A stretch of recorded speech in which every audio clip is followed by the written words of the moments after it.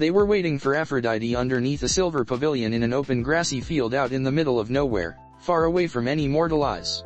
Nobody was around except for the three of them. The sun shone brightly overhead in the clear blue sky, there was a meadow of flowers off in the distance. All in all, the perfect conditions to ruin a love goddess's day. "Hey Naruto, you got a moment?"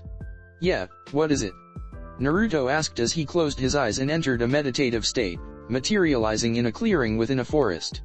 "When exactly are you going to tell them that the seal doesn't actually work?" Kurama inquired inquisitively. "Because you and I both know that we're not even close to finishing it." "Ah. Well. That's a good question." Naruto rubbed the back of his head sheepishly. "I was hoping, never." "Never," Kurama repeated slowly. "You sure? I mean, I think we faked it pretty well, right? If we never tell them, then they'll never know."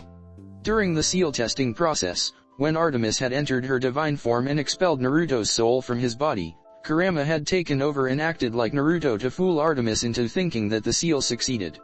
It was only through sheer luck that she didn't look through the mist and see that Naruto's soul was drifting around in the deeper layer of reality. Kurama snorted. "Yeah, they'll never know, up until the point when something goes catastrophically wrong and they do find out. And then they'll be royally pissed at you because you lied to them." "Yeah. I was kinda hoping that we would finish the seal before that happens. But seriously though, I didn't have another choice. Artemis would have never allowed me to execute this plan if she knew that the seal didn't work and I was still vulnerable to divine forms. This is our only viable plan." Kurama inclined his head. "Fair enough, I suppose. After all, it's not as if death is a big deal for you. It's a minor inconvenience at most. Hell, I should be the one complaining. I'm the one who has to deal with your puny human body while your soul is taking a vacation." "Deal with my body?" Naruto repeated, an eyebrow raised. "You're making it sound like a bad thing." Kurama smirked. "It is a bad thing. Baijo, you are simply superior to humans in every way, shape, and form. Accept it." Yeah, Naruto chuckled. "At any rate, the odds of Aphrodite actually entering her divine form is extremely small. She wouldn't want to kill me, after all, that would be boring. Honestly, the only reason why Artemis is even worried is because Aphrodite might panic and accidentally enter her divine form. And even then, I can just, close my eyes, since Aphrodite's divine form isn't area of effect." "Oh yeah, there's that too," Kurama agreed. "Artemis might be overreacting a bit. But I don't exactly blame her.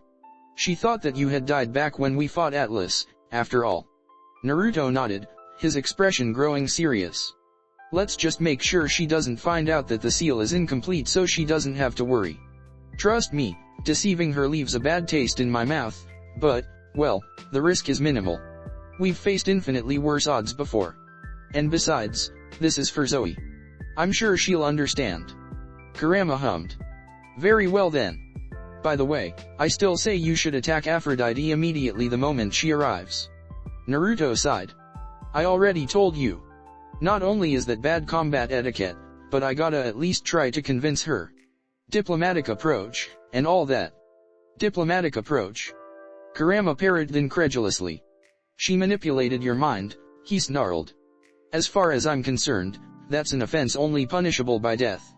Or extreme maiming. Preferably both." Naruto paused at the sheer vehemence in Kurama's tone. "Why dash?" Oh right. It made sense that mind manipulation was a touchy subject for Kurama, what with the main Jikyoshiri non. For what it's worth, he sighed, it's doubtful that she'll actually make peace, so a battle is almost certain to happen. Kurama sniffed. Good. I expect you to take her down with extreme prejudice. Speaking of which, she's here. Naruto sensed Aphrodite appearing as well. Alright. Wish me luck. Kurama snorted. Who needs luck when you have my chakra? With one last chuckle, Naruto exited his mind and opened his eyes. Triple X yo father. Apollo greeted with a bright grin as he sauntered into the throne room. What's up? Zeus looked up from his Hephaestus stablet. Apollo, he inclined his head in greeting. You wished to speak with me? Apollo nodded as he stopped in front of Zeus's throne. Yes. There's something important I wanted to discuss with you. With a wave of his hand, a whiteboard materialized behind him. Zeus groaned at the sight. Oh gods, not another presentation. I just finished a meeting with Athena last night, and I am not in the mood to go through this again. He looked back down at his Hephaestus tablet, clearly dismissing Apollo. Apollo sighed. Come on, father. No, came the short reply. Any presentation you give will invariably be on poetry, ergo, it's going to bore me to death. Not this one, Apollo promised even as his eye twitched slightly. Trust me, you'll be interested in this topic. Yeah. Zeus said doubtfully, not even looking up. Yeah. For you see. Apollo smiled. In this presentation, I'm going to thoroughly and systematically prove without a doubt that thigh highs are superior to leggings. Zeus glanced up sharply, setting down his Hephaestus tablet slowly. Go on. Apollo grinned at the sudden interest in the sky god's eyes. As he had predicted, Zeus fell for the distraction hook, line, and sinker. I've done my part. The rest is up to you, Naruto. XXX, hello there, Naruto, Artemis, Zoe, Aphrodite greeted with a smile as she took a seat across from them. Naruto tried his best to ignore how she currently resembled Kushina. I heard you wanted to talk. Aphrodite, Artemis said as she discreetly activated the anti-teleportation field. Before we begin, Aphrodite interrupted, looking at Zoe. Do you have any refreshments? Zoe nodded, pouring Aphrodite a cup from a ceramic pitcher on the desk before handing her the drink. Here. Thank you, Aphrodite smiled at her. It's good to see that you still possess some sense of hospitality. She paused as she looked down at the cup. The molten red liquid within it bubbled and hissed back up at her. Out of curiosity, what is this? Liquid fire from the river Phlegethon, Zoe answered, blinking innocently. Bianca provided it, one of the perks of being the daughter of Hades. A disgusted expression passed over Aphrodite's face as she gingerly set the cup back down on the table before taking out a handkerchief and wiping down her hand. How crass. You would make a terrible wife, she informed Zoe. For the first time in, ever, Zoe gave Aphrodite a genuine smile. Thank you, she said with the utmost sincerity. That wasn't Aphrodite sighed. Oh right. Hunter, she spat the word as if it was a personal insult, which it was. Then she smiled. Well, not for much longer. Zoe tensed angrily up at that. All right, let's cut to the chase, Naruto declared, leaning forward and narrowing his eyes slightly. This spell on me and Zoe. Get rid of it. Aphrodite tilted her head. No, she said sweetly. No, I don't think I will. Naruto sighed. Look. I really don't want us to be enemies. I admit, I was wrong for insulting you. That's my bad. I'm sorry. Demigod impulsiveness and rashness, I'm sure you can understand. Aphrodite raised a delicate eyebrow. Is this you extending an olive branch? It is, Naruto nodded. So please, can we just start on a clean slate?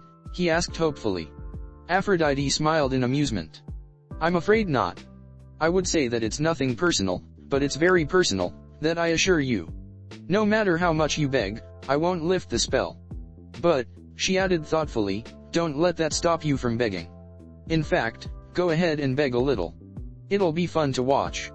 Kurama began chuckling in anticipation. You heard her. You know what to do. Naruto clapped his hands together.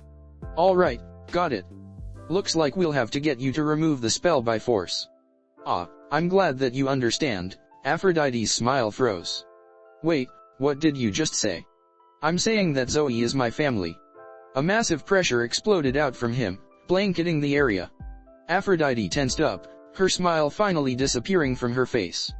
And nobody messes with my family, Naruto finished grimly, his silver eyes narrowed. He stood up, chakra thrumming under his skin. Wait. Aphrodite cried, flinging her hand out. Please don't hurt me. I'm sorry, she babbled, nearly incoherent from the fear. Naruto hesitated. What are you doing? Zoe hissed. Just attack her. I'll lift the spell, I swear. Please. Just don't attack me, ha ha ha ha ha. I can't. Oh gods, it's too much. Her fearful expression disappeared as she burst out in uncontrollable laughter, barely able to keep herself upright. Naruto frowned. I'm sorry, Aphrodite managed to gasp out between peals of laughter. It's just that the three of you are so ridiculous, it's hilarious. And she broke down in another fit of giggles, tears in her eyes. Naruto exchanged glances with Artemis and Zoe. What are you talking about? Artemis tilted her head. Did you finally crack? Slowly, her laughter died down. Not at all, my dear Artemis, Aphrodite smiled with great mirth in her eyes. I'm just laughing at how utterly predictable you three are. I mean, come on. Just how stupid do you think I am? Luring me out to the middle nowhere in an open field so you could fight without having to worry about collateral damage and witnesses. Is it possible for this to be any more obvious that it's a trap? Naruto paused. You may have a point, he admitted. I'm not a B-list villainess, Aphrodite reminded him, chuckling lightly. Don't think that I'm that stupid. You have no leverage over me, you have nothing that I want, and neither Zeus nor the council are able to do anything, so the only way for you to convince me is to do it by force. Predictable. At any rate, she continued, if you thought I would stick around and fight back, then think again. She smiled. Direct combat isn't my style, after all. And if you're going to resort to such barbaric tactics, then I won't stick around. Have a nice day. There was a flash of pink light. When it died down, it revealed Aphrodite to still be there, a shocked expression on her face. Oh, and one more thing, Naruto smirked. We set up an anti-teleportation field just for you. You're not getting away. For the first time since Naruto had met her, Aphrodite's ever-present confidence melted away, replaced by barely concealed worry and the smallest hint of fear. An anti-teleportation field. Aphrodite breathed in horrified shock. But, that's impossible. How? I called in a lot of favors, Artemis answered with a predatory smile. And let me just say, worth it. There are no words in any language that can perfectly describe how much I'm going to enjoy this.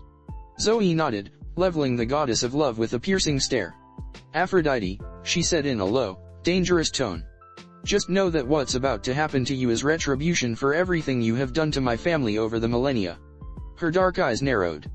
Prepare thyself for a beating you should have received a long time ago, you belligerent, and she called Aphrodite something in ancient Greek that had even Naruto raising his eyebrows, impressed. You dare? Aphrodite seethed. Zoe tilted her head. Yeah, she answered nonchalantly. I dare. Naruto stepped forwards, his gaze deadly serious. Aphrodite, you've had plenty of fun screwing with my life. Our lives.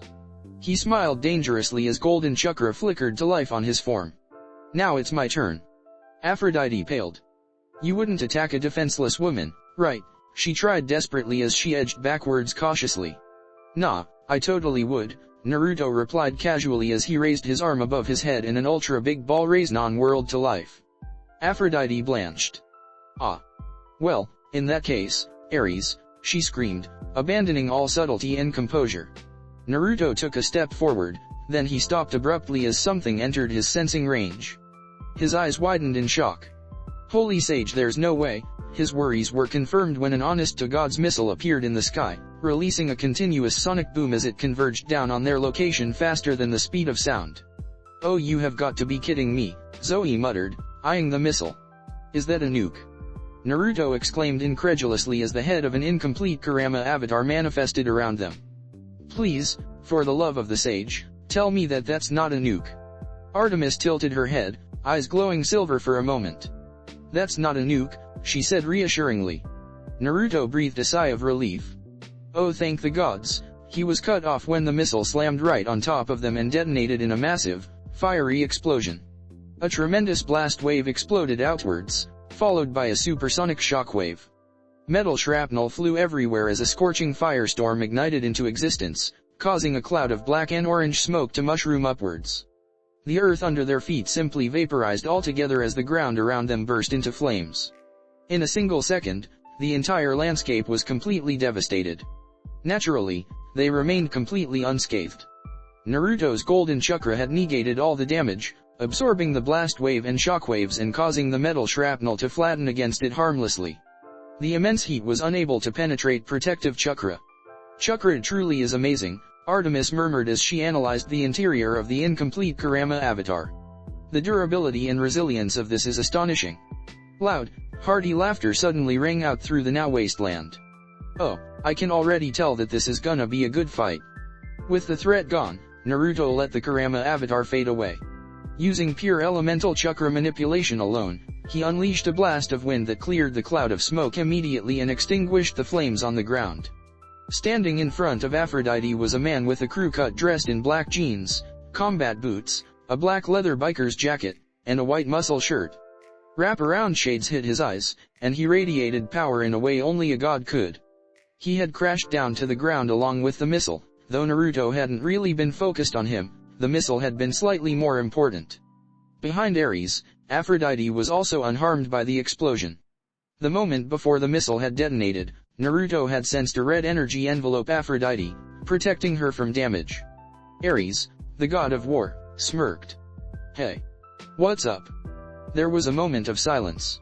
"Oh come on," Naruto suddenly exclaimed with a frustrated scowl. "Are you serious? You couldn't have shown up about 3 minutes earlier." Ares blinked. "I'm sorry. We literally just finished our pre-fight banter and monologues," Naruto ranted.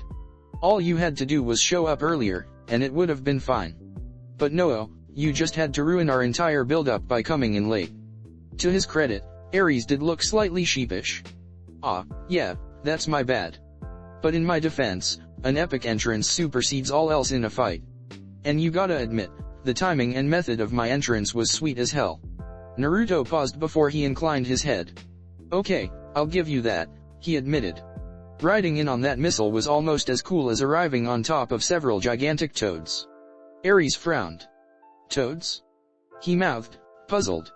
Zoe looked at Ares with a rather annoyed expression. "See, this is why we should have just attacked Aphrodite immediately without any warning," she told Naruto in a mutter. "Now he's involved, which means more headaches for us." "I emphatically agree."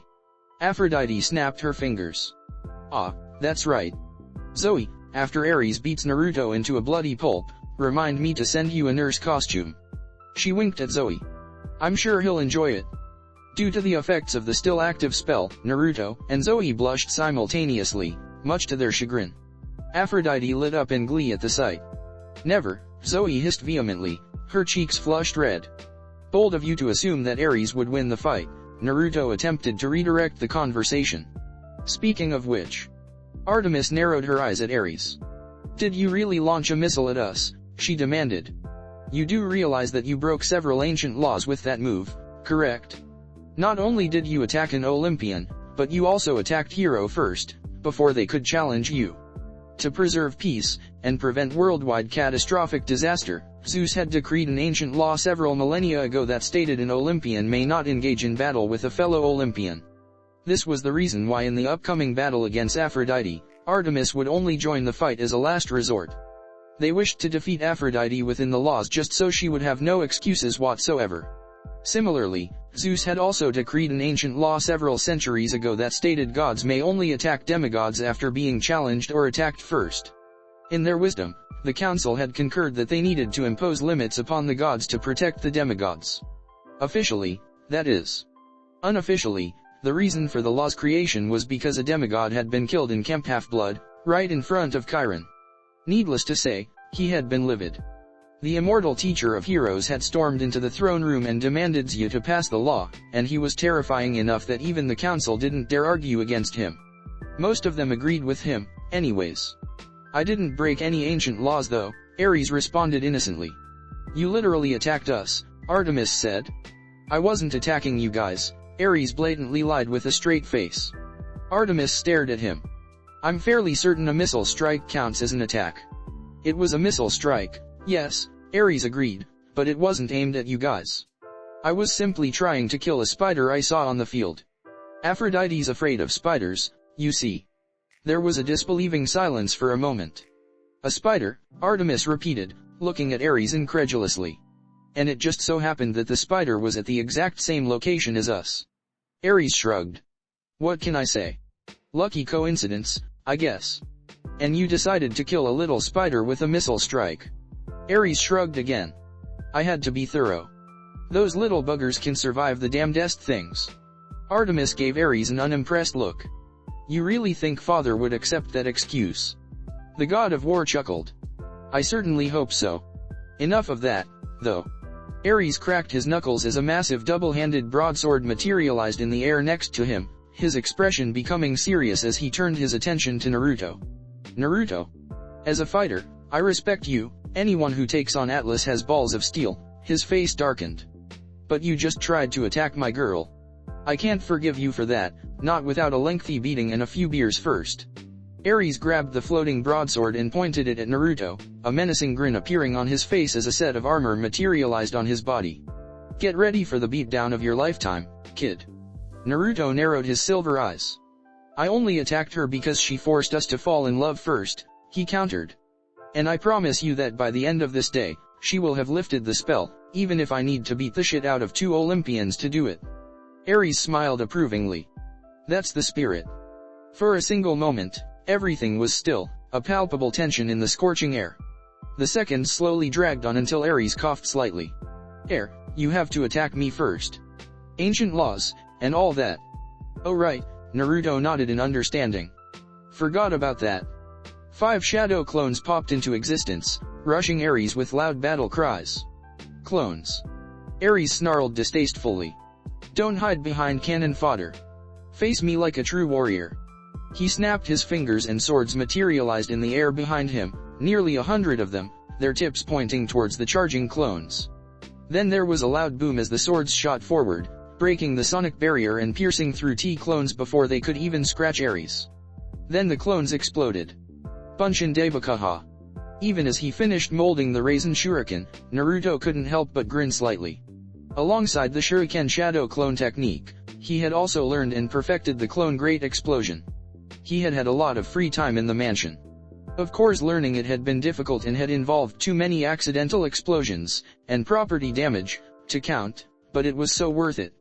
Ares spluttered, but he was completely unharmed. The explosion wasn't strong enough to cause any damage to him. Unfortunately, the same couldn't be said for his wraparound shades. The dark glasses had shattered under the shockwave and the cracked frames were now dangling precariously on one ear. He growled angrily as he tore off his broken shades, carelessly tossing them to the side. Instead of eyes, he had miniature explosions for eyes, intense white-hot flames that shone with rage. You punk, these were my favorite pair of. Ares froze as he saw 2 spinning shurikens of pure destruction emitting a bright silver-purple light in Naruto's hands. Whoa, he breathed.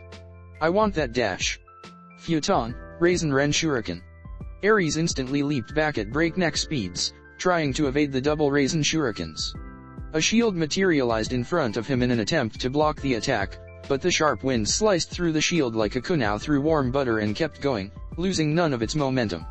His mind raced as he categorically searched for a way to counter the attack.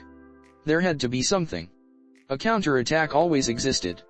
The problem was, all the counter-attacks he could think of required him going into his divine form, and there was no way he was going to enter his divine form when fighting against a mere demigod. Wait. Dimly, a memory surfaced to his mind. During the post-quest camp counselor meeting, hadn't Naruto said that he wasn't mortal? And if that was the case, then divine forms were fair game. An intense angry red light exploded out from Ares as he entered his divine form. Naruto immediately slammed his eyes shut. With a mighty yell, Ares crossed his arms to form an X in front of his chest and braced himself for the inevitable collision, concentrating nearly all his divine power to reinforce his defense. A moment later, the first Raisin Shuriken slammed into his guard, then the second one. Immediately, he skidded back several meters, digging deep grooves into the ground. He grunted from the effort as he pushed back with all his might. The wind whirled and whined furiously, but it was unable to penetrate his defenses. It soon became clear that it was a stalemate. Holy shit. I stopped your attack.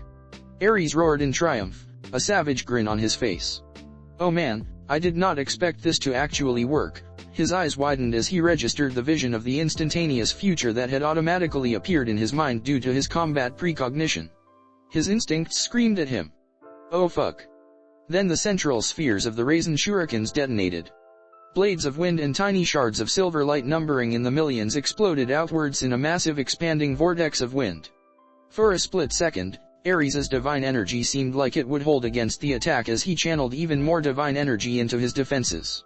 However, it was ultimately futile. The red aura shield around him shattered under the combined assault of Chakra and Artemis' divine energy, piercing through his armor effortlessly like it was a thin sheet of paper. Ares bellowed in pain and agony as he was virtually shredded by the attack. Golden ichor splattered to the ground as thousands of cuts and lacerations opened up on his body, which was suspended in the air by the sheer force of the gales. Teleporting away wasn't an option due to the anti-teleportation field. However, Ares was never one to teleport away, even if he had the option. It went against his pride as a fighter. He roared. A radial pulse of divine energy shot outwards, followed by a concussive force that dispelled the chaotic vortex of wind. Naruto was impressed. Ares had actually managed to disperse the Raisin-Ren Shuriken. Granted, the attack was about to disperse in a few seconds anyway, but it was still a testament to his strength. It didn't matter, though. Ares had already sustained enough damage to be incapacitated. Oh? Naruto raised an eyebrow when he sensed Ares standing upright. The god was breathing heavily but clearly not beaten. Naruto couldn't help but be a little miffed though that, once again, his Raisin Shuriken wasn't enough to end the fight. It was kinda dumb, if he did say so himself. XXX, and that is why thigh highs are infinitely superior to leggings, Apollo finished with a flourish. Zeus rubbed his beard thoughtfully, a contemplative expression on his face. I see. You make some excellent points. They both stiffened as they felt their respective domains and powers warn them that something was wrong. For Apollo, it was both his domain of the sun and domain of prophecy. As the god of the sun and light, he possessed a supernatural sight that allowed him to see nearly anything, provided it was in neutral domain and wasn't shielded with strong, ancient magic such as Mount Othris. For Zeus, it was his domain of the sky. As the god of the sky, he too possessed a supernatural sight that rivaled Apollo's. It was a well-known fact that gods existed in multiple places at once. However, their levels of consciousness manifested in different states. For example, Apollo's primary consciousness was currently manifested in his mortal form in the throne room. However, a tiny fragment of his consciousness also piloted the sun chariot every day. That fragment had but a small fraction of Apollo's divine power, and only possessed enough sentience to drive the sun chariot and alert the primary consciousness if it saw any potentially catastrophic events with its supernatural sight. It was the same with Zeus. The small fragment of his consciousness in charge of maintaining his duties as the god of the sky also alerted Zeus's primary consciousness of anything extremely conspicuous and extraordinary going on. What was that dash? It's nothing, Apollo said immediately, trying to forestall Zeus from activating his supernatural sight. I already checked. It's nothing you have to worry about. Zeus frowned slightly but nodded. Very well. Anyway, as I was saying, they paused as they both heard the sound of explosions off in the faraway distance, interspersed with bursts of divine power. Say, Apollo. You sure nothing is going on? Apollo laughed nervously as sweat slowly trickled down the side of his face. I'm sure. Don't worry about it. Zeus stared at Apollo suspiciously. I can't help but get the feeling that you're lying to me. Because judging by the tremendous amounts of Ares's and Artemis's divine power that I can sense, they're throwing around some large-scale, destructive attack, the things that I do have to worry about. Thunder began booming overhead as electricity gathered in Zeus's hands. Apollo swallowed nervously, a bead of sweat trickling down his face. Ah. Well, it's a pity, really, Zeus sighed, the raw lightning in his hands dissipating, that I'm too engrossed in our intellectual conversation to check out what's going on. Apollo blinked. Wait, what? You heard me. Now then, where were we again? Zeus mused. Apollo didn't understand, but he wasn't going to look the gift horse in the mouth. Thigh highs, he responded. To be specific, thigh highs being taken off. I'm sure you can agree that that's objectively the best part of the experience. Indeed, Zeus declared, slapping his hand against the armrest of his throne for emphasis. Ah, I see you're a god of culture as well. As Apollo grinned and responded, he silently breathed a sigh of relief. Crisis averted. Still though, why was Zeus being so unconcerned about this? XXX, now that was a beautiful attack, Ares complimented, rolling his neck. He paused for a moment when he saw that Naruto had closed his eyes, but quickly dismissed it as a quirk or something. If I'm not mistaken, I was just pierced by several million microscopic wind blades, correct? You can tell. Naruto asked, surprised. Ares raised his eyebrows. Oh right, god of war. Yeah, the Raisin Shuriken does damage on the cellular level. Ares grinned. That's awesome. Naruto grinned back. I know, right? He then scratched his head. By the way, how are you even standing right now? Shouldn't you be, like, unconscious or something? You took a direct hit from my Raisin-Ren shuriken. Battle continuation, Ares explained. It's one of my powers as the god of war. It's the same ability that lets warriors keep on fighting even after they sustain mortal wounds that by all rights should have killed them. I see, Naruto nodded in understanding. That's definitely useful. Oi, I hate to interrupt your bonding moment, but could you stop wasting time with this small fry and take him out already? Kurama said as he stifled a yawn. Ma, so impatient. Impatient? Naruto, you realize that there's a time limit to the anti-teleportation field, right? Kurama reminded him. Don't tell me you already forgot. Naruto froze before he laughed anxiously. Forget about the time limit? Ahahaha, I would never. Yeah, right, Kurama chuckled fondly. Just hurry up and defeat him already. It'll make us look bad if he's able to stand his ground against us for a decent amount of time. Ares paused. Did you seriously just blank out on me in the middle of a battle? Hello?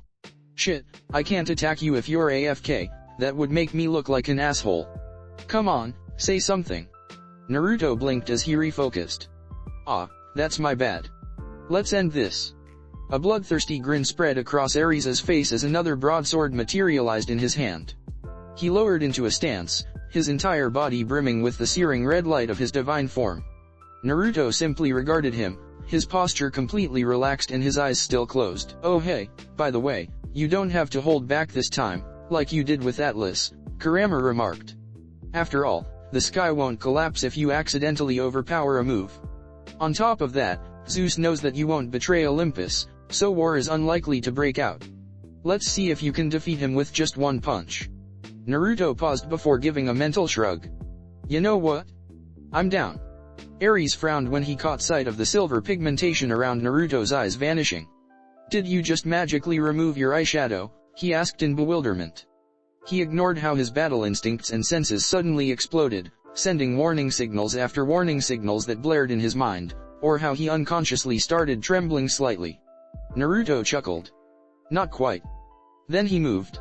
XXX Ares' eyes widened when Naruto disappeared in a yellow flash. Almost instantly, his combat precognition ability activated and a vision automatically appeared in his mind. His battle instincts screamed at him to move. Before he could react, however, he felt his body explode with pain as something struck his chest with the force of a bomb. He heard a loud crack, and his powers told him that his ribs hadn't only just cracked, they had shattered like glass under the sheer force of the attack. If he wasn't a god, he would be dead. There was another golden flicker of light at the edge of his vision. A split second later, he slammed into the scorched ground, cracking it and sending out tremors through the earth. He lay there unmoving for a moment as he coughed out golden ichor and tried to bring the pain down to manageable levels. The loud boom of the sound barrier breaking finally reached him. His mind struggled to comprehend what had just transpired. Ares hadn't been able to perceive Naruto's movements at all, the only thing he saw was a flash of golden light. It didn't matter if his combat precognition told him what Naruto was going to do before he even did it if Ares wasn't fast enough to react in time. Since when did Naruto know how to teleport dash? Wait. They were within an anti-teleportation field that prevented all teleportation. Which meant this was Naruto's pure speed alone. What a terrifying thought. The god of war tried to get up, but his wounds were too severe. Even with his battle continuation, he couldn't move. He tried to let out a weak chuckle, but with his collapsed lungs, it was more of an inaudible rattle of breath. Ares, the god of war and one of the strongest deities, was taken down with just 2 hits in the span of about half a second. Today was not a good day. XXX a heavy silence descended over the battlefield. A tangible stillness permeated in the air. Artemis and Zoe were staring at Ares' motionless body with wide, disbelieving eyes. The goddess knew that Naruto came from another dimension and had defeated a goddess, but she never imagined that he would be this strong. As the lieutenant of the hunters with thousands of years of experience as well as being the daughter of Atlas, Zoe knew that she was good. But Naruto? He was just on another level. XXX a pen slowly clattered out of Athena's hand from where she was observing the fight. She didn't move to pick it up. For once, her mind had screeched to a complete and abrupt halt, dozens of simultaneous thought processes sputtering out as sheer shock and disbelief clouded her brilliant mind. She knew that Naruto was powerful, having stood up to Atlas. But she hadn't expected anything even remotely close to this. They made a mistake. Even though fighting Atlas and surviving for a considerable amount of time was an impressive feat, Athena and the rest of the council had just assumed that Atlas had underestimated Naruto and wasn't fighting at his full power. After all, not only had Atlas not entered his divine form, but the location of the battlefield itself was also an important factor. In the Titan War, Atlas had collapsed entire mountains with his attacks. Seeing as how they were fighting on Mount Artemis, Atlas obviously had to heavily restrain himself to prevent the sky from collapsing. Not to mention how he probably didn't want to damage their base. As such, the council had just concluded that Naruto had only fought against a small fraction of Atlas's true power. Which was still impressive, for a demigod. However, Athena clenched her fists tightly. She had made a miscalculation. A major one. The goddess of wisdom had failed to take into account that Naruto had been undoubtedly holding back as well. XXX Hephaestus choked on his popcorn. He had been reclining on a large couch and watching the fight on a large floating television. One of his spy satellites had detected the fight by pure luck and sent the footage to his watch. When he had glanced at his wrist and saw Naruto facing down Ares, he had quickly transferred the footage to his television and sat down to enjoy the show. Only to see whatever the Hades it was he just saw. He dimly wondered if his spy satellite was malfunctioning before he dismissed the thought. He knew that it was working perfectly. As incredible as it was, Naruto had just effectively annihilated Ares in less than a second. His respect for the son of Artemis rose by several notches. Fear, as well. XXX at the back of his mind, Apollo slowly became aware that the explosions and bursts of divine power had stopped. Making sure Zeus didn't notice, he quickly sent a beam of thought to his fragment of consciousness observing the fight. Yo, what just happened? Hello? You'll have to see for yourself, dude. I have no words. Apollo frowned internally as he received a memory packet. He replayed the memory in his mind. Unbeknownst to him, Zeus had also discreetly received a memory packet from his own fragment of consciousness, and he too was replaying the memory in his mind. A few seconds later, both gods' eyes promptly widened in shock. What the fuck? Apollo blurted out. I know, right? Zeus agreed, shell-shocked. XXX in his lifetime, Ares had known many defeats. It was only natural, after all, a fighter had to lose in order to grow and improve. Sometimes, you had to lose a battle to win the war. As the god of war, he knew that. He could generally classify his losses into 3 categories. The first category was composed of the defeats he suffered as a result of holding back. The defeats against Percy Jackson, Diomedes, and Heracles were included in this category. Unfortunately, to Ares's irritation, whenever people retold these fights, TH always conveniently forgot to mention that Ares had only been fighting at a tiny fraction of his full power. The second category was composed of the defeats he suffered in skill matchup fights. These were the fights where he fought against an adversary who possessed approximately the same level of raw power as him, so the outcome of the fight was entirely dependent on their ability and skill. His losses against Apollo and Athena were included in this category. The third category was the smallest category, composed of the defeats where Ares was just flat out overpowered and steamrolled. These were the fights where his opponent destroyed him without even trying, where he was completely and utterly outclassed, where he was overwhelmed with sheer destructive power alone. There were only 3 total defeats in this category: his defeat against Zeus, his defeat against Poseidon, and his defeat against Hades. He had challenged all 3 of them, separately, of course, and had been destroyed in all 3 fights, if they could even be called fights. Zeus had absently blasted him with a single master bolt, Poseidon had yawned while summoning a hurricane, and Hades had just looked at him with his helm of darkness on. And now, there was a 4th to be added to the list. His loss at the hands of Naruto, the son of Artemis. Ares closed his eyes, conceding his absolute defeat. The bright glow around him faded as he exited his divine form. Sorry, Aphrodite. I lost. Please, just apologize to him, and hope to Hades that he'll show you mercy.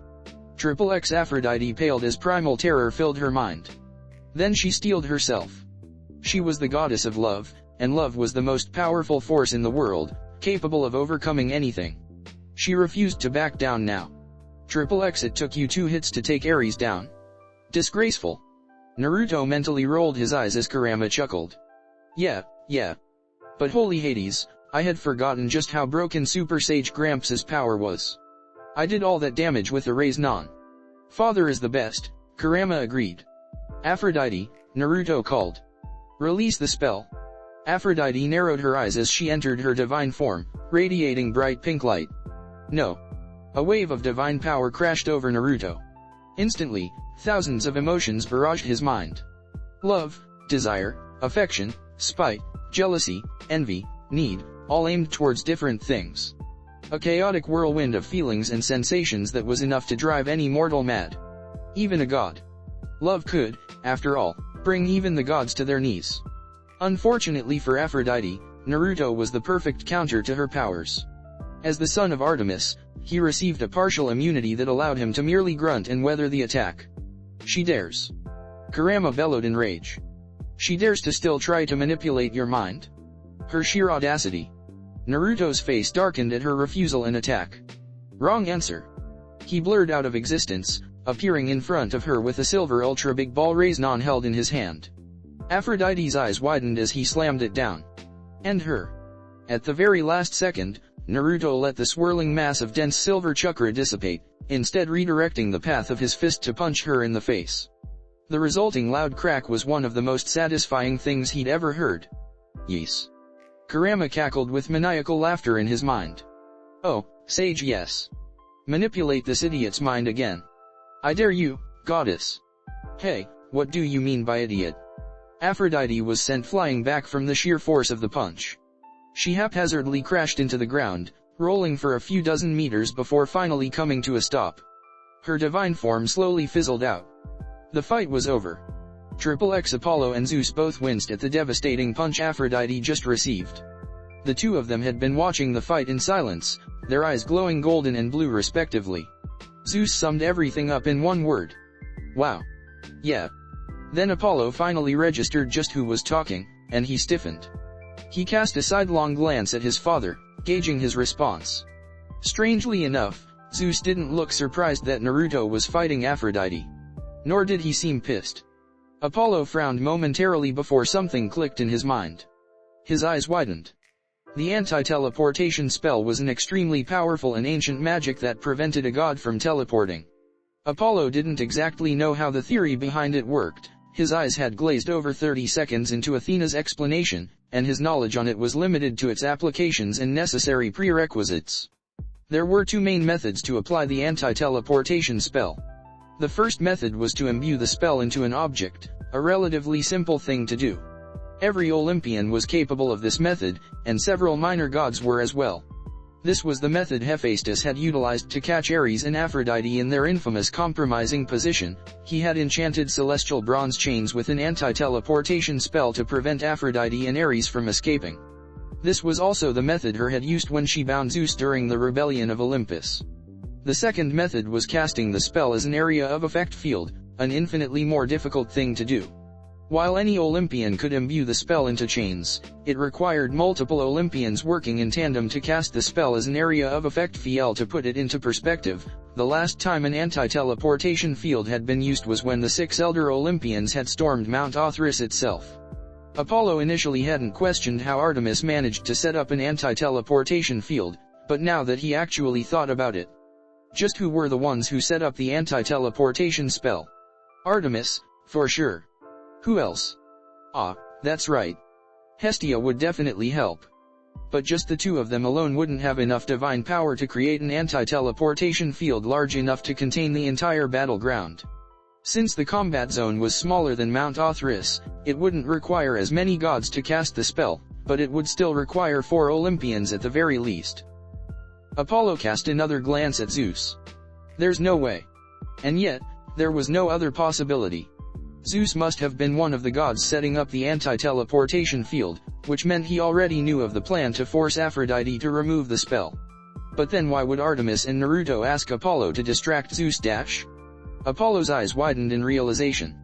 Plausible deniability, he breathed. Zeus looked at him with a confused expression. What are you talking about? Then he winked. Apollo stared at him for a moment before he began laughing. Of course. If word got out that Zeus had sanctioned and even aided in setting up a trap for Aphrodite, it would look really bad. However, if Apollo had distracted Zeus during the proceedings, then Zeus could claim that he genuinely had no idea of what was going on. Plausible deniability at its finest. Nothing, he chuckled. It's nothing. Zeus's blue eyes twinkled as he smiled. Good. Now then, as I was saying. XXX, you know, I never wanted this, Naruto sighed as he sat down next to Aphrodite's fallen form. But I did. The goddess of love whimpered in pain. I bet Ally wishes she was here, Zoe remarked as she and Artemis made their way over. Artemis chuckled. Indeed. That's a good look on you, Aphrodite. Artemis, Aphrodite spat, mustering enough energy to glare at her. Release the spell, Artemis commanded. Aphrodite smiled defiantly. No. Naruto, Zoe, and Artemis all narrowed their eyes. No. Naruto asked dangerously. You do realize the position that you're in right now, right? If you're talking about the fact that the time limit for the anti-teleportation field is running out soon, then yes, I do, Aphrodite smirked. So go ahead, son of Artemis. Punch me, bite me, hit me with all the attacks you want. I won't release the spell though. Naruto tilted his head. I see, he murmured softly. Then I suppose we have no choice but to take away your domains. Aphrodite froze. What? What? Zoe spun around to look at Naruto, shocked. Naruto nodded. Yup. I see, a new voice said. They turned to see Athena walking up to them, a pair of glasses resting on her face and a notebook in hand. Athena. Zoe frowned. Athena inclined her head. Hello, she greeted before she turned to Naruto. So this is what you were planning on doing? Naruto nodded. It is. Hold up, Zoe held up a hand, looking between Naruto and Athena. What's going on? A few days ago, Naruto got into contact with me, Athena elucidated. As you know, the Titans had planned on removing Artemis's domains. Naruto figured out a way to reverse engineer the method with his chakra, and wanted my professional opinion on whether it would work or not.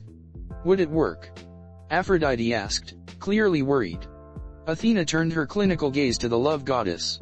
Yes, she answered emotionlessly. It would. Aphrodite's eyes flashed with fear. Prepare yourself, Naruto said softly as a silver glow surrounded his hand. No. Aphrodite yelled, terror in her tone. She shifted her pleading gaze to Athena. Athena, you have to stop him. You can't let him do this. She struggled to move, but only managed a small twitch. Naruto's punch had effectively paralyzed her. Athena chuckled. How? Do you want me to force him to stop? She looked pointedly at her, then Ares. We both know how that would turn out. She raised her notebook and began scribbling something down with her pen. I am, however, interested in observing the domain removing process. This is a once-in-a-lifetime phenomenon. Naruto. Zoe said urgently. Please reconsider. As much as I hate Aphrodite, if Zeus discovers you did this, then he'll have to deal with it, Naruto responded bluntly.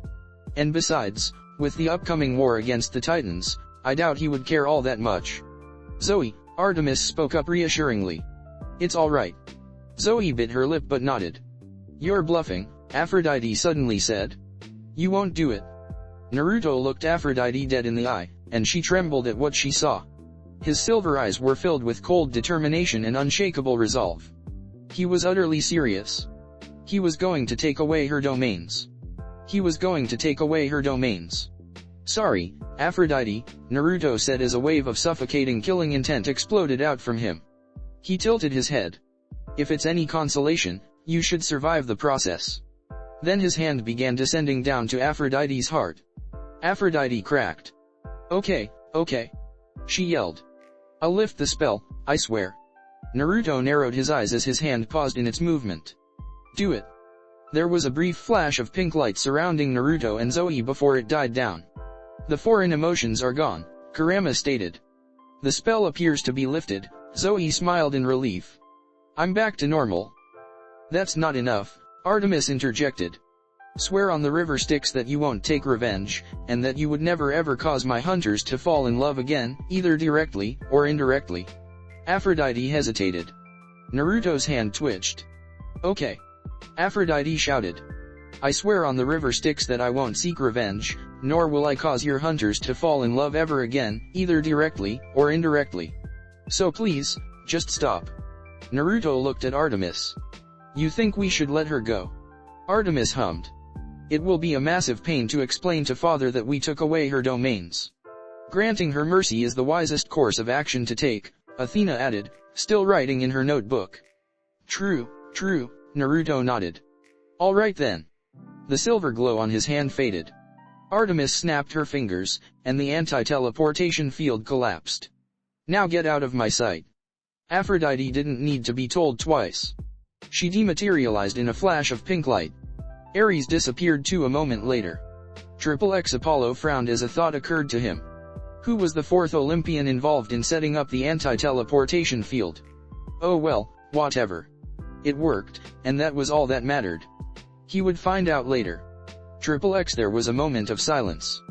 You're insane, Zoe suddenly said, whirling on Naruto. You're actually insane. I can't believe you were about to take away Aphrodite's domains. Naruto exchanged glances with Artemis and Athena, their faces indecipherable. Then he began snickering, and the two goddesses smiled in amusement. Zoe furrowed her brow. What? Naruto laughed. I wasn't about to take away her domains. Or rather, I couldn't. Zoe's frown deepened. Huh. Naruto smirked. I never had the ability to take away her domains. It was just a bluff, a con, and a negotiation. Her eyes widened. What? She exclaimed incredulously. Then she turned to Athena. Wait, but you said, Athena interrupted, was the first person Artemis asked for help when Aphrodite initially cast her spell on you two. She smiled. I aided Artemis and Naruto in creating the plan and setting up the anti-teleportation field. My job was to help Naruto s his bluff and make it more authentic so Aphrodite would be fully convinced. Forgive me, Zoe, for not telling you, Artemis added, but we had to make sure your reactions were completely genuine. Zoe was silent for a moment. Then an exhilarated smile spread across her face. Holy Hades, so you're telling me that we just bluffed Aphrodite into lifting the spell and swearing an oath on the river Styx? Yup. Naruto replied with a smile. And Aphrodite was completely fooled. Zoe laughed, shaking her head. I don't rescind my previous statement, by the way. You're actually insane. Insanely brilliant, yes, Naruto grinned brightly. He turned to Athena and bowed. Once again, thank you for helping, Lady Athena. It was my pleasure, Athena gave him a small smile. At any rate, now that it's over, I'll take my leave. However, she narrowed her piercing gray eyes, we need to have a talk. Naruto nodded. Sure. Athena inclined her head, satisfied. I'll give you the meeting date later. Farewell. With that, her form glowed a bright gray light before she dematerialized. Hey, Naruto. Zoe spoke up. Yeah. Naruto was caught off guard when Zoe stepped in and gave him a big hug. Thank you, she whispered. A moment later, she pulled back, and Naruto was glad to see that there was no blush on her cheeks whatsoever. They were both back to normal. He smiled. Anytime. Aphrodite wouldn't be bothering them anymore. Finally, it was over. XXX, yo, Hestia. Naruto greeted. Hestia turned around with a smile. Naruto. I assume it went well. Yup. Naruto grinned. The plan worked perfectly, thanks to you helping convince Zeus and setting up the anti-teleportation field. Thank you. My pleasure, Hestia smiled warmly. I'm just glad that the hunters won't be fractured. Naruto nodded, looking up at the night sky where the moon shone brightly. All is well. Hestia paused. You just jinxed it, you know. Naruto's eyes widened. Oh shit. XXX, we have a problem. Apollo glanced up from where he was playing the piano. Naruto and Artemis had just appeared in his mansion. Yo, he greeted with a grin. What happened? I thought you guys were celebrating. We were, Naruto replied. And halfway through the celebration, I realized that I wasn't attracted to Zoe anymore. Apollo frowned. Isn't that a good thing? Naruto shook his head. Allow me to rephrase. I wasn't attracted to just Zoe anymore. Apollo tilted his head. What do you mean? He paused as the implication hit. Oh. You're now attracted to multiple hunters, he trailed off slowly when Naruto nodded. Yeah. Is it Aphrodite? No, Artemis responded. I already checked him for traces of any foreign power. There were none. Apollo scrunched up his eyebrows in confusion. I admit, I have no idea. He froze as he caught sight of something. Naruto, did you just grow? Naruto frowned. What are you talking about? He paused. Voice crack. Haven't had one of those in a while. Apollo's mind went into overdrive. Naruto, I need to check something real quick. He laid his hand on Naruto's head. A moment later, he nodded and drew his hand back. I see. He said in a mutter. What is it? Artemis instantly asked. What's the problem? Aphrodite's spell must have been the cause, acting like a trigger of some sort, Apollo muttered, ignoring her. I've never seen anything like this before, but then again, this is a unique circumstance. What is? Naruto demanded. Increased growth rate, Apollo continued muttering under his breath. Voice cracks. Sudden attraction to the opposite sex. Increased production of certain hormones. It all lines up. Artemis's eyes went wide. Wait, you don't mean? Apollo nodded, his expression fully serious. I do. I don't get it. Naruto exclaimed frustratedly. What do hormones and voice cracks have to do with anything? He froze. Indeed, Apollo nodded grimly. Naruto. You're currently going through puberty. Accelerated puberty. Naruto's mind promptly shut down. I see, Artemis nodded. That makes sense. It must be a residual effect of Aphrodite's spell, Apollo mused. Or perhaps a side effect. I'm not sure. A small part of Naruto's mind realized that this must be why he hadn't felt that strongly about the opposite gender in the past few years. It wasn't because of Artemis's influence, like he had previously thought, rather, it was simply because he hadn't go through puberty yet. The rest of Naruto's mind, however, was busy imploding on itself. It's nothing to worry about, Apollo assured Artemis. This would have happened anyway, Aphrodite's spell must have just triggered it ahead of time. Artemis smiled. Thank goodness. I was scared for a moment there. Naruto's mind finally rebooted. No, he began muttering, a horrified expression on his face as he shook his head. Artemis frowned. What's wrong? Naruto didn't appear to have heard her as he continued slowly shaking his head. No.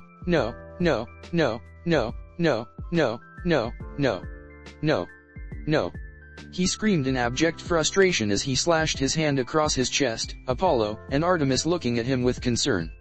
There are many things that I can accept, but this is not one of them. He threw his head back and howled, I am not going through puberty again. And finally the Aphrodite arc ends after 6 long months. Don't worry, Aphrodite will show up again later and be properly no jutsu'd. I just couldn't fit it into this fight. Naruto shook his head several times to get rid of the disorientation before Apollo's question registered in his mind. His brow furrowed as he tried to recall if anything egregious had occurred in the past few days. When no incident came to mind, he answered, nothing. Apollo blinked. Nothing, Naruto nodded. Apollo scratched his head, looking mildly confused. For real, Naruto confirmed. Apollo frowned, his confusion deepening. Then what are you doing here? Naruto stared at him. I live here. Ah, I see, Apollo paused. Wait, what? I live here. Naruto repeated, now sounding confused as well. And I've been living here for the past 3 years or so. What, did you forget or something? I was literally only gone for like, a month. Hold up, Apollo furrowed his brows. You're not staying with the hunters. No. Naruto said slowly. Realization flashed in Apollo's blue eyes. Oh, I understand. He smiled knowingly. It's because staying with a group of girls is awkward for you, isn't it? That's not the reason, Naruto denied flatly. Apollo didn't respond, instead merely raising a skeptical eyebrow. No, seriously, Naruto shook his head. That's not the reason. Sure, whenever he interacted with the hunters, his mind became a veritable battlefield as he struggled to control himself and maintain the purity of his thoughts, but he was still able to remain outwardly composed and act normally. After all, he had not only already experienced puberty once before, but he had also been the apprentice of Jiraiya. Compared to what he had previously gone through, repress, this was nothing. Really? Apollo looked intrigued. Huh. You probably just haven't reached that stage yet. Naruto twitched. Then why don't you want to live with the hunters? He continued. I thought you became friends with them. Or is there still some lingering diss and resentment? Naruto brightened. Not at all. As a matter of fact, after the whole situation with Aphrodite, we seemed to grow even closer. Bonds strengthened in the face of adversity, and all that. Indeed, if there was one good thing that came out of the whole mess with Aphrodite, it was that Naruto's bonds and friendship with the hunters became stronger than ever. After all, uniting against a common enemy generates a lot of camaraderie and solidarity, not just with Naruto, but Thalia and Bianca as well. Aphrodite's intention had been to divide the hunters, but she had accomplished the very opposite. Irony at best. Oh? That's good to hear, Apollo said before his gaze grew contemplative. I confess, I'm at a loss at why you're here. Unless it's because you missed my dashing personality, he grinned while waggling his eyebrows. Naruto hesitated before nodding. Yeah. Apollo did a double take at that. Hold up, did you just say yeah? He asked incredulously before a wide smile spread across his face. Oh, I thought this day would never come. Can I get that in writing? Naruto chuckled. You know what? Sure. Apollo paused when Naruto actually agreed. Okay, now I'm getting a little worried. He gave Naruto a suspicious stare. Are you only coming back just so you can prank me or something? What? No. Unconvinced, Apollo took 2 steps back. Then another 3, just to be safe. You sure? He asked doubtfully. Then why are you acting so weird? Naruto rubbed the back of his neck, glancing away. Is it really that weird that I want to stay here at the mansion with you? He mumbled. I mean, you're my uncle and my best friend, you know. Apollo drew in a sharp breath, his eyes widening slightly. Best friend? Don't get me wrong, Naruto added hastily, looking back at the god. The hunters are cool and all, and I'll visit them often, but this. He gestured around them before giving Apollo a small, almost hesitant smile. This is home. Apollo regarded him for a long moment, several emotions flickering across his face. Finally, he spoke. I see. In which case? He smiled warmly. Welcome home, Naruto. Naruto beamed at him, a pure smile full of joy and happiness. Finally there was someone to welcome him home. It felt nice. I'm home. XXX one day after. You disgust me, Naruto snarled. There is something fundamentally wrong with you. Apollo sneered. Oh please, like you're one to talk. Don't think that I don't see your shadow clones helping you out. Are you so pathetic that you can't do it on your own? Naruto scoffed. My shadow clones are only there to stop your sabotage effort. And it's honestly hilarious that you're calling me pathetic. You're the god here, yet you're resorting to such cheap tactics. Though I suppose I shouldn't be surprised, you've always been a filthy cheater. Ha! Apollo barked contemptuously. Don't you dare take the moral high ground here. I may have been the one who started using less than honest methods, but you were the one who finished it. We're both cheaters here, Naruto, the only difference that I'm better at it.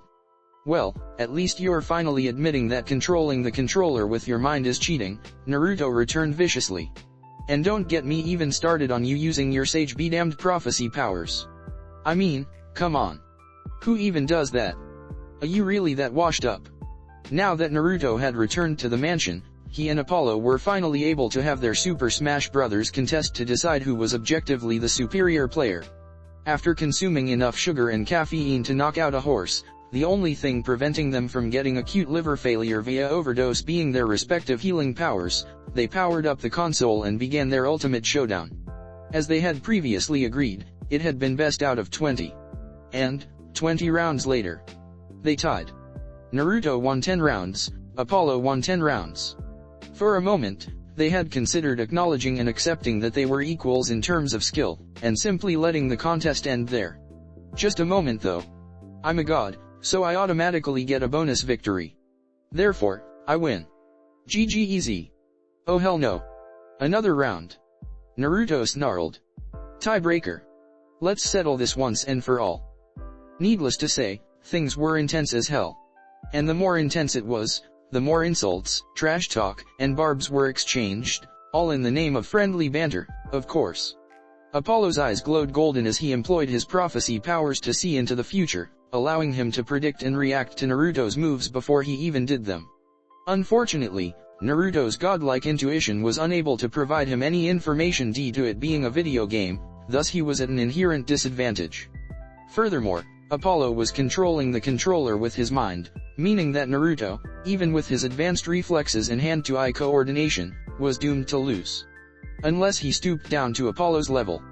Typically, he wouldn't. However, he could make a special exception for this. A clone dropped down from the ceiling on top of Apollo. Bunshin Debakaha. A shield of golden energy formed around Apollo, absorbing the blast, but in the split second he was distracted, Naruto managed to land 2 hits with his Pikachu. That was dirty, Apollo snarled once everything stopped trembling. I thought we already agreed on no explosions in the mansion.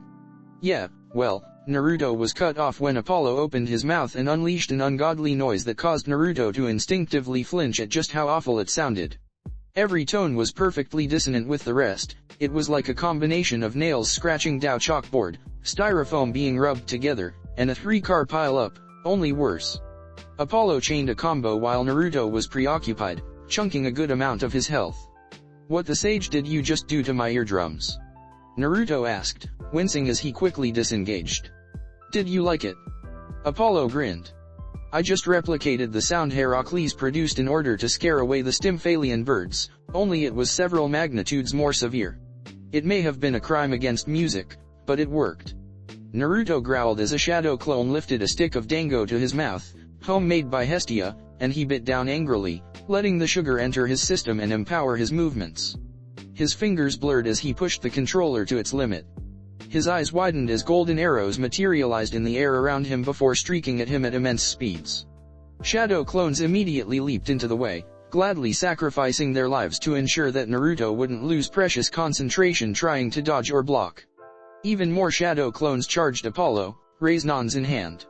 However, they were unable to get near. The moment they entered a 2-foot radius, they would disperse from the scorching heat Apollo was emitting. Strangely enough, even though Naruto was sitting next to him, it wasn't hot at all. Apparently, being a god allowed Apollo to casually break the laws of thermodynamics at will. As the duel progressed, it slowly became clear that Naruto was losing. And if he lost this round, he would lose the contest. He refused to let such an atrocity occur. Apollo would never let him live it down. Mini Raisin Shuriken. Apollo's eyes widened. You wouldn't dare. A shadow clone hurled a mini raisin shuriken the size of a frisbee at Apollo. It should have been the perfect diversion. However, Naruto had failed to take into account one crucial factor. There wasn't an anti-teleportation field surrounding them. Unlike with Ares, Apollo could just teleport away and continue playing as normal with his powers. As such, Apollo simply vanished in a flash of golden light right before the mini raisin shuriken hit, exploding outward in a miniature wind vortex that tore through the room, a golden barrier shimmering to life to protect the television. Naruto cursed as Apollo's attacks on the screen seemed to grow even more ferocious. Clearly, he was pissed that Naruto had just wrecked a section of the living room. Distance didn't matter to the god. He could control the controller with the mind, and had perfect awareness of not only what was happening on the screen, but also what was going to happen in the future. After the explosion died down, Apollo teleported back in, his expression truly livid. That's it, he hissed. Kitty gloves are off. You're going down. He snapped his fingers, the room repairing itself, before sitting back down on the couch. Before, he had been slouched. Now, he sat with perfect posture, his spine so straight it looked like it hurt. His eyes were literally burning, white-hot flames lit up his irises as he channeled every ounce of his concentration and willpower into winning the match. Dear gods, Naruto muttered as Apollo began systematically destroying him with perfect combos, counters, and reactions. A bead of sweat slowly trickled down his face. Just how hard are you tryharding this? I'm currently seeing 2 seconds into the future, Apollo responded tightly. I'm going to have a killer headache after this, but worth it. Naruto cursed in ancient Greek as he took even more damage. This was bad. Apollo was pulling out all the stops for this one. Seeing just 2 seconds into the future may not seem like a long time, but in a battle where a dozen strikes could be exchanged every second, it was practically an eternity. It appeared Naruto had no choice but to use that technique. Hey Naruto, Apollo suddenly spoke up.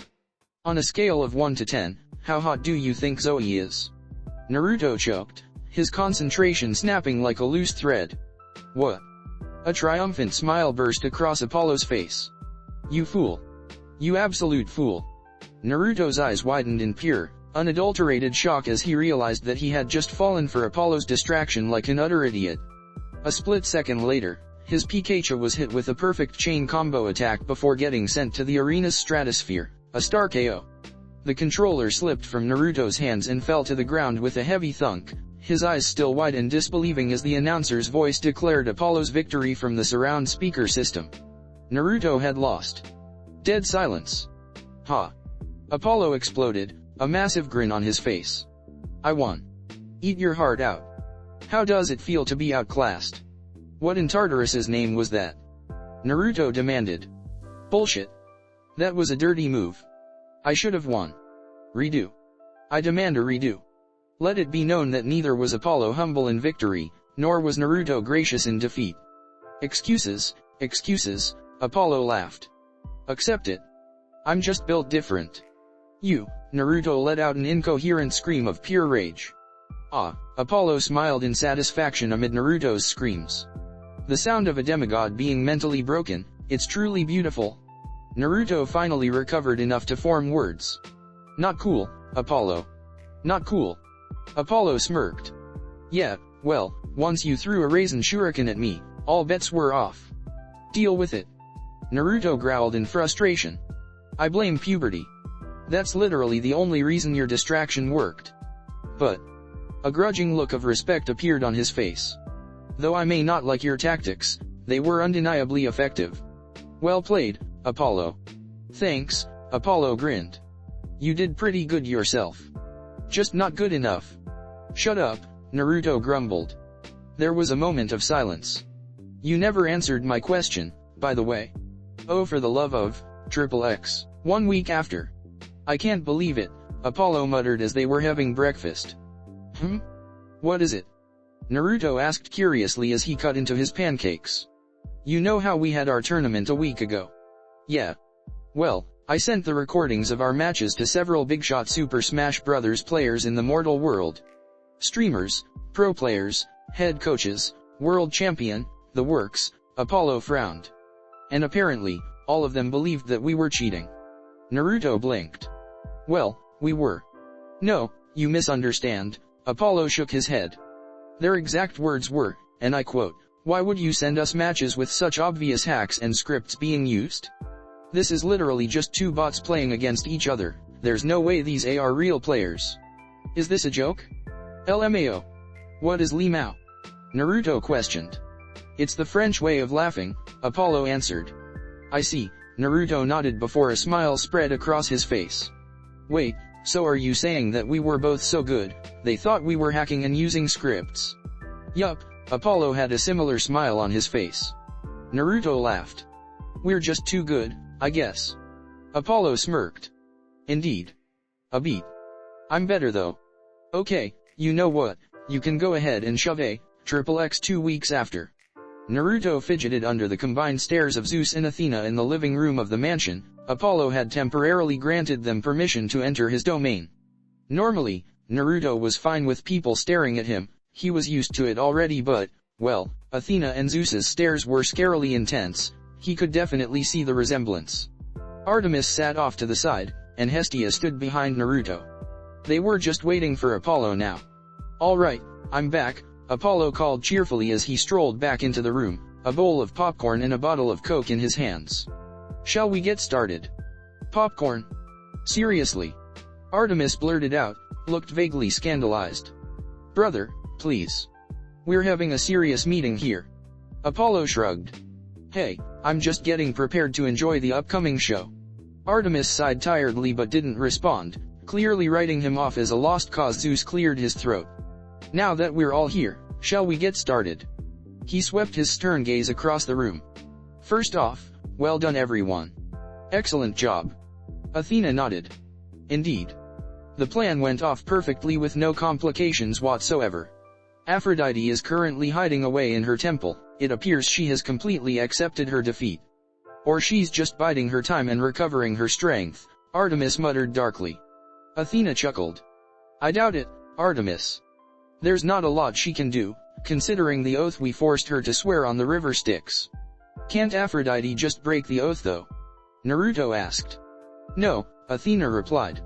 Aphrodite is nowhere near powerful enough to casually break an oath sworn on the river Styx without suffering devastating consequences, unlike some gods we know, she muttered, looking at Zeus pointedly. Zeus coughed into his fist. Guilty. But that makes no sense, Naruto frowned. I mean, Aphrodite is the daughter of Uranus, right? Shouldn't she be theoretically even more powerful than Zeus? Zeus looked amused at the very thought. Athena shook her head.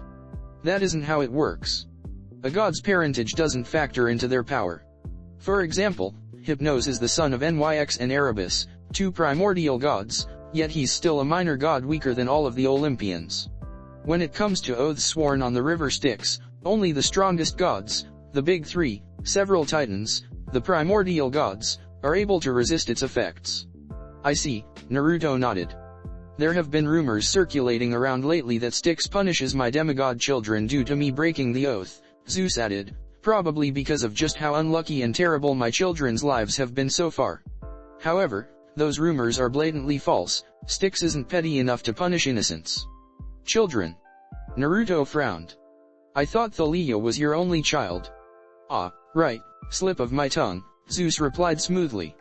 That's a lie, Kurama spoke up sharply. Oh? Interesting. At any rate, Athena continued. I think it's safe to say that we no longer have to worry about Aphrodite for the foreseeable future. Perhaps in a few centuries, she may become brave enough to act again, but for now, we should be good. Naruto blinked at how just nonchalantly she said a few centuries. To him, it was an insanely long amount of time. To them, it was probably their equivalent of only a few years. Kinda mind-boggling, if he thought about it. Moving on. Zeus leaned forward and steepled his fingers, the scent of ozone filling the air as his stare bored into Naruto. You've been holding out on us, he stated. Naruto shrugged. Fair. Six paths sage mode, Athena mused, a calculating glint in her eyes. That's what you used against Ares and Aphrodite, correct? Naruto nodded. Yup. It's essentially an enhanced version of sage mode. An extremely enhanced version, apparently, Athena said wryly. One that let you utterly annihilate Ares even breaking a sweat. Six paths sage mode is overpowered as hell, Naruto agreed. That, I won't argue against. Naruto turned to Zeus. You're fine with it though, right? He asked tentatively. Zeus blinked. Why would I have a problem with it? You know, Naruto gestured vaguely. You're paranoid and stuff, right? Zeus's expression became positively amused. What does that have to do with anything? I'm paranoid about threats to Olympus. You are not a threat to Olympus, that's plenty obvious to anyone who has half a brain. You're far too attached to your family and friends for that. Sure, you may have jumped about 6 threat levels with your 6 paths sage mode, but unless you're going to turn on Olympus, I'm fine with it. Naruto's eyebrows rose in surprise. So even if I managed to defeat you in combat, you would have no problems whatsoever, he asked. Zeus shrugged. Well, that won't ever happen, so you don't have to worry about that. And there's the arrogance we all know and love, Apollo muttered. It's not arrogance if it's actually true, Zeus returned, his expression utterly serious. I rest my case. But yeah, Zeus turned back to regard Naruto. As long as you remain loyal to Olympus, then there won't be any problems, even if you did manage to do the impossible and defeat me in combat. After all, even my own brothers could defeat me in combat under the right circumstances, but don't tell them I said that.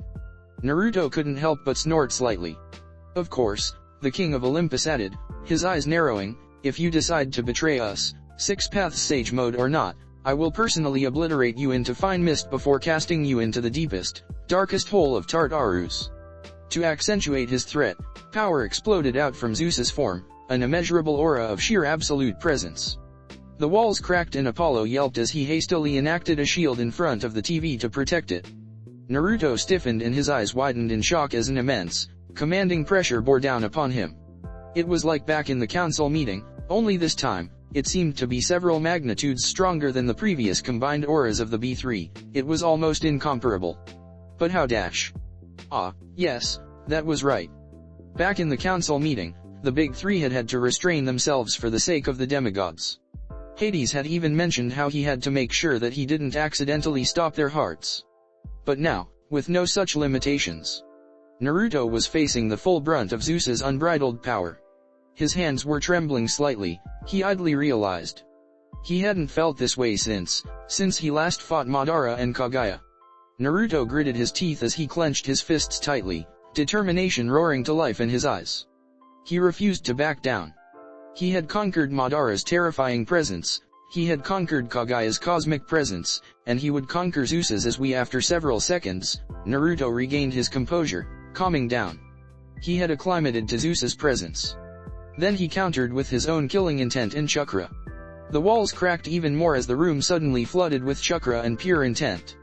However, it wasn't enough, Zeus's presence still outweighed his own. He closed his eyes before opening them again to reveal cross-shaped pupils with no pigmentations around his eyes. There was no outright change in his intent or chakra, but every god's instincts began screaming at them. Zeus's eyes flickered, hesitation passing over his gaze, before he narrowed his electric blue eyes. Naruto noted that the sky god's hands had stopped trembling as well. He too had gotten used to Naruto's presence.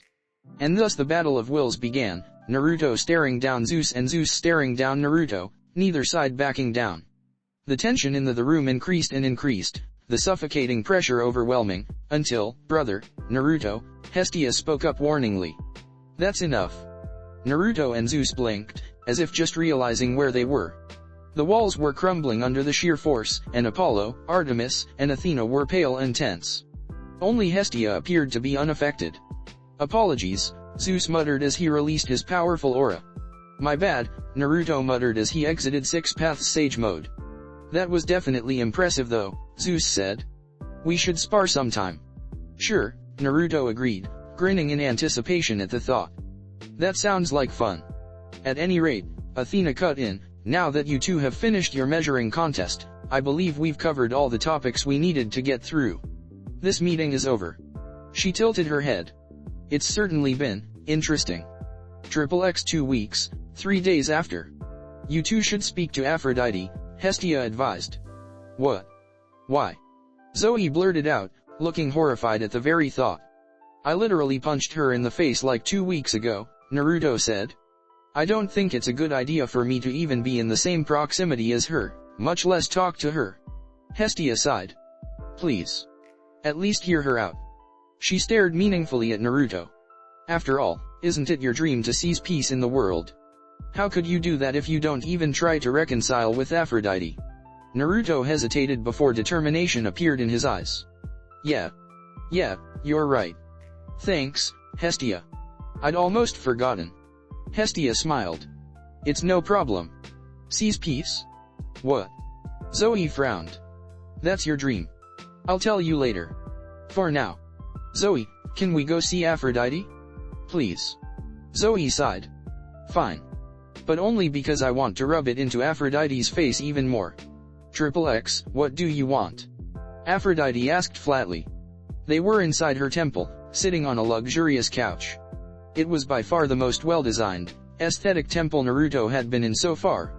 Light streamed in from the glass ceiling, the walls were painted bright, bold colors, and all the furniture and whatnot were assembled just right. "I'm just here to gloat," Zoe smirked. "Not sure about Naruto though." Aphrodite's eyes flashed. "I gave you a gift, you ungrateful little girl," she snarled. "A gift?"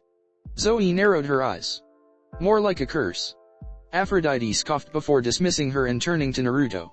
"Are you here to gloat too?" Naruto shook his head. "No. I'm here to say only one thing." Aphrodite shrugged. "Well? Spit it out." "I forgive you." Aphrodite froze. "I'm sorry." "I forgive you," Naruto repeated. "You forgive me?" At Naruto's nod, Aphrodite burst into hysterical laughter. "Thank you," she laughed. "I needed that." She paused as she looked at Naruto's resolved face. "Oh, you're serious?" she said in genuine surprise. "I am," Naruto inclined his head.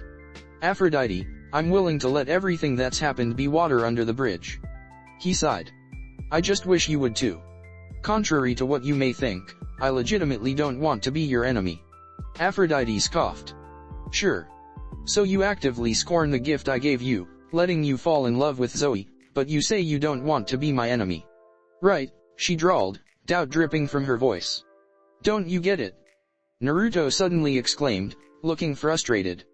The issue wasn't that I had fallen in love with Zoe, though that certainly was an issue, Zoe added. But rather, the fact that you had forced me to, Naruto emphasized. I had no choice in the matter, you were the one in total control. I don't like that, no, I despise that. I'm fine with falling in love, but I'm not fine when I'm forced. Hold that thought, Aphrodite frowned. You're okay with love? Naruto frowned. Yeah, of course. Wait, what? Aphrodite leaned forward, intrigued. Like, you're fine with romantic love? Naruto nodded slowly. Yup. Didn't you know? I never swore that part of the hunter's oath. I didn't know, actually. Wait, so you're the son of Artemis, but you're fine with falling in love? The goddess of love asked hesitantly. Yes, but only if I'm not forced to, Naruto answered. Heh, Aphrodite sat back, looking as if her entire worldview had just been shattered. I see. You've given me much to think about. Goodbye, Naruto, Zoe. She snapped her fingers, and suddenly Naruto and Zoe found themselves outside of her temple. Naruto shrugged. That went well. I think. XXX 3 weeks after. I still can't believe you ditched us for Apollo, Zoe groused. Seriously? Apollo? Naruto shrugged. He's cool. Zoe raised an eyebrow incredulously. For real. I might complain about him sometimes, but he's actually my best friend. Zoe hummed. Is that so? Naruto sighed. Are you mad at me? She's just really disappointed, Phoebe cut in, smiling. You should have seen her moping the night you left. Why did he have to leave? Why? Oh, the pain. Phoebe. Zoe hissed. I did not say that. Yeah, but that was the general gist of it, Phoebe grinned. In any case, it's good to have you back, even if it's only for a few days. Come on, we're going on a hunt in about 20 minutes. Oh. An interested gleam appeared in Naruto's eyes. And what exactly are we hunting? XXX, it's so weird seeing you with a bow, Thalia made a face. And it's even weirder just how good you are at it, though you are the son of Artemis, so it makes sense. Why didn't you use a bow on our quest? Naruto shrugged. Had to keep the fact that I'm the son of Artemis a secret, you know. But, weren't you disguised as a son of Apollo? That would have explained why you were so good at archery. Naruto opened his mouth but then closed it a second later. An excellent point. If only I had thought of it at the time. Thalia laughed. Fair enough. Anyways, are you ready? She lifted up her own bow, knocking an arrow. Naruto nodded, his expression turning serious. Yup. Let's do this. They were already in a forest, so he already had his perfect awareness, no need for sage mode. A moment later, a silver arrow whizzed past them. Thalia instantly shot her own arrow at it, redirecting its trajectory. Naruto waited half a second before firing his own arrow at a tree. His arrow ricocheted off before striking the original arrow at a certain angle, redirecting its trajectory even more. Nice shot, Naruto complimented. Thanks, you two. They waited several more seconds before off in the distance, a shout of direct hit could be heard. Cheers sounded in the forest a moment later. Naruto and Thalia smiled triumphantly, giving each other a high five. Since hunting regular monsters was literally child's play for the hunters, they gave themselves challenges to make it more difficult and fun. This time, the hunters had split off into pairs of 2 and took positions around the forest. After which, the first hunter, located far away from the target, would shoot their arrow, and every hunter would have to fire their own arrows to alter the trajectory so the original would hit the target, a hellhound. Every hunter easily had attack level skill in terms of projectiles attacks, even Thalia and Bianca. One of the perks of being a hunter. I still can't believe I did that, Thalia breathed, shaking her head in amazement. This newfound skill in archery, it's so strange. Everything is instinctual. It's awesome, isn't it? Naruto grinned. Oh, for sure. XXX 1 month after. Music was a wonderful thing. It could heal the soul, it could ease the pain, it could spark imaginations and creativity. It could also annoy the utter shit out of someone. Make it stop. Kurama roared. Apollo, please. Naruto begged. Stop. Apollo smirked. Say the magic words, and I'll stop. Naruto resisted, but his resolve quickly crumbled under the sheer terribleness of the song that was currently blasting at max volume over the speaker system. All right. I'm sorry for saying your poetry is bad. That's what I thought, Apollo smiled satisfiedly. Because it's even worse. Naruto continued. Damn it, Naruto. I speak only the truth. Apollo narrowed his eyes. Those were not the magic words, he said dangerously as the volume increased. Naruto. XXX 1 month, 1 week after. It's still stuck in my head, Naruto said hollowly. Even after it finally stopped, the stupid, unreasonably catchy tune is still stuck in my head. Bianca winced. Was it really that bad? She asked tentatively. You know how Apollo is the god of music, so he can use magic to make his songs sound fundamentally, intrinsically terrible. Naruto's gaze was utterly desolate. Yeah, it was that bad. Bianca winced again. Ah, I see. Yup, Naruto shook his head in an attempt to clear those thoughts, ignoring Kurama's weak groan. Anyways, let's get started with the basics. The basics.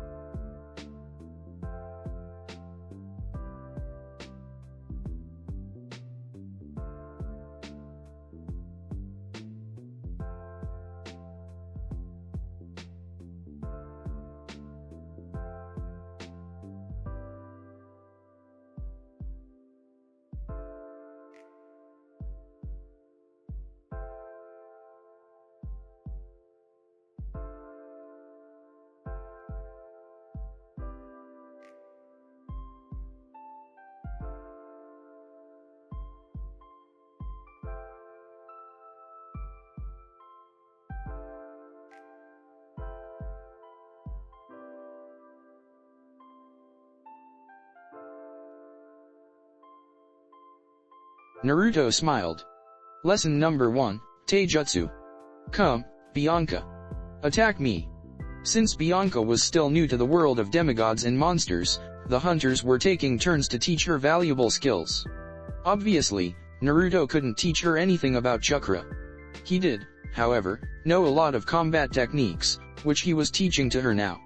Funnily enough, he had given Nico the exact same training back at Camp Half-Blood. As Bianca charged at him with a heavily telegraphed punch, Naruto idly wondered how Nico was doing. XXX no more. Nico gasped out, panting in exhaustion. Please. Theseus looked at Achilles.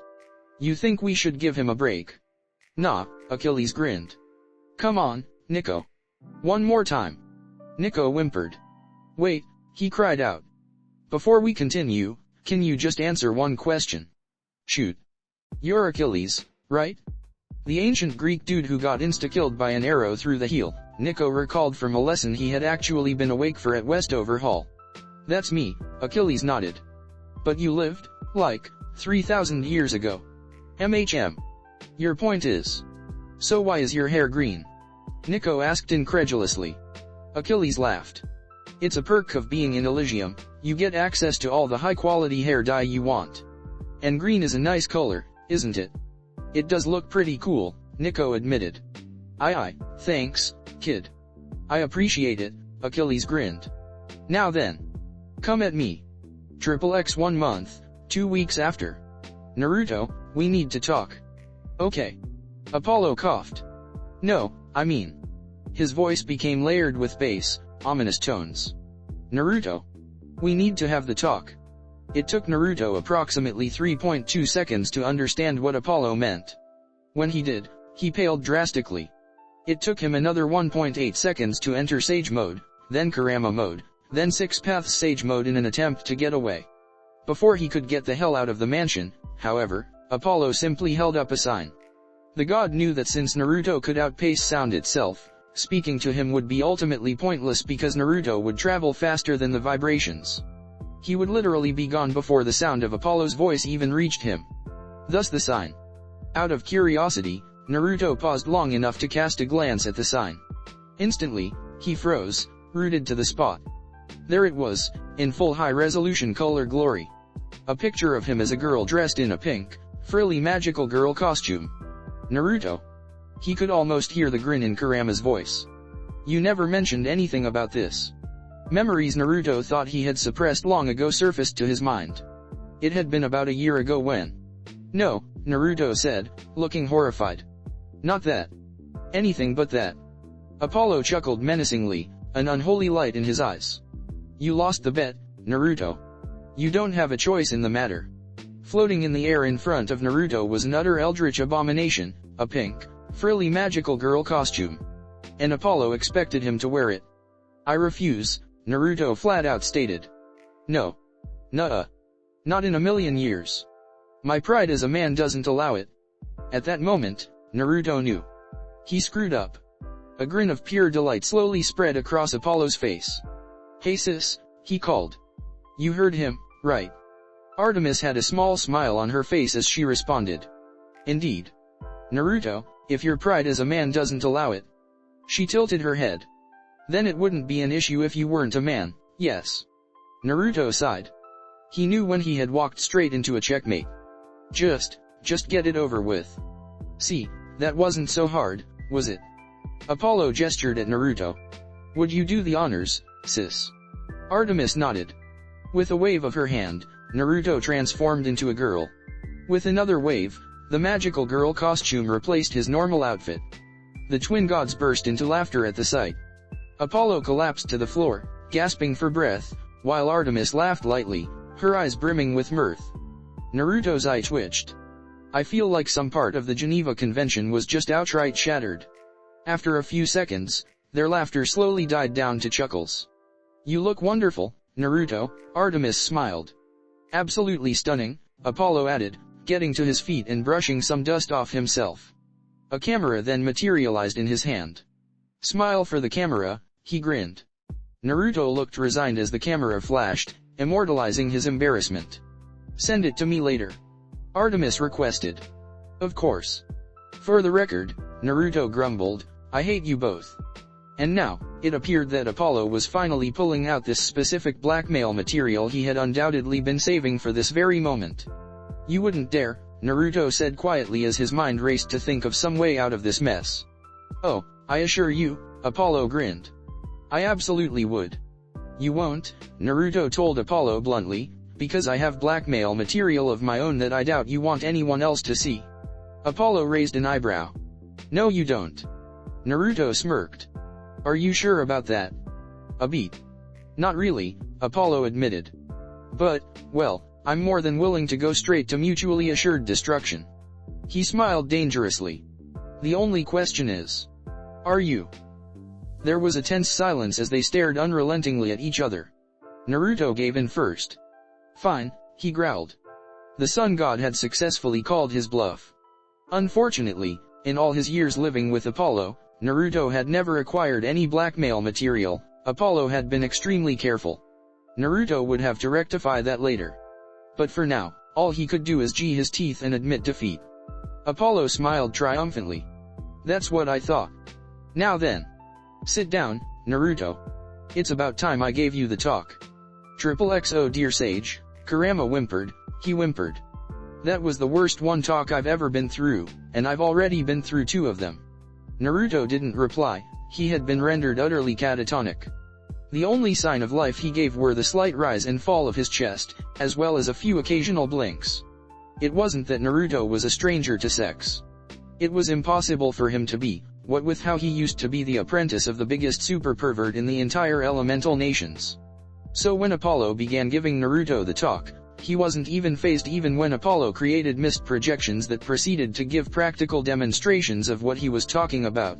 Naruto had only blushed slightly. After all, after Jiraiya had given him the talk, accompanying visuals, and all, Naruto was well aware of the many intricacies of human reproduction. He knew more positions than he should have any right to know. Nothing was new to him. As such, Naruto had just sat through Apollo's explanation with nothing more than a slight blush on his face but no other outward reaction. He did have to repress the memory of Apollo telling him all his favorite sex positions, but that was to be expected. Then the mist projections transformed from humans into animals. And everything went downhill from there. Indeed, since Naruto was no longer immortal in this world and was half god, Apollo had decided to give Naruto not the normal version of the talk, nor a more detailed version, but rather the gods' version. And, well, gods didn't limit their conquests to humans alone. Yeah.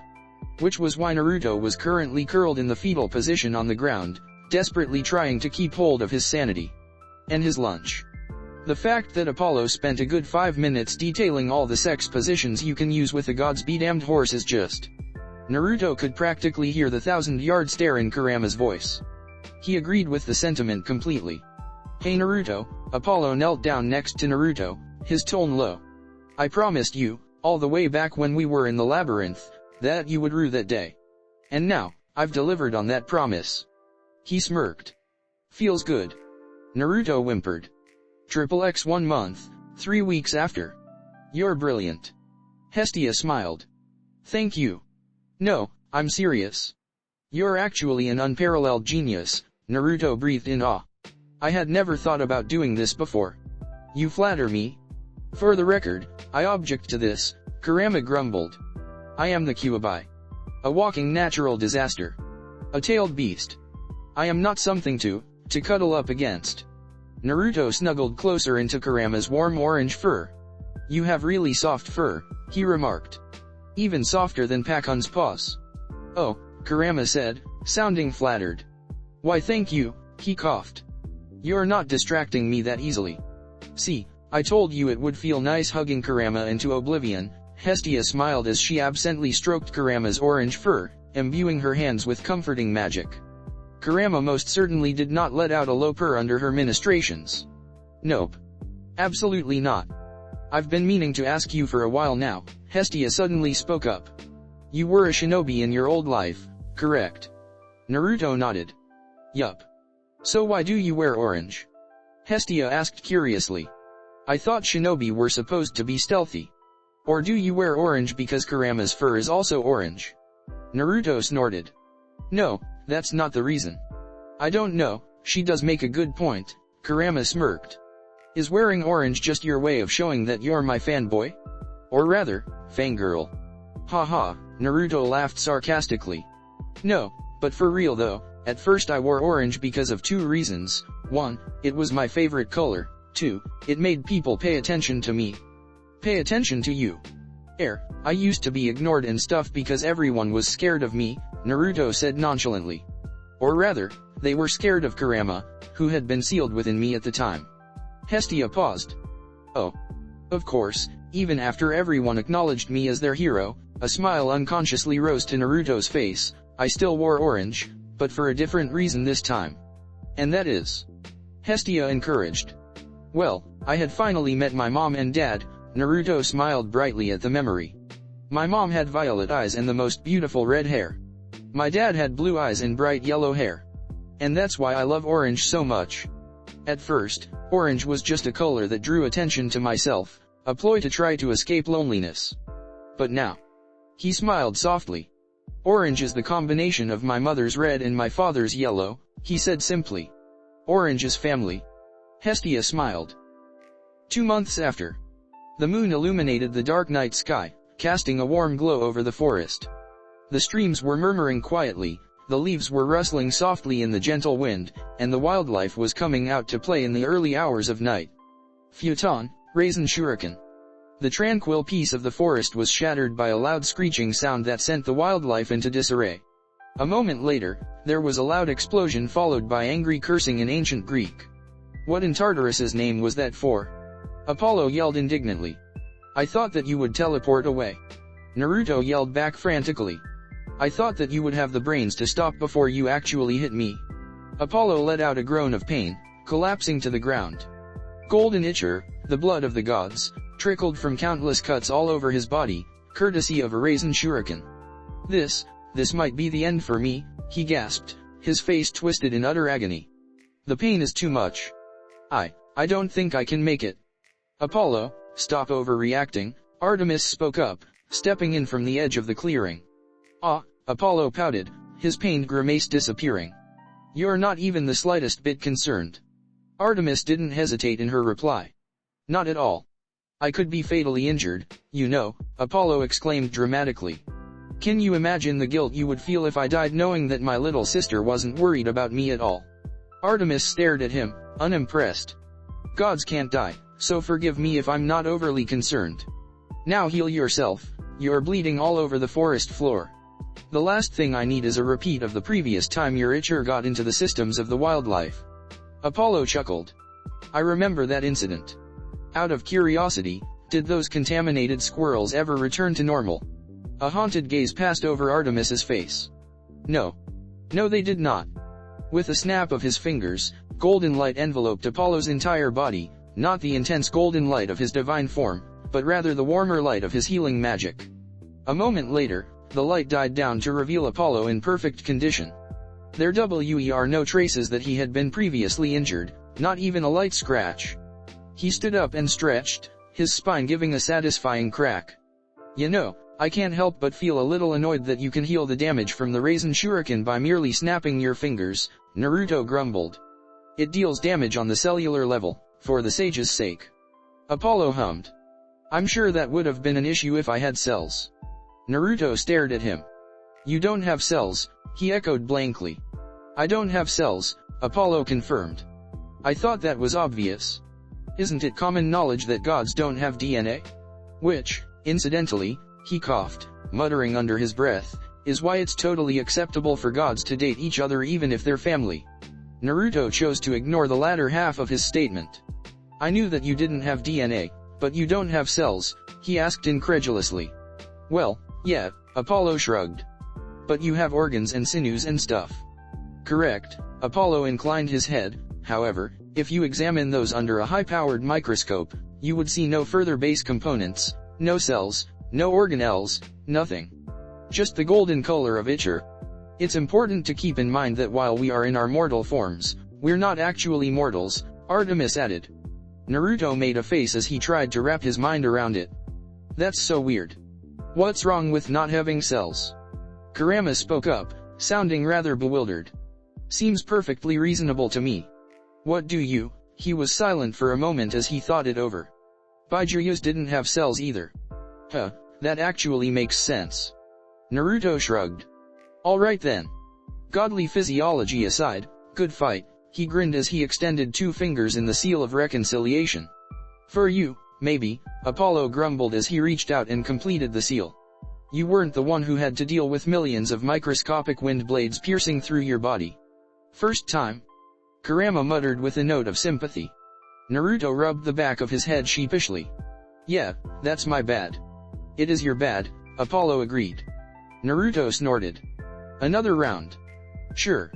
Once more, Naruto closed his eyes and prepared to enter Sage mode.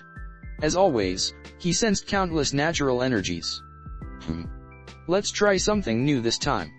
Instead of gathering Artemis's natural energy like he normally did, he focused on the bright and potent natural energy that felt like Apollo, gathering and blending it with his chakra to create Senjutsu chakra. Oddly enough, this was way slower than Yusu. Unbeknownst to Naruto, Apollo's gaze steadily grew darker and darker as the seconds ticked on. Finally, after nearly a minute, his eyes snapped back open. Sage mode, Apollo style. Golden pigmentation appeared around Naruto's eyes as his internal temperature seemed to rise by several degrees. Naruto examined himself, clenching and unclenching his fists experimentally, then his eyes widened in surprise as Apollo suddenly materialized in front of him, grabbing his shoulders tightly. Hey, what's the big deal dash? What did you just do? Apollo demanded in a low hiss, his narrowed eyes glowing an intense golden light. Naruto blinked. I borrowed some of your natural energy to enter Sage mode. Apollo paused, confusion flickering across his gaze. You what? Naruto tilted his head. You know how my Sage mode is when I combine my chakra with natural energy. No, I don't know, Apollo said bluntly. You never told me. I didn't. Naruto frowned. Well, Sage mode is when I draw upon natural energy and mix it with my own chakra to produce Senjutsu chakra. And it just so happens that in this world, natural energy is a god's energy. Apollo's eyes widened in shock as he drew back abruptly. Naruto. Artemis stepped forward, her brows furrowed in concentration. Are you saying that you can absorb the divine energy of the gods and use it for yourself? Naruto nodded. Pretty much, as long as their domain counts as something natural. The sun, the moon, the forests, the oceans, the sky, and so on. However, if the domain isn't natural, I can't use it. I can't draw upon divine energy with the domain of W or archery, for example. As he spoke, Artemis and Apollo's expressions grew increasingly astonished. Excuse me, but what the Tartarus? Apollo said incredulously. Wait, so you're saying that just now, you drew upon my divine energy with the domain of sun, and mixed it with your chakra to enter sage mode? Yup, Naruto tilted his head. Is there a problem? It's what I've been doing all this time with Mom's natural energy. Apollo's head whipped over to stare accusingly at Artemis. And you never told me, he demanded. I didn't know. Artemis protested. I've never had a child before. I thought it was perfectly normal for him to tap into my divine energy. Okay, that's fair, Apollo admitted. But holy Zeus, Naruto. These are the types of things that you gotta tell us. He froze as a thought struck him. Please tell me you haven't tried to gather other gods' divine energies. I haven't, Naruto replied. Apollo visibly relaxed at that. I've only drawn upon Mom's natural energy so far. Why, is it that bad? He asked curiously. If I didn't know you, I would have blasted you instantly, Apollo answered, his expression fully serious. Naruto paled. For real. For real, Apollo confirmed. For you to steal away a god's divine energy without their permission. It's an insult of the highest degree, on the same level as sitting on their thrones or stealing their symbols of power. Oh. My bad. Sorry, Naruto apologized. Apollo sighed. It's fine. You didn't know. Just make sure to never do it unless you ask the god for permission first, Artemis said. Naruto nodded. Then Artemis breathed a sigh of relief. Thank the gods we found out now. I only shudder to think what would have happened if. She trailed off. Well, it would have been bad, to say the least. Naruto hesitated for a moment before looking at Artemis. May I please use your divine energy? Artemis nodded. Yes. I'm fine with it. Naruto grinned. Thank you. And, sorry for not asking permission before. It's quite alright, Artemis assured. Apollo was already answering even before Naruto turned his way. Yeah, whatever, he grumbled. Go ahead. I'll be generous and allow you to use my awesome powers. Sweet, Naruto grinned. First things first, let's test out the Raise Non variant. Another Raise Non? Kurama muttered. I swear, every time you attain a new power, it's as if you have some moral obligation to try to incorporate it into the Raise Non. Hey, you can't have too many Raise Nons, am I right? Naruto held out his hand palm up and a Raise Non infused with Apollo's divine energy burst into existence, emitting a red-orange light so bright it hurt Naruto's eyes. He could feel the intense heat scorching the air around it. It was as if he was holding miniature sun in his hand. Apollo grinned brightly. Now that's awesome, he declared, sunglasses automatically materializing on his face. Naruto had an identical grin on his face. This Raise Non was similar to the Sage Art, Lava Release Raisin Shuriken, only a lot brighter. Now all he had to do was name it. This is called Sage Art, Sun Raise Non, he decided. Sounds suitably epic. Test it out, Apollo said eagerly, nodding at a nearby tree. Naruto drew back, aghast. On a tree. The sheer blasphemy. Indeed, Artemis agreed, snapping her fingers and materializing a dummy in front of Naruto. Here. Thank you. With that, Naruto slammed the Sun Raise Non into the dummy. The dummy didn't stand a chance, the Sun Raise Non melted right through it like lava poured onto ice. Oh man, Apollo grinned, that deserves a poem in its honor. Let's see. Artemis sighed despairingly as Naruto automatically tuned Apollo out, it was habit by now, and he regarded the Raise Non with a thoughtful gaze. You know, I'm pretty sure the Sun Raise Non is even more powerful than the Lava Release Raise Non. What do you think? Not a clue. Use a Lava Release Raise Non and compare the two, I guess. Naruto nodded, entering Six Paths Sage mode and forming a Sage Art, Lava Release Raise Non in his other hand before testing it out on the dummy. The Sun Raise Non was more powerful. By a large margin. So it is more powerful. Speaking of which, I'm surprised that you can still use your bloodline limits. What do you mean? Kurama sighed. Listen, Six Paths Sage mode doesn't give you any bloodline limits. You gained all your bloodline limits from the Baijuyo's chakra. However, When I used the jutsu to reincarnate ourselves, my sibling's chakra was behind. He paused, his expression becoming slightly sad. I can't even communicate with them through our telepathic link anymore. He shook his head to clear away those thoughts. Anyway, without their chakra in your system, you should have lost all your bloodline limits. However, I guess enough traces of residue of my sibling's chakra present in my own chakra after becoming the Juabi was enough to alter the genetics of your new body to allow you to use bloodline limits. Bloodline limits are genetic, after all. Oh. Wait, but if only our chakra was transferred in the space-time transit, then how do I still have 6 paths sage mode? I thought I needed 6 paths chakra for that, and I already lost my yang seal. You know what 6 paths chakra is? Kurama asked, astonished. Naruto grinned. Not so stupid now, am I? Even a broken clock is right twice a day, Kurama replied dismissively, snickering when Naruto made a rude hand gesture at him. Okay, but seriously though. How in the world do I still have 6 paths sage mode? The short answer is pure luck. The longer answer is that, since the jutsu I used was originally derived from a 6 paths technique, it automatically transferred the 6 paths chakra that was left in your system, Kurama explained. Then, when your new body was created, your new chakra system was altered so that not only does it produce your own chakra, but it also produces 6 paths chakra, which is why you can still use 6 paths sage mode. I see, Naruto nodded. That seems awfully convenient. Indeed, Kurama agreed, absently flicking his tail. Why did it take you longer to enter sage mode than usual? Artemis inquired. Naruto raised an eyebrow. You noticed that dash? Of course you noticed it. He shrugged. To tell you the truth, I honestly don't know. My power was probably too immense for you to absorb, Apollo smirked. Don't worry, it's normal for my sheer awesomeness to be overwhelming. Naruto and Artemis both ignored him. Try entering sage mode with my divine energy again. Artemis said. Naruto nodded, exiting, and then entering Artemis sage mode. While it had taken him about a minute using Apollo's divine energy, it was nearly instantaneous with Artemis's. Strange. Isn't it obvious? What do you mean? Kurama sighed. Come on. Your body is literally composed of Artemis's divine energy. So, Kurama said slowly, that means that you literally have a source of divine energy within yourself.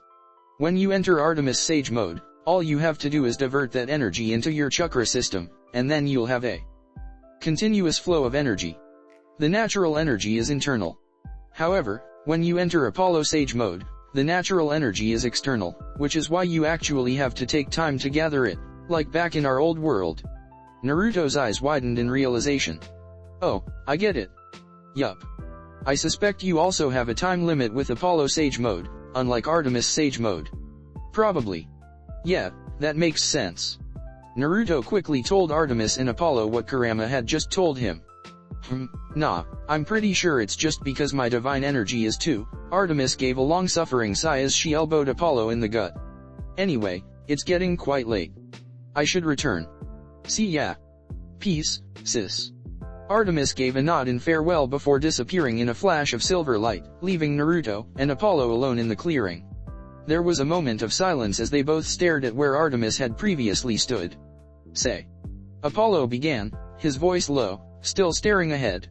You mentioned that you could absorb all types of natural energy, correct? Have you ever felt an ancient, extremely powerful divine energy before? Possibly slumbering. Right away, Naruto knew what he was talking about. Yeah, I have. Apollo stiffened. I see, he murmured. A word of advice. Don't ever use it. No matter what. That sounds rather ominous. I'm serious, Apollo snapped. Don't. Naruto raised his hands placatingly. Alright, chill. I won't. XXX 2 months, 2 weeks after. You're back, Karen groaned. What do you want this time? I want to go to the underworld, Naruto said. Don't worry, Nico invited me. Karen's eyebrows rose. He did? One moment. He raised his hand to the side of his head as if listening to someone before blinking. Oh. He did. Immediately, it was as if a switch had been flipped. Karen's entire expression and posture shifted, appearing more formal and sophisticated. He stood up and gave a slight bow to Naruto, a smile on his face. Welcome, Naruto, son of Artemis. It's a pleasure to have you here. Come, right this way. Naruto blinked at the sudden change in attitude. All right. I apologize for my previous bout of rudeness, Karen said as he led Naruto into the back of the studio. Naruto stared straight ahead stiffly, trying his best to ignore the ghosts around him. It was most unbecoming of me. It's fine. They stepped into an elevator already nearly filled with spirits. Naruto tensed up uncomfortably as sweat began trickling down his face. Seriously? Kurama snickered. You've fought against the likes of Kaguya and Madara themselves. How are you still scared of ghosts? They're creepy, okay, Naruto shouted. Gimme a break. The elevator started to slowly descend. I'm surprised you're still friends with Nico D'Angelo, Karen remarked. Most would have abandoned him once they found out he was the son of Hades. Yeah, well, most are idiots then, Naruto declared. Judging someone by their parentage is beyond stupid. Karen chuckled.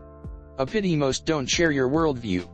Naruto started to reply but then clamped his mouth shut when he was unexpectedly struck by a sense of vertigo, feeling extremely dizzy. They weren't going down anymore, but forward. The air turned misty, and the floor of the elevator began swaying. Are you going to puke on me? Karen asked, suddenly looking very worried. Please don't puke on me. Naruto turned to look at him, then froze. Karen's Italian suit had been replaced by a long black robe. His eyes were gone, replaced by empty eye sockets filled with pure darkness. The flesh of his face was becoming transparent, allowing Naruto to see straight through to his skull. I have a bag somewhere, Karen continued panickedly. Naruto wasn't focused on his words, however. Rather, he was a bit more concerned about the fact that the flesh of Karen's face was melting off, revealing the white skull underneath. Holy sage, your face. Karen blinked. My face? What's wrong with my face? He drew out a pocket mirror and examined himself. Naruto cut off when he realized that the elevator wasn't an elevator anymore. There was no flash of light or dramatic transformation. One moment, they were in an elevator, the next, they were standing in a wooden barge. Karen was pulling them across a dark, murky river that seemed to absorb light itself. It was pitch black. My bone structure seems fine, Karen continued, still scrutinizing himself in the mirror. In fact, I look pretty damn good, if I do say so myself. He turned to Naruto, who had paled substantially. What's wrong with my face? He asked again. It's gone. That's the problem. Well, of course it's gone, Karen replied, sounding as if it was nothing out of the ordinary. Anyway, we're here. The shoreline of the underworld came into view, shimmering with purplish light. Craggy rocks and black volcanic sand stretched inland to the base of a high obsidian wall, which marched off in either direction, disappearing into the darkness. I hope your trip was pleasant. Please come again. With that, Karen held out his hand, as if expecting something. Naruto stared at the skeletal hand blankly. A tip, if you will? Karen asked hopefully.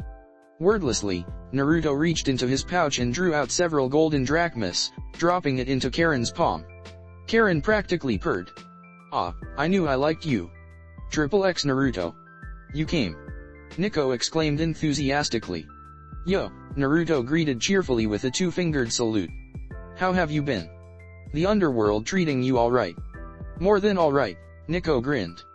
I have no idea why the underworld has such a bad rep. Lots of reasons, Naruto muttered under his breath. I kinda like it, not gonna lie, Nico continued. Oh. Naruto raised an eyebrow. Really? Nico nodded. Yup. The food is always cooked by master chefs, my room is larger than a house, and I get to train with a bunch of epic heroes. I mean, sure, the decor is super gloomy, and sometimes the shower malfunctions so liquid fire from the Rive Phlegathon would blast me in the face first thing in the morning. Wait, what? But other than that, it's actually awesome. Well then. That's good. Anyways, I've learned a lot from ancient Greek heroes like Achilles and Theseus. You wanna spar? Nico practically vibrated with excitement. Sure, Naruto agreed with a smile. Show me what you've got. XXX, not bad, Naruto nodded approvingly. You've improved drastically from the last time we sparred. I'm impressed. Nico beamed. Yes. Let's go. We take those. XXX 3 months after. It's rather concerning, Hestia spoke up out of nowhere. Naruto glanced over from where he was sitting on the couch. Ever since the winter solstice, the Titans have gone total radio silent, Hestia said, a small frown on her face. The surveillance automatons Hephaestus created haven't picked up on any movement at all. They're undoubtedly preparing for something. Naruto's gaze darkened. Ah. Right. Hestia smiled humorlessly. And you know the worst part? Most of the gods on Olympus still aren't worried about the Titan threat at all. Naruto blinked. Wait, seriously? Hestia nodded. To a certain degree, I can understand their viewpoint. After all, we have already defeated the Titans once, so naturally, we would be able to do it again, especially since Olympus has gained a lot of gods since then. I guess that's true, Naruto muttered. If the 6 elder Olympians were able to defeat the Titans, then the 12 Olympians should be able to do it with ease, I guess. Indeed, Hestia said before shaking her head. They're wrong though. Father wouldn't act unless he was absolutely certain his plan would succeed. And she looked down at her lap. I'm scared, she whispered after a long moment of silence. Scared that my family will be destroyed. And, without any hesitation, Naruto reached over and drew Hestia into a comforting hug. She relaxed into the embrace. Don't worry. It'll be fine, he said with conviction. Hestia gave a heavy sigh. If only we could make peace, she murmured. Then everything would be well. Naruto laughed lightly. You truly are the goddess of family, he smiled. Strangely enough, Hestia looked up at him with a frown. Do you really think that's the reason why, she asked quietly. That I'm this kind and forgiving only because I'm the goddess of family? Naruto hesitated, but before he could say anything, Hestia continued. My sister, Hera, is also the goddess of family. However, is she as kind or forgiving at me? Hestia asked. Naruto shook his head. Exactly. Just being the goddess of family has nothing to do with it. Then why?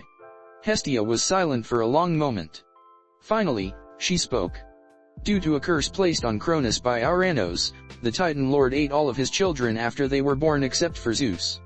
It was a horrifying experience, and everyone knows that the Elder Olympia are still touchy about the subject even now, millennia later. Naruto stayed silent, not knowing where she was going with this. However, she turned to him. Nobody quite seems to have realized just how utterly painful it was being the first. It took Naruto a moment to understand the implications, but once he did, he drew in a sharp breath. Being eaten alive by your own father was already bad enough. Hestia, Demeter, Hera, Hades, and Poseidon had all gone through that. However, only Hestia had gone through it alone, before the rest of her siblings had been eaten. Just how much had she suffered? To have been born into the world, fully mature and cognizant because she was a goddess, only then to be swallowed by her own father and remain stuck inside his stomach in complete isolation, not a single soul around day after day. Month after month. Year after year. All alone. Naruto's heart clenched painfully. It must have been pure agony. You understand, don't you? The goddess said softly. The hell that is loneliness. He swallowed heavily. Yeah, he managed to say. Then you must understand why I try to be kind to everyone. After all. Hestia smiled. How could I possibly not be kind to others after I've experienced the pain that's completely out of this world? Naruto's eyes widened. Knowing what it feels like to be in pain is exactly why we try to be kind to others. And at that moment, Naruto realized without a doubt why he felt so close to Hestia. It wasn't because she made delicious ramen or that she was really nice. It was because, at her core, she was just like him. I'll do it, Naruto declared, determination burning in his silver eyes. You don't have to worry about our family being destroyed. I'll protect all my family and friends, even if I have to beat the shit out of Cronus himself. I swear it. Hestia stared at him, her brown eyes slightly wide. Then she smiled. And you never go back on your word, right? Naruto grinned. Believe it. But even as he said that, the image of Niji's broken body flashed across his mind. He quickly banished those thoughts. He would never let that happen, ever again. No matter what. XXX 3 months, 2 weeks after. It's time, Apollo announced grimly. For what? Naruto asked curiously. For me to make the single worst mistake of my life. Stop being so dramatic, Artemis sighed. It won't be that bad. Yes, it will. Okay, possibly, Artemis admitted. Naruto, our mother wishes to see you. Naruto perked up at that. I get to finally meet my grandma, he asked eagerly. Yes, Artemis nodded. Let's go. XXX, he's so cute. The moment they materialized inside a little cottage, Naruto wasn't given any warning before he found himself getting the life squeezed out of him. Mother, let him breathe, Apollo sighed. Leto pulled back, scrutinizing Naruto's face closely before squealing in delight. He has your eyes, Artie. He has your eyes. Yes, Mother, Artemis let out an identical sigh. And please, at least introduce yourself first before hugging the life out of him. Leto coughed into her fist. Oh, right. She smiled at Naruto. I'm Leto, the titan of motherhood and demurity. It's a pleasure to finally meet you. Hello, Naruto introduced himself with a smile. The name's Naruto. It's nice to meet you too. Oh, you have no idea just how long I've waited for this moment, Leto beamed. Artie's son, in the flesh? She laughed joyfully. It's wonderful. Naruto looked at Artemis. Artie? He asked silently. Don't ask, her expression said.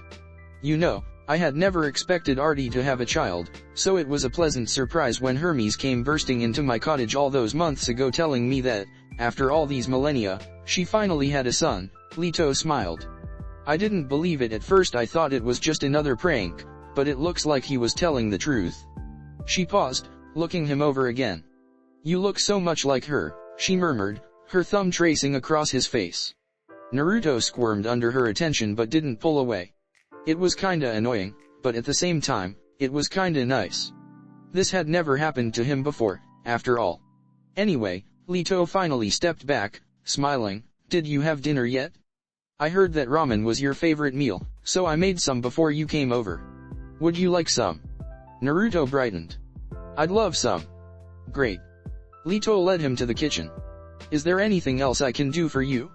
Did you want some dessert, or perhaps some trail mix? Artie really liked trail mix when she was younger. No, ramen is fine. Thank you though, Naruto paused before he smirked. Actually, there is something you could do.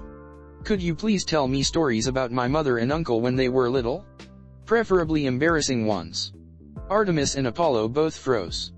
Leto's smile took on a mischievous tinge. I'd be happy to tell you. Ah, it was so long ago, she said reminiscently as she ladled out the ramen. Did you know Apollo had once? The twin gods watched the scene unfold in front of them, horror in their eyes. Apollo had only one thing to say. I told you this was going to be a mistake, he muttered. I told you so. XXX. Once they returned to the mansion, Apollo immediately whirled onto Naruto. You little shit, he growled. Naruto merely smirked at Apollo. Blackmail material, acquired. Let's see you try to turn me into a magical girl again, Naruto. Apollo and Naruto both froze as killing intent began leaking into the air. Slowly, they turned towards Artemis. The goddess smiled at Naruto serenely. It was a terrifying smile. I need to have a word with you. Naruto gulped. XXX. After Naruto finished apologizing for dragging her into things, even though she deserved it, damn it. She had been an accomplice. He decided to change the subject and ask her something that had been bugging him all night. So, Artie. Apollo tensed up as he began slowly edging away. Artemis's eyes flashed. Naruto, she said dangerously. Would you like to find out exactly why Apollo has never called me that before? Naruto considered it.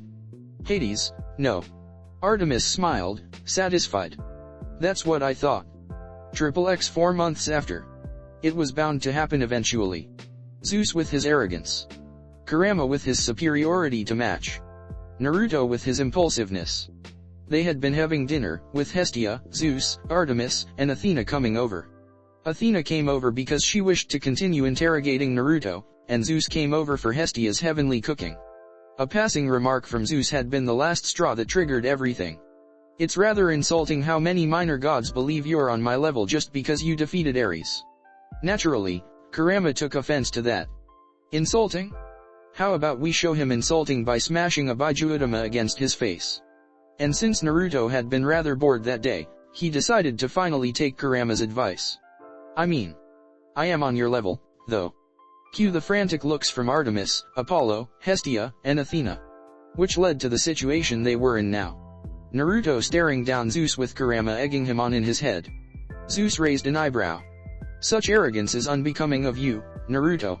Well, as you said, Naruto shrugged. It's not arrogance if it's actually true. Oh.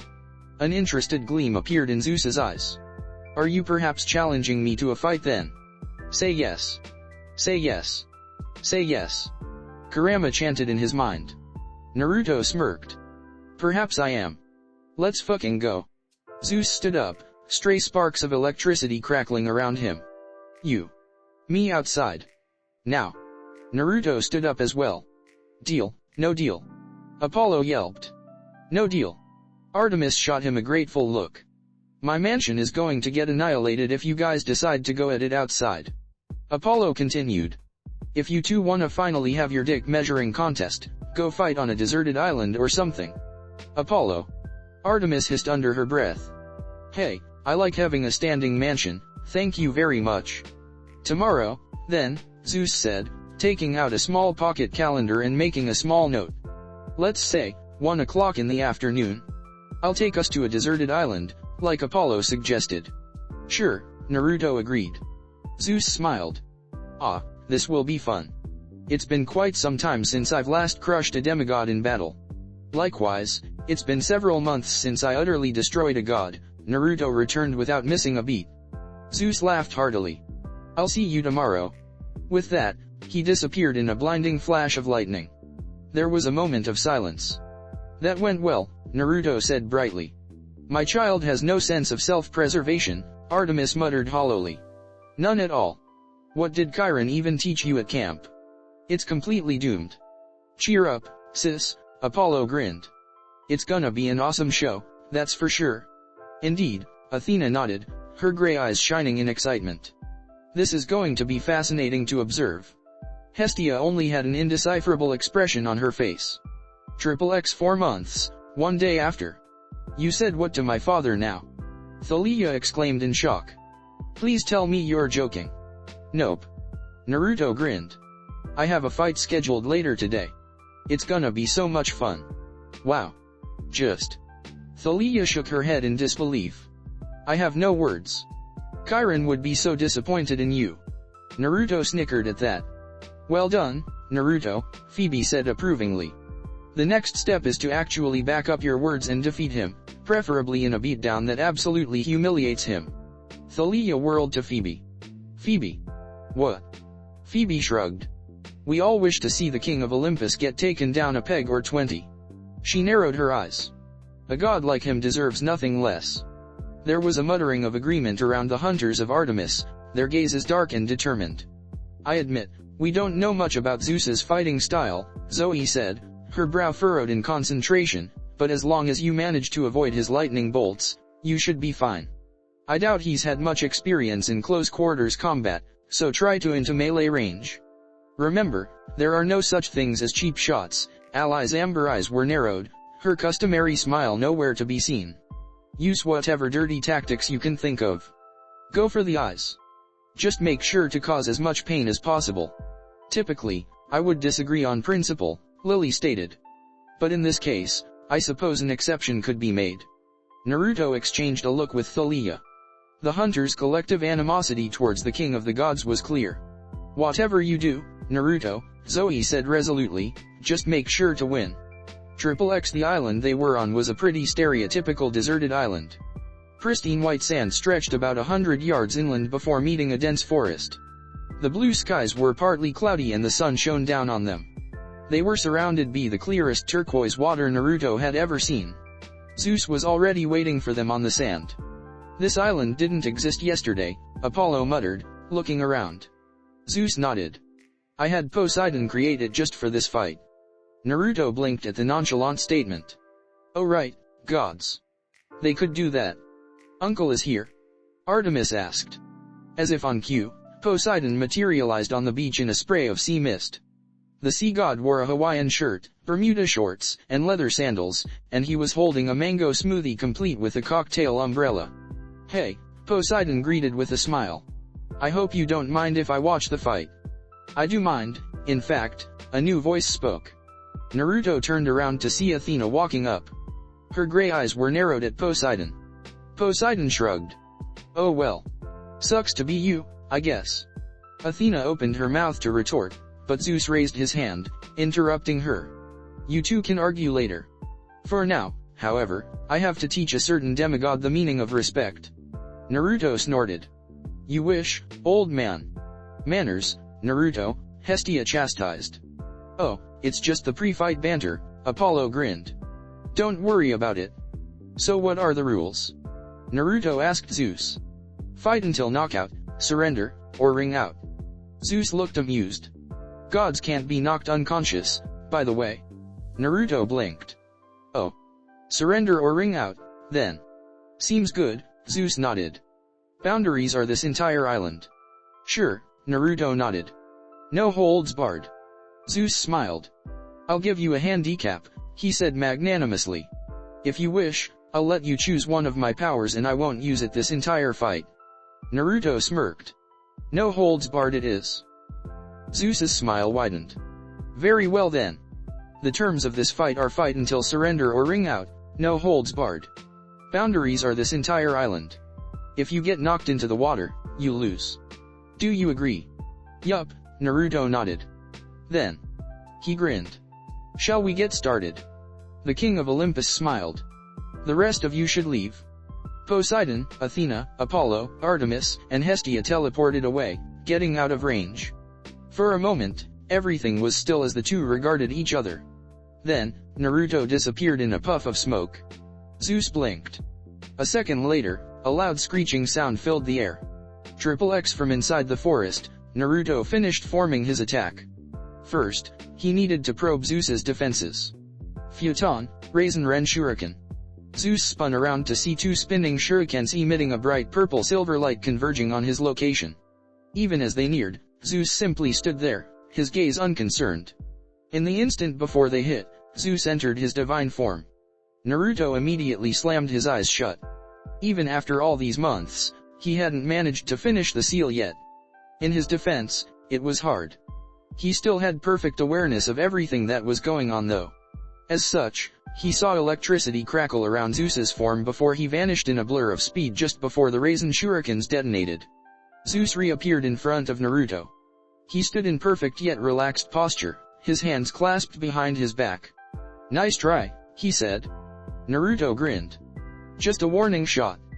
Clones popped into existence and charged Zeus, Raisnons in their hands. Zeus didn't even deign to give them a second glance. A massive lightning bolt shot down from the sky, branching out to strike all the clones. They burst into chakra smoke, which was blown away by a gust of wind. You know, Zeus said conversationally, striding forward as dark thunder clouds began forming overhead, blocking out the light. I can't help but feel like you aren't taking me seriously. Clones. Really? In all fairness, they were 6th Sage Mode Shadow clones with chakra cloaks, Naruto said, looking slightly disturbed. They're leagues more durable than normal shadow clones. And you dispelled them in a single shot. That was, slightly concerning. However, it made sense. After all, Zeus's lightning bolts were like Sasuke's S-class technique, the Kirin. The Kirin was a highly destructive technique that involved Sasuke directing the natural lightning in the clouds. Zeus, however, had absolute control over lightning itself. The lightning bolt he just used was exponentially stronger than the Kirin. And unlike Sasuke, who needed to have perfect conditions to use the Kirin, Zeus could freely summon lightning bolts with just a thought. A god of the big three simply operated on a different scale than most shinobi. Luckily, Naruto was not most shinobi. As another lightning bolt slammed down from the suddenly dark sky, Naruto had already finished molding his chakra into the appropriate technique. Raiden, Otama Raiznan. In his 6th Sage Mode, Naruto gained the ability to fully comprehend chakra, thus essentially giving him complete mastery over all aspects of chakra manipulation. For example, it took him more than a month to finish the wind release, Raisin Shuriken while using hundreds of shadow clones, whereas it took him less than a second to master the lava release, Raisin Shuriken after attaining 6th Sage Mode. As such, combining the Raiznan with lightning nature was a piece of cake. And, well, hadn't Kakashi been able to cut through lightning itself with his Reikari, which was a failed attempt at combining his lightning nature with the rays non. Just imagine what the real deal could do. Zeus's eyes widened as he witnessed his lightning bolt get split in half. Okay, now that's new. Even before Zeus finished uttering his sentence, Naruto was already moving on to his next attack. Without any warning, Naruto stomped his foot on the ground before he leaned back, inhaling deeply, and blowing out a literal sea of flames that would have made even Madara impressed. Simultaneously, he waved his left hand, sending out a gigantic gust of wind that amplified the flames tenfold. The ground around Zeus cracked before earthen spikes shot up, trying to pierce him. At the same time, the scorching sea of flames 100 meters tall rushed him. It was the highest level of elemental manipulation, all performed without a single hand seal.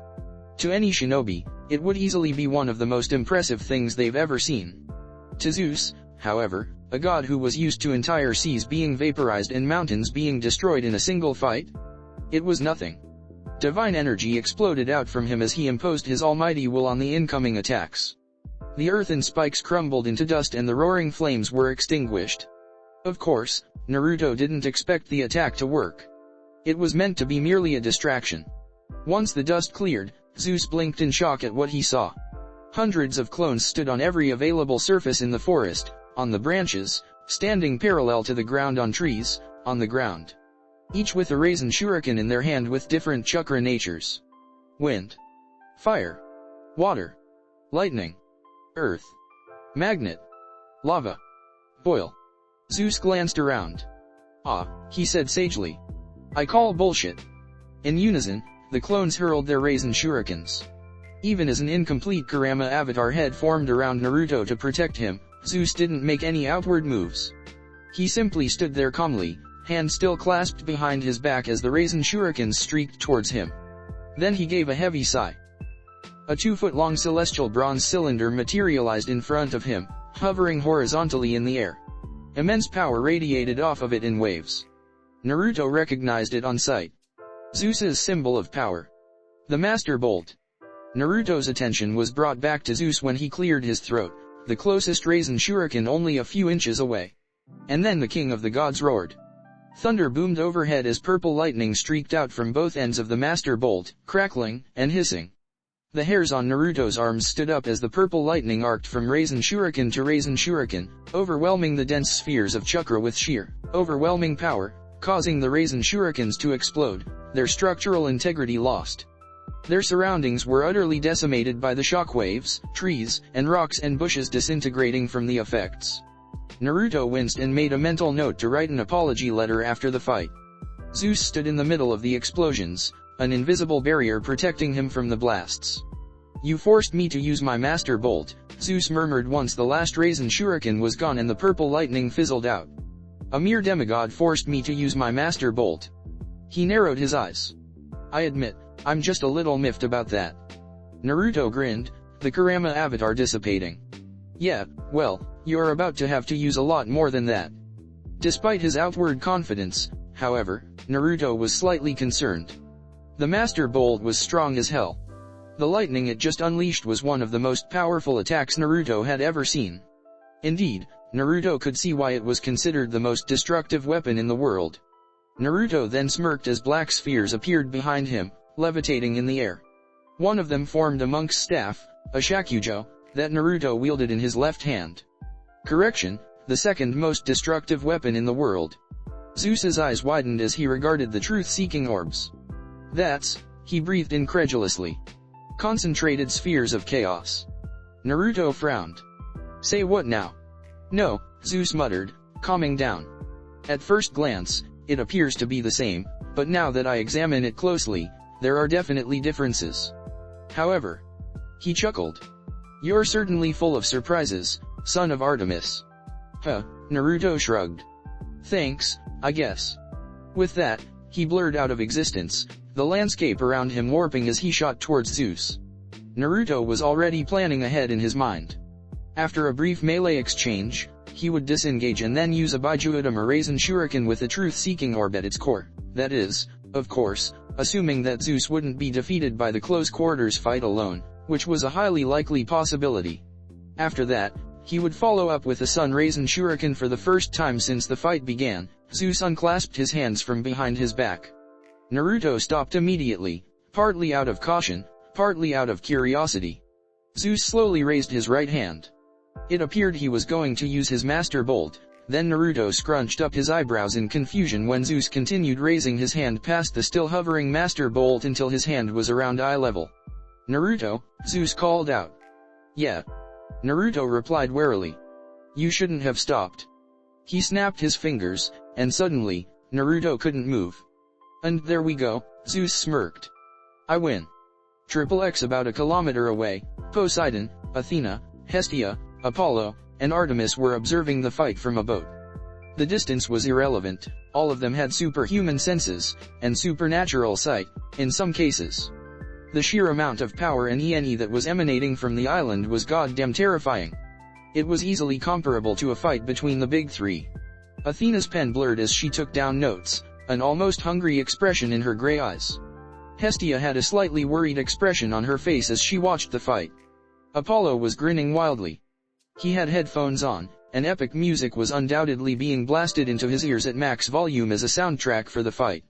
Artemis wore a blank expression, but she was gripping the railing so tightly her hands were white. Poseidon was simply sipping from his mango smoothie, every so often raising his eyebrows in interest. The five gods watched as Zeus snapped his fingers and suddenly, Naruto froze. "What just happened?"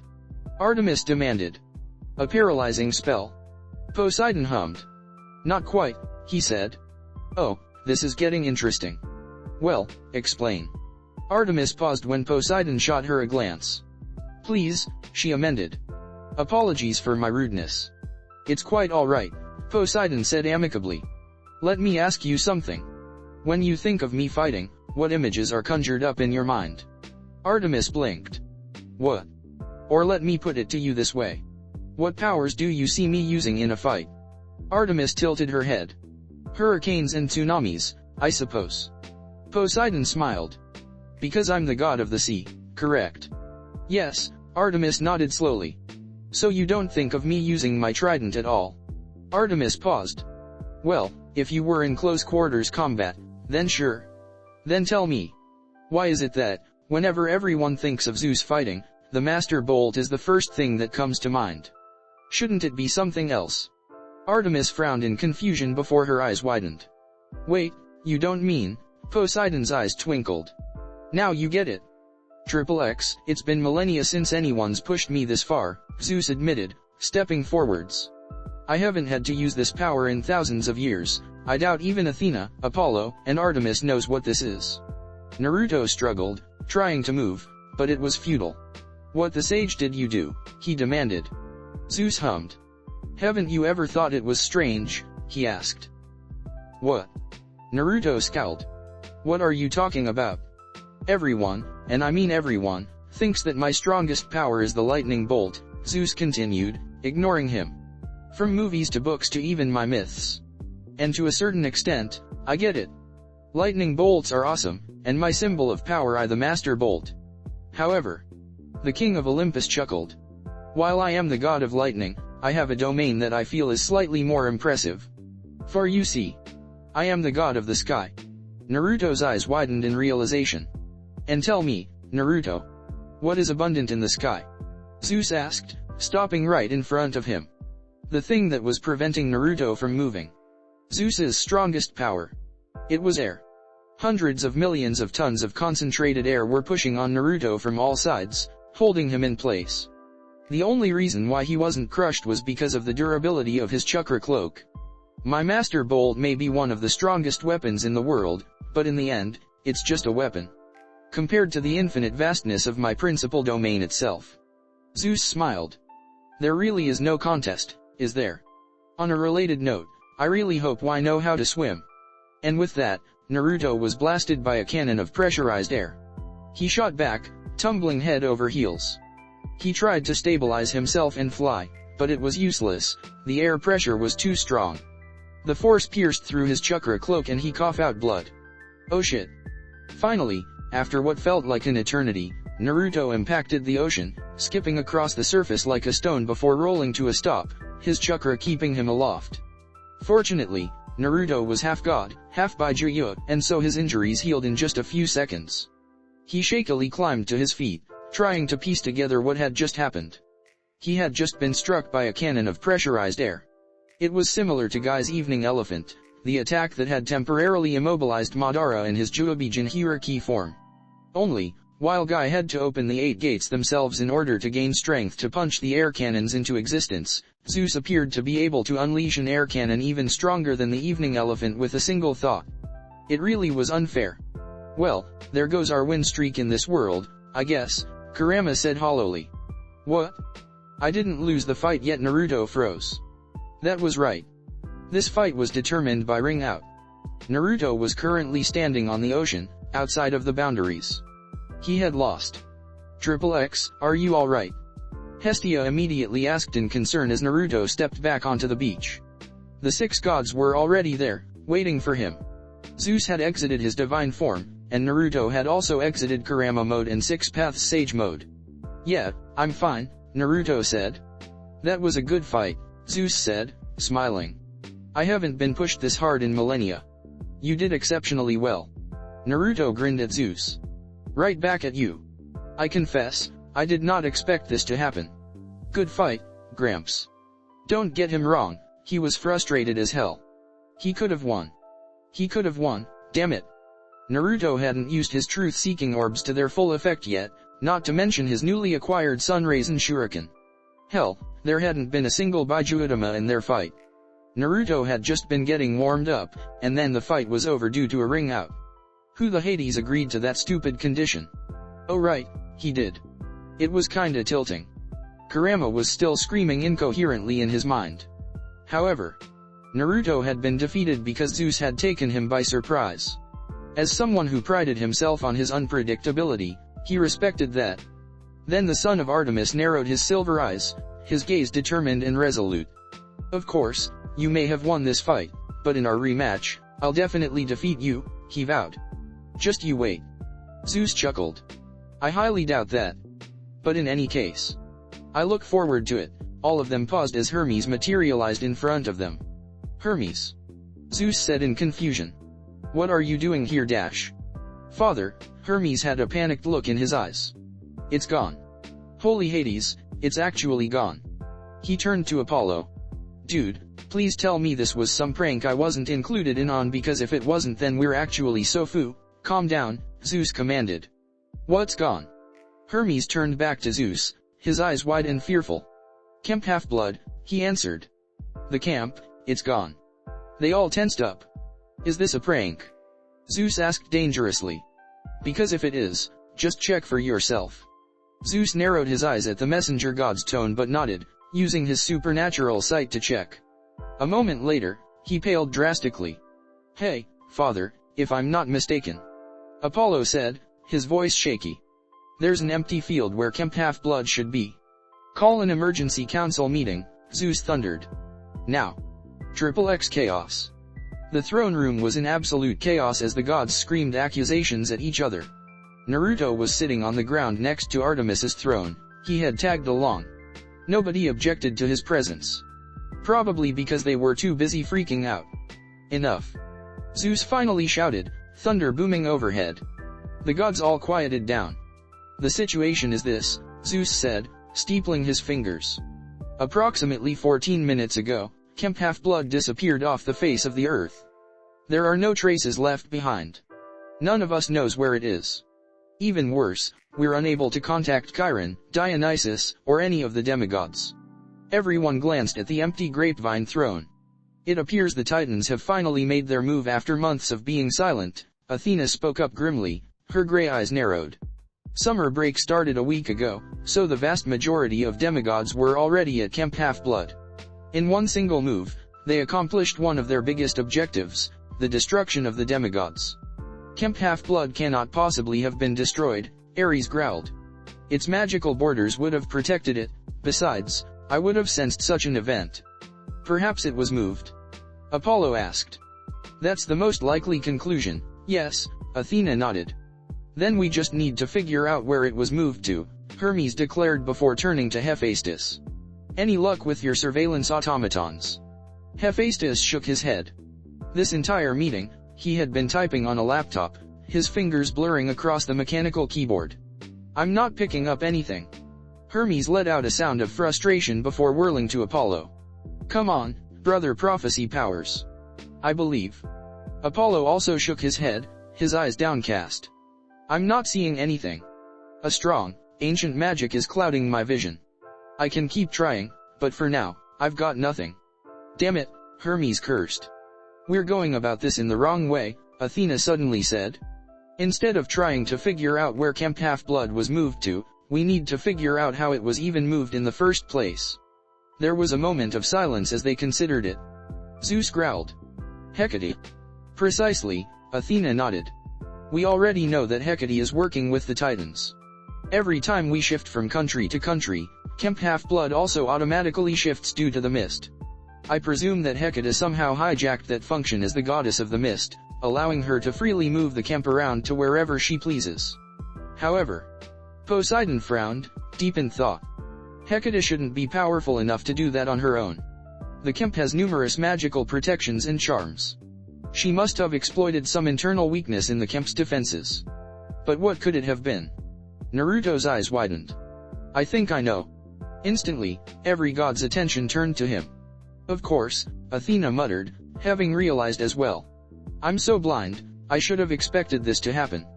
There's only one thing that could have acted as an internal conduit to facilitate the process, and we've all been aware of it for months."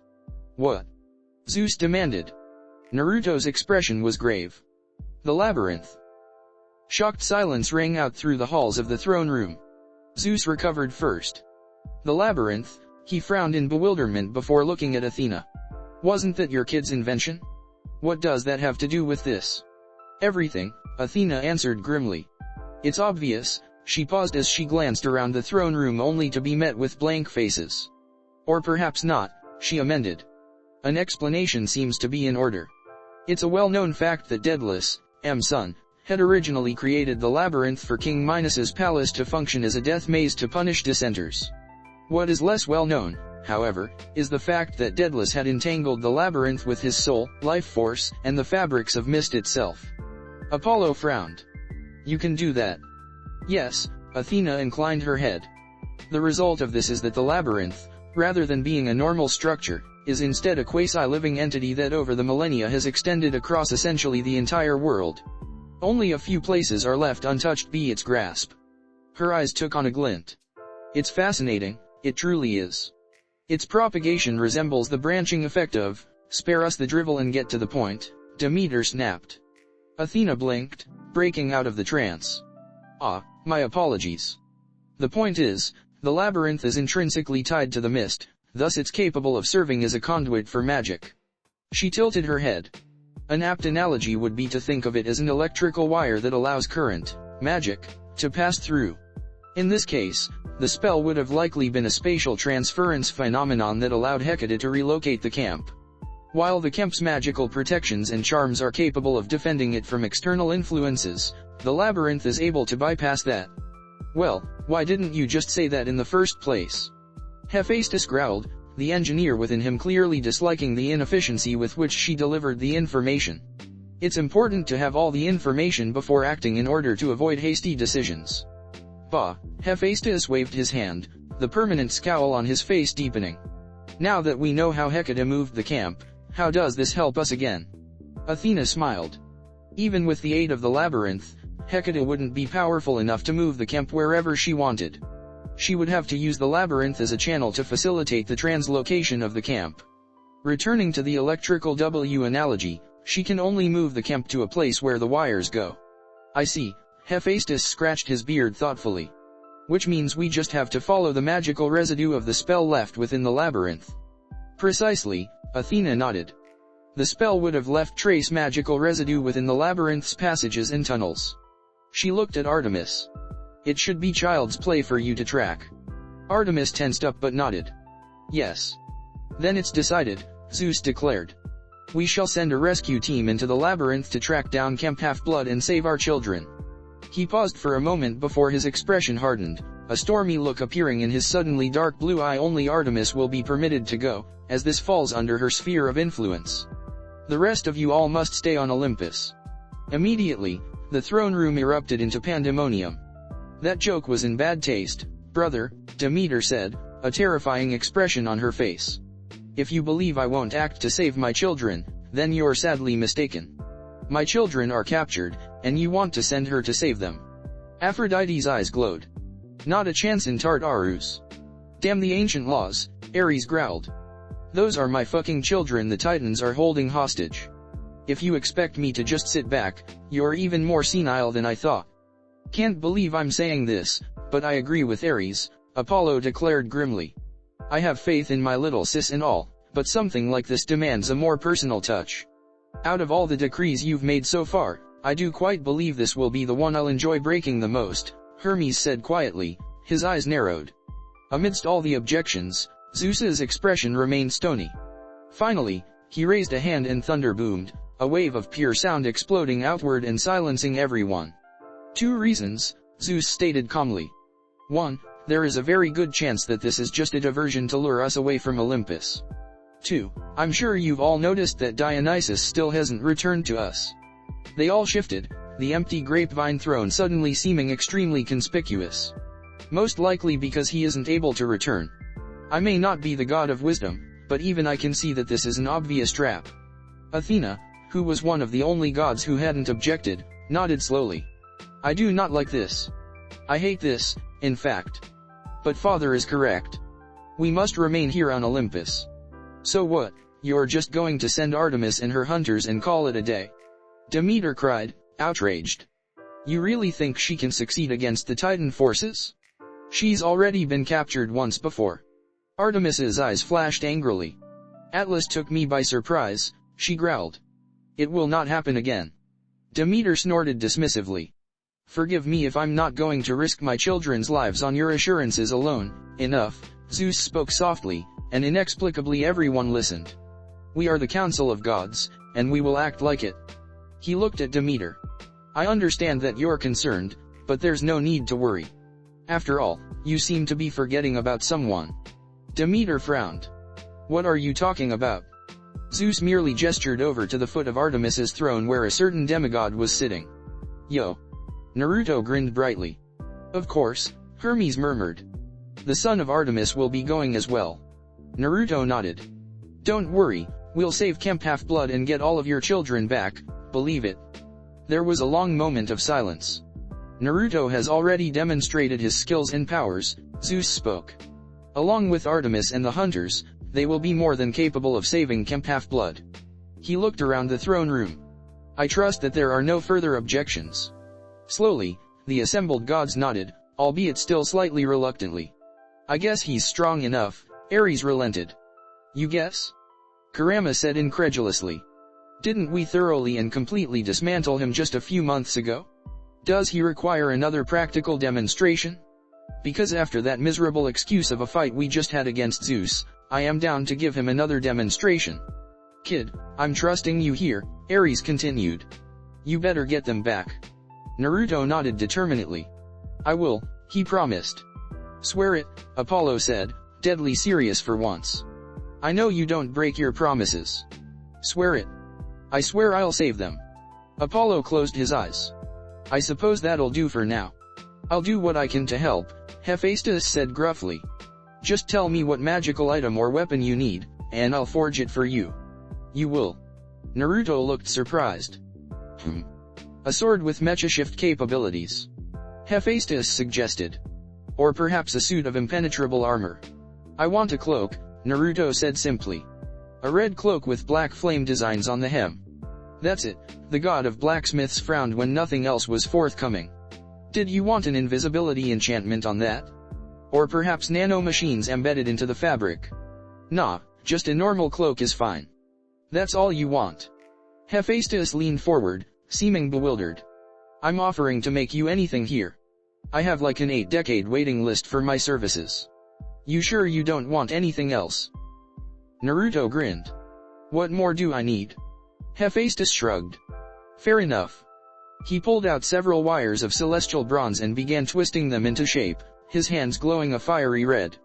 Did you seriously give up the chance to gain magical items of untold power, for a cloak? Kurama said flatly. Hey, gotta attain the drip, you know? The fuck is a drip? Now then, Zeus spoke up. Does anyone else have anything to say? No? Excellent. He looked at Artemis. Good luck, daughter. I'm sorry that I cannot offer you any more assistance, but I trust that you will succeed. Artemis nodded resolutely, turning to face the council. I will not fail, she vowed. The Titans will regret this, that I assure you. Just one thing. Apollo raised a finger, looking at Naruto curiously. I get that Athena's a genius and all, but how in the world did you know that Hecate was able to use the labyrinth as a magical conduit for a spatial transference spell? Naruto blinked. Huh? Oh, I had no idea about that. All I knew was that it's capable of manipulating space-time, so odds were it had something to do with the disappearance. He paused. Besides, the labyrinth is just plain creepy, he shuddered. I mean, have you seen that thing? It obviously had something to do with the Kemp's disappearance. Off to the side, Artemis was nodding along in agreement. Athena's lips twitched. Can't really argue with that logic, she muttered. Creepy. Hephaestus frowned, looking distinctly miffed. It's an engineering marvel, a masterpiece of unparalleled design. What are you talking about? Naruto shook his head. You wouldn't get it. No, seriously, you wouldn't, Apollo chimed in. It's a child of Artemis thing. Hephaestus made a noise of understanding. I see, he said. Anyhow, I'm finished. Naruto blinked. Somehow, in the past few minutes Hephaestus had somehow forged a cloak with his bare hands and several specialized tools. The god of the forge clapped his hands and the cloak dissolved into motes of light, rematerializing on Naruto. Naruto examined himself, grinning when he saw that the design was pretty much identical to what he had worn back when he had first mastered Sage Mode. I love it. Thanks, Hephaestus. Hephaestus gave a grunt of acknowledgement.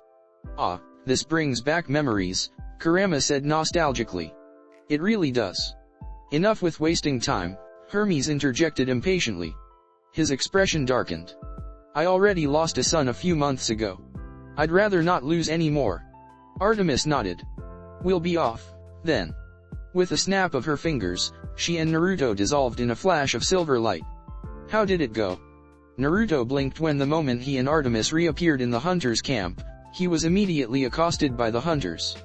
Huh, he asked dumbly. The fight against Zeus, Phoebe said urgently.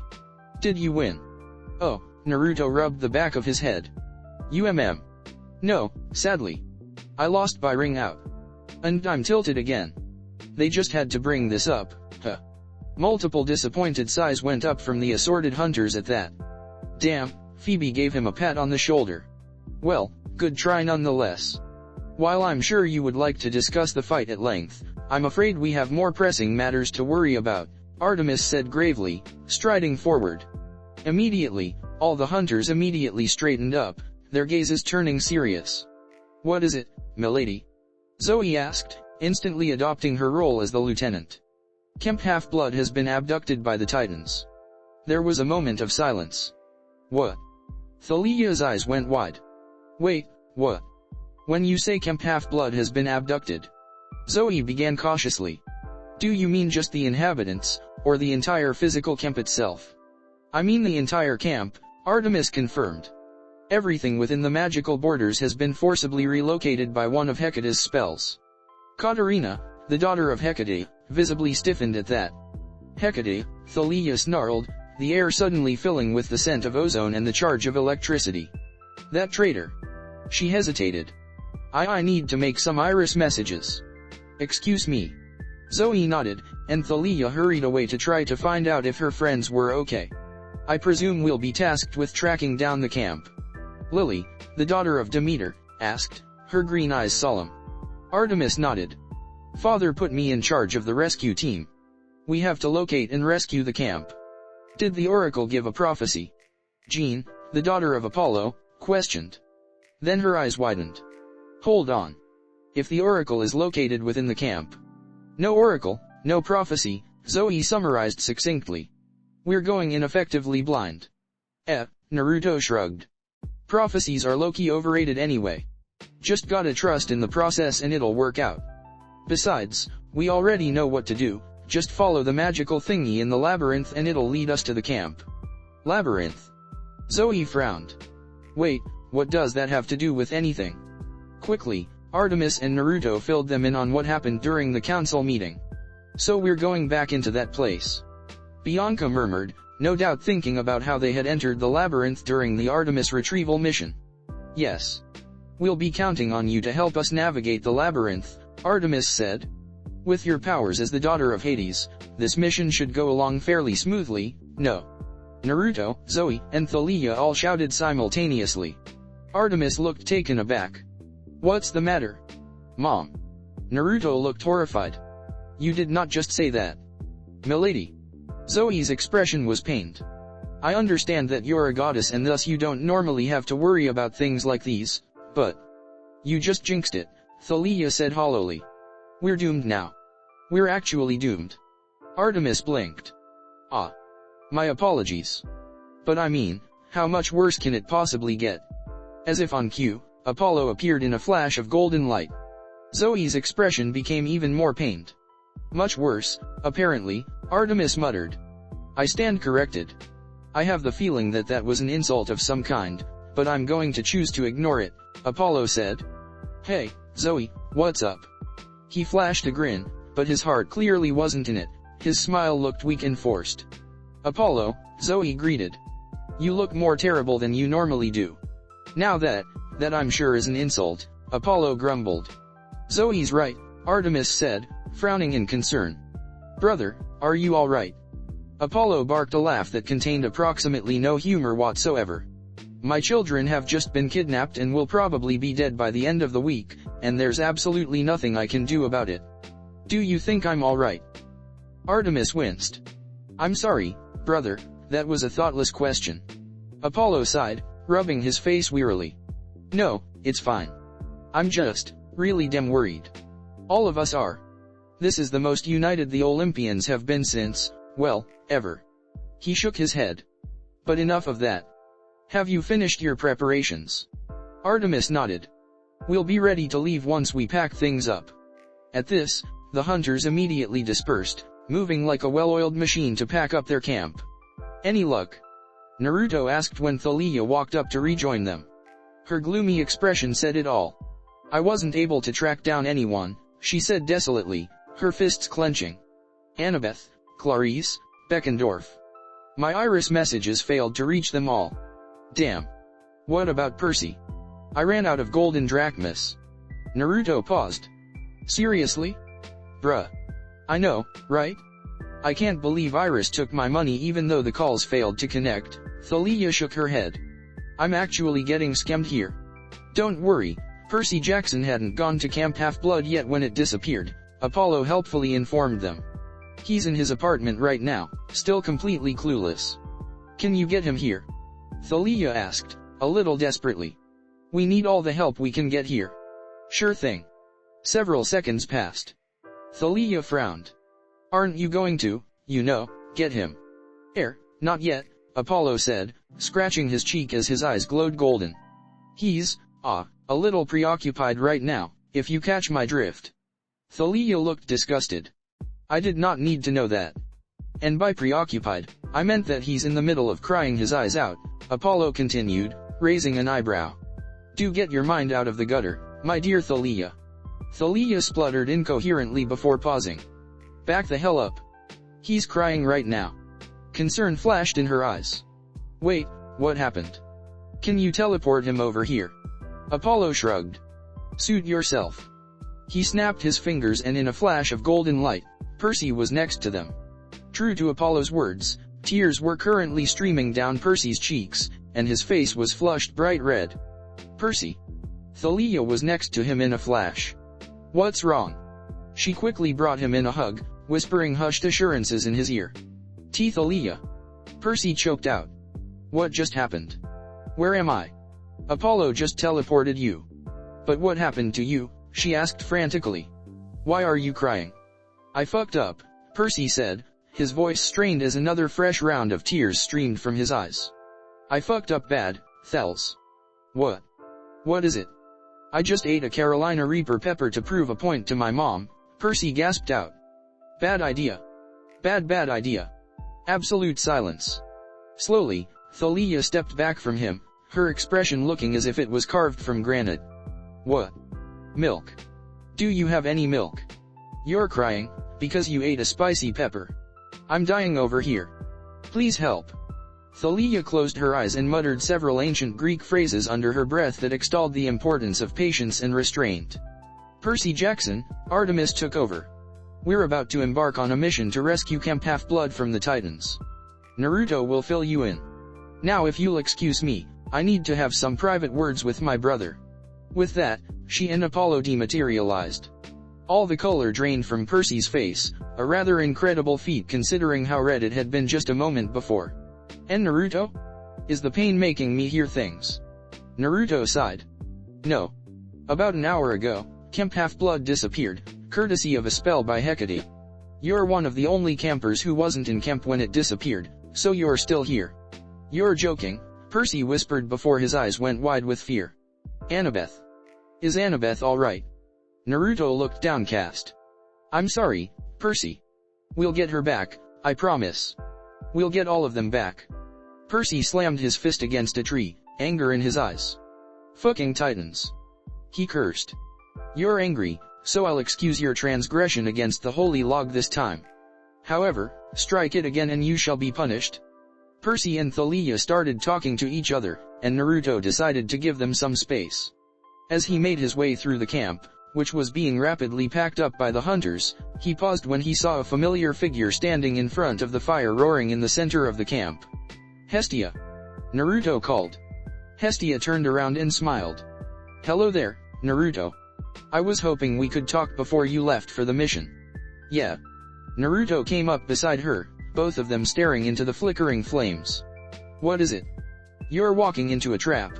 Though Hestia's voice was calm and level, the way her hands shook slightly gave away her true feelings. The Titans have been preparing for the past 6 months for this. They hold every advantage, and they'll have made countless plans to take you out. Naruto nodded. I know, he said simply. I mean, their plans aren't going to work or anything, so it'll be fine. Hestia's lips quirked up. Is that so? Of course. Being unpredictable is one of my best qualities, Naruto grinned. If the Titans think they can take us out with this, then they're in for an extremely rude awakening. His eyes softened. So please, don't worry for me. Hestia sighed. Intellectually, I know you are more than strong enough to take care of yourself. However, she bit her lip. I still worry. Hestia. Without hesitation, Naruto reached out and drew her into a hug. I'll be okay. Hugging a goddess without permission, she mumbled into his chest. How brazen of you. Naruto chuckled. Are you telling me you want me to let go?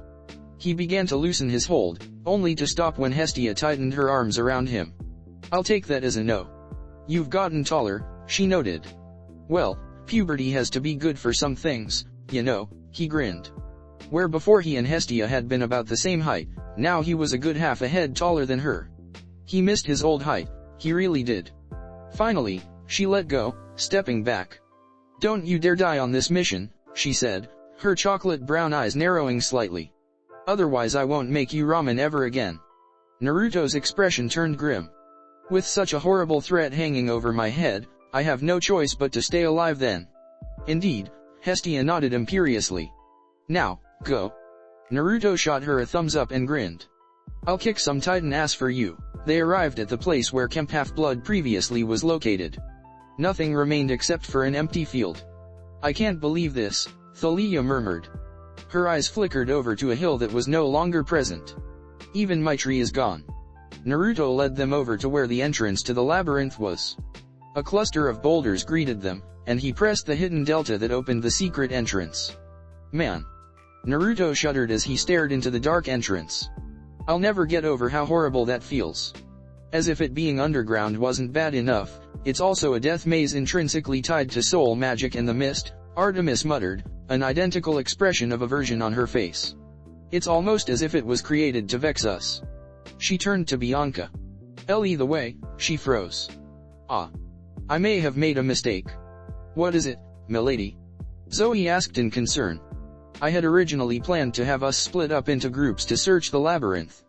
However, Only Bianca can safely navigate the labyrinth due to being the daughter of Hades. Zoe cursed. You're right. How could I have been so blind? I mean, it's not that big of a deal, right? Naruto said. Can't we just go in one big group? Zoe shook her head. Sadly not. The more people there are, the higher chance there is of something going wrong. There's a reason why normally only 3 people go onto a quest. 5 is probably the highest we can go. Any more, and, well, the risk increases exponentially. So what, we just have to stay behind again? Phoebe demanded. Zoe sighed. I don't like it any more than you do, but unless you somehow find a way to navigate the labyrinth, she paused. Oh wait. Katarina. All eyes turned onto Katarina, who shook her head. I'm afraid I'm going to be useless here. She smiled thinly. Mother is intentionally obfuscating my powers right now. Zoe sighed. Damn it. Well, it was worth a shot. Who will go, then? Phoebe asked. Artemis considered them all for a moment. Zoe, Bianca, Naruto, and Thalia, she finally said. The hunters grumbled but acquiesced. Unfortunately, a certain son of Poseidon was nowhere near as agreeable. Now hold on here, Percy frowned, stepping forward. I need to go as well. Denied, Artemis said flatly. I would be a fool to deliver you straight into the hands of the Titans. I'm already taking a big enough risk bringing along Thalia and Bianca. I can help though. Percy protested. Sis. Apollo spoke up. I think Percy should go. Artemis whirled to Apollo. What? Why? Gut feeling, he answered simply. I have a premonition that his water powers will come in handy. Artemis exhaled. Fine. Perseus Jackson will come along as well. Yes. Percy pumped a fist. I owe you one, Apollo. Now then, Artemis cast her gaze back to the entrance of the labyrinth and steeled her gaze.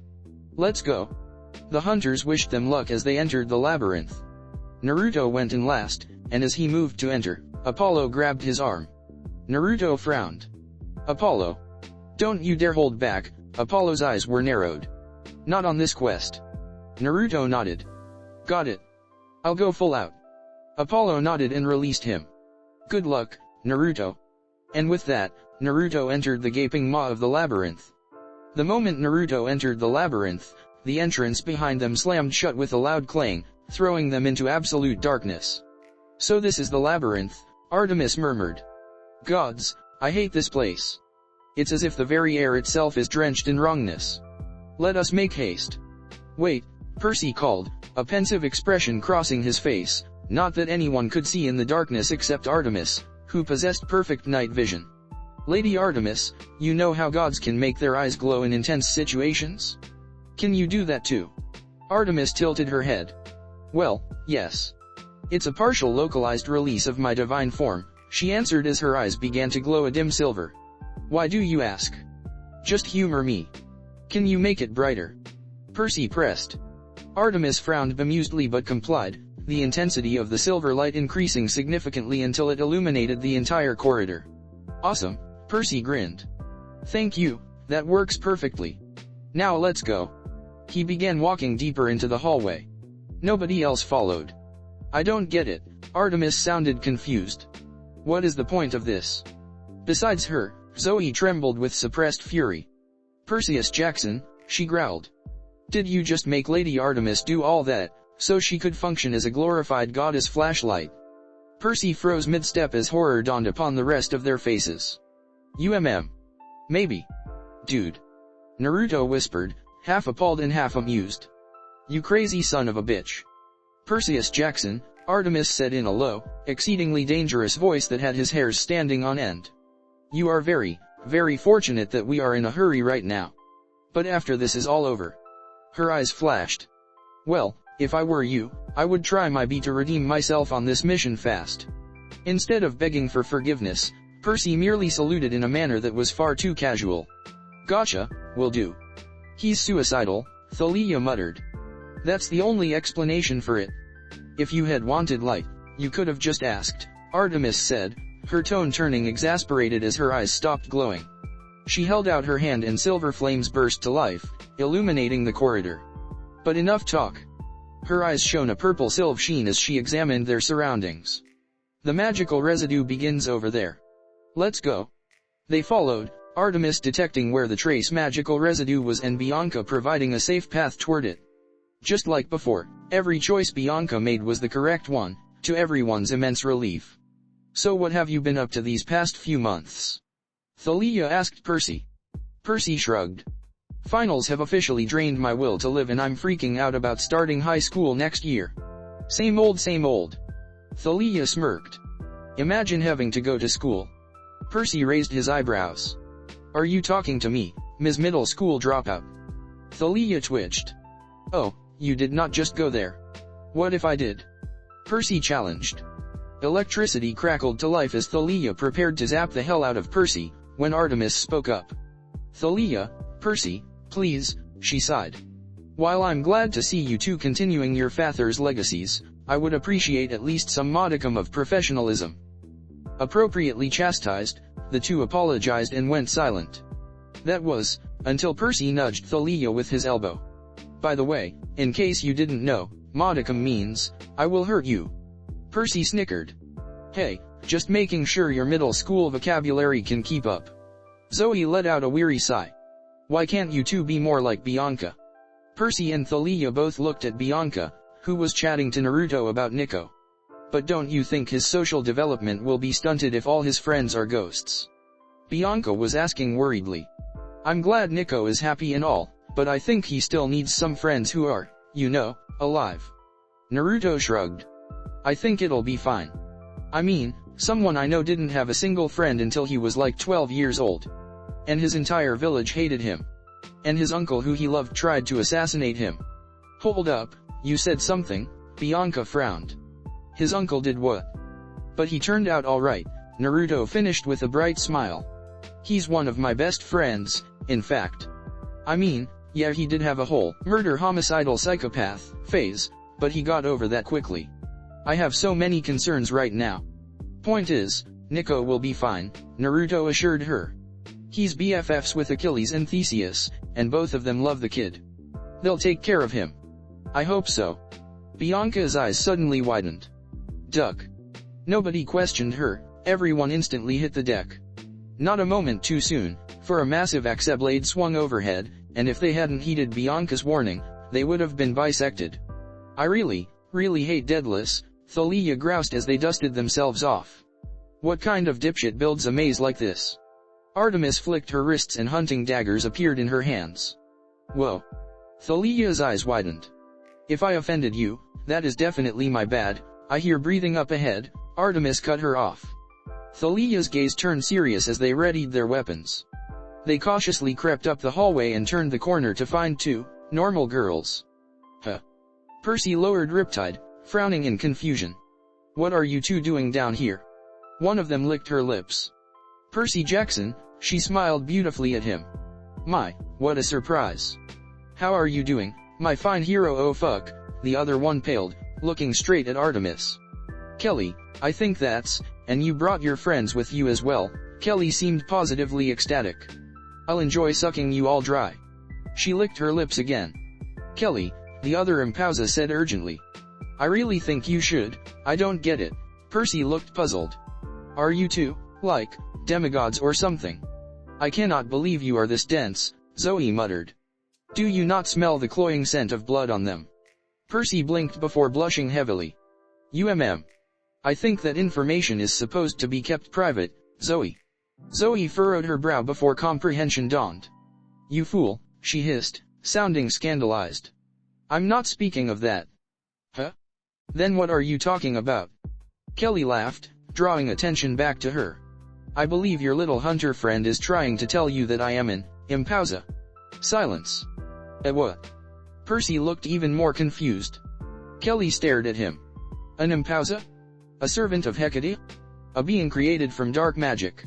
Sorry, Percy apologized. I had to cram so much geometry into my mind these past few weeks, my mind is pretty much dead. I don't have blood, I have geometric proofs. Gah. Kelly's appearance shifted, the color draining out of her face and arms. Her skin turned white as chalk, her eyes became crimson red, and her teeth elongated into fangs. Does this ring a bell? Oh. Percy's eyes widened. You're a... He paused when he noticed her legs. Her left leg was brown and shaggy with a donkey's hoof and her right leg was shaped from bronze. Disabled inbred vampire, he finished confusedly. Naruto and Thalia snickered. I'm an impausa. Kelly snarled.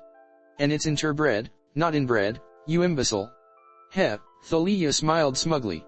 So much for your superior education, kelphead. I will kill you all, Kelly promised. Kelly, the other impausa yelled. What? She snapped. I might be wrong, but isn't that the goddess Artemis? What? Kelly turned to look at Artemis. Somehow, she turned even more pale. Oh, you have got to be kidding me, Silver flashed. A moment later, Kelly and the other impausas' heads fell to the ground and disintegrated into dust. Artemis sheathed her hunting knives. They were getting annoying, she said simply as an explanation. Percy shrugged. Fair enough. As they continued moving forward, the traps seemed to intensify. Bianca was still able to negate them all with pinpoint accuracy, but there were several close calls. Geez, Naruto muttered after the fifth skewering attempt. Are we near something important? Why are there so many death contraptions in this area? Bianca closed her eyes and concentrated. There's an arena up ahead? I can't really tell. An arena. Naruto tilted his head. In here. Certainly brings a new level of meaning to underground fights, Zoe mused. Though I wonder just who would set an arena up down in the labyrinth. Well, we have to pass it in order to move on ahead, so I guess we'll find out soon enough, Bianca said, looking as if she wasn't entirely thrilled with the idea. Up ahead of them were large bronze doors, emblazoned with a pair of crossed swords. Artemis snapped her fingers and the doors were flung open. They walked inside to find a circular arena. Plain stone benches wrapped all the way around, though they were all empty. This place reeks of death, Bianca scrunched up her nose. We know, Percy said, a strange note to his voice. The skulls are kinda a dead giveaway. Indeed, the arena was full of skulls. They ringed the edge of the railing. Piles of them decorated the steps between the benches. They grinned from pikes at the back of the stands and hung on chains from the ceiling like the world's most unhygienic chandeliers. Most of them were old, nothing but bleached white bone, but some of them were a little more fresh. I'm seeing things, right? Percy sounded downright strangled now as he gazed at the green banner of the trident, the symbol of Poseidon, hanging on the back wall. That's just a weapon that looks like my dad's trident but isn't actually, right, guests? The new voice drew their attention. Above the banner was a throne made from bones and bronze. A giant had stood up from it and was grinning down at them. He was massive, nearly 15 tall and 3 seats wide. His skin was dark red and tattooed with blue wave designs. Welcome to my arena. I am Antaeus. Antaeus grinned. I do apologize for the lack of audience. I had plenty of guests in here just a few days ago, but sadly they already passed by. They tensed up at that. The Titan army, Zoe surmised in a hushed whisper. Not good. They're already on the move. Antaeus, the half-giant son of Gia, Artemis stepped forward, her silver eyes calculating. So this is where you've been hiding. Oh? You're pretty knowledgeable. Who are you, little girl? Artemis narrowed her eyes. Sensing she was about to lose her patience, Naruto quickly stepped in. What's the deal with all the skulls? He asked, gesturing around with a hand. His other hand was inside his kunao pocket, prepared to launch a wide array of deadly weapons. Antaeus brightened. I'm glad you asked. This is my temple dedicated to my father, the Earthshaker himself. Your father? Percy asked with growing horror. Yes. The Lord of the Seas, the Stormbringer, the King of Atlantis, Poseidon. Antaeus paused as recognition entered his eyes. Ah, I knew your aura was familiar. Hello there, brother, he grinned savagely at Percy.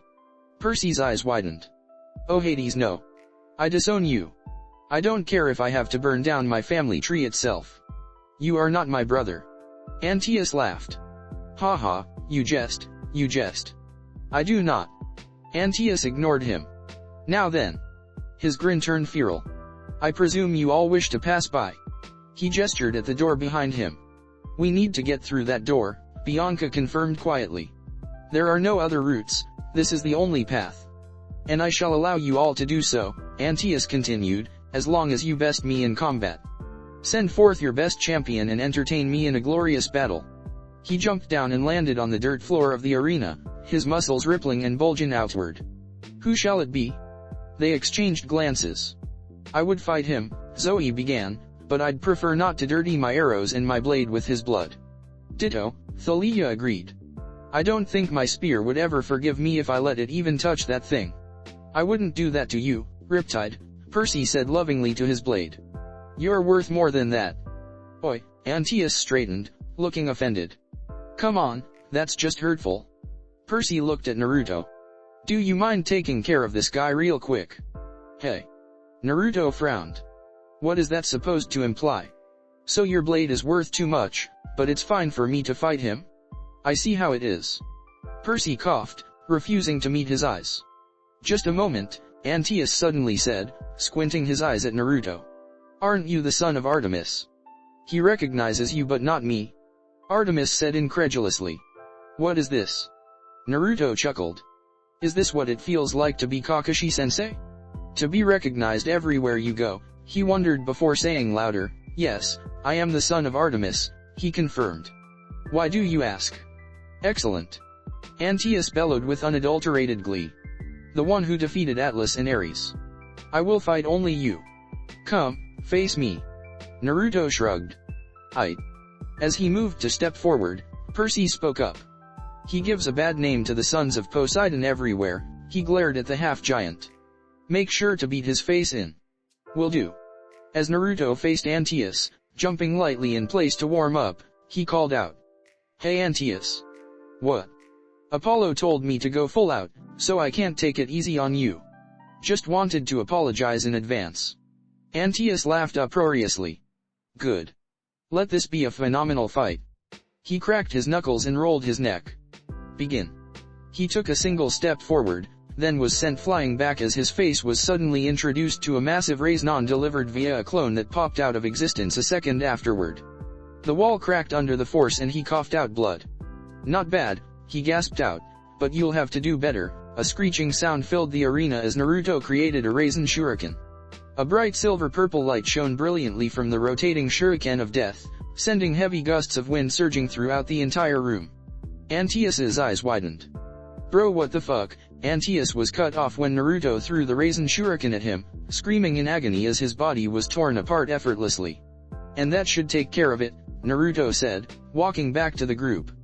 Dude, Percy said, staring at the Raisin Shuriken, which had expanded into a vortex by this point and was shredding Antaeus with millions of microscopic wind blades. Overkill much. I didn't want to touch him with my bare hands, Naruto admitted. He smelled so god-awful when I got close to him. Despite his dad being the god of the seas, I don't think he's had a bath in decades. Thank you for the imagery, Bianca muttered. I really appreciate it. He's not dead, by the way, Artemis said, her gaze still focused on the half-giant. Due to his mother being Gia, as long as he's in physical contact with the earth, he'll continue regenerating. Naruto paused, turning around to see Antaeus still alive. Dirt was crawling up his body and covering and mending the countless cuts littering his body. Huh, you're right. You. Antaeus growled, hatred in his eyes. I'll kill you.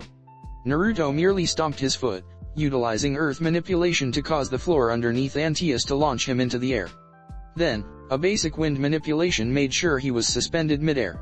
One quick Raisin Shuriken later, and there was nothing left of Antaeus except for dust falling to the ground. Well, that was somewhat anticlimactic. Suddenly, the sound of clapping filled the arena. Naruto tensed up, looking up to see another man come up beside the empty throne. He was old, with short gray hair and a clipped beard, and was dressed in a black t-shirt, blue jeans, and boots. His grey eyes were scanning the entire room, and whatever he saw must have been satisfactory because he gave a single nod of approval. You finally killed that nuisance, he spoke in an oddly accented voice. His presence has been polluting the labyrinth for quite some time now, so it's a relief for him to finally be gone. You have my thanks. Bianca let out a gasp, her eyes wide. This man, his soul is, it's wrong. It feels so wrong. They all tensed up. Who are you? Naruto demanded. Me. The man smiled. The name's Daedalus. It's a pleasure to meet you. The very instant the name Daedalus passed the man's lips, they all immediately burst into action. In a whirlwind of speed, Percy uncapped his pen, which lengthened into Riptide. Zoe and Bianca instantly knocked several arrows. Thalia slammed her bracelet with her hand and it expanded into the snarling visage of Aegis. Naruto formed a raise-non, and Artemis's twin hunting daggers materialized in her hands. Daedalus frowned mildly. Clearly, whatever reaction he had been expecting, this wasn't it. Whereas before with Antaeus they had been relaxedly milling around, against Daedalus they went into high alert, distrust, and wariness in their eyes. He said slowly. May I ask what I did to deserve such an unfriendly reaction? You created the labyrinth, Naruto growled, his skin still cling uncomfortably due to being underground. Hades has been complaining about you for more than 4 millennia, Artemis stated, silver eyes narrowed. Also, the labyrinth. Lady Artemis and her son, Naruto. Daedalus inclined his head respectfully in greeting. Yes, I can certainly see why you feel that way. He turned to the rest of the demigods. That doesn't explain your reactions though, he said, looking curious. Are you kidding? Thalia asked incredulously.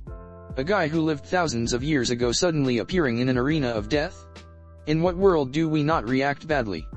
Besides, you heard what Bianca said about your soul, Percy added. A daughter of Hades called your soul wrong. To know about you, but that does not sound good to me at all.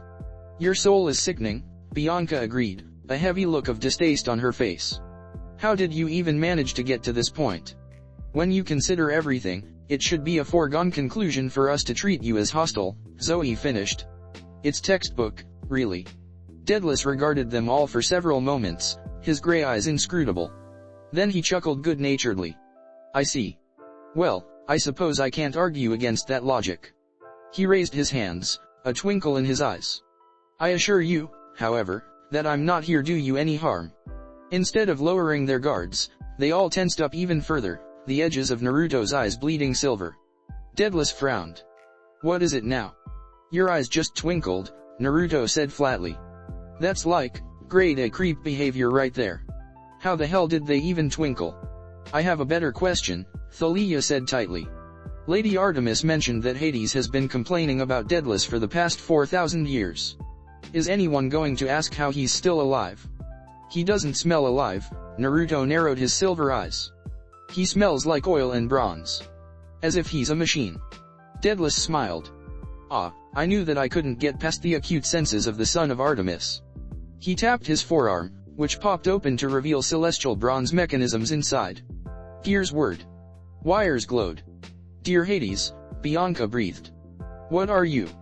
Daedalus hummed. That is a rather fascinating question. I could talk on the subject for hours, but I doubt such a philosophical tangent would be appreciated.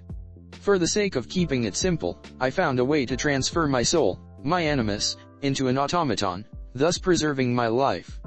So that's how you did it, Artemis murmured. You gave up the essence of your humanity, defying the natural order of the world itself in the process. The legendary inventor laughed. You of all people are going to lecture me on defying the natural order, he asked, looking pointedly at Naruto. Artemis bristled, but before she could say anything, Daedalus held up his hand placatingly. But I didn't come here to exchange barbs. Yes, you could call me an abomination.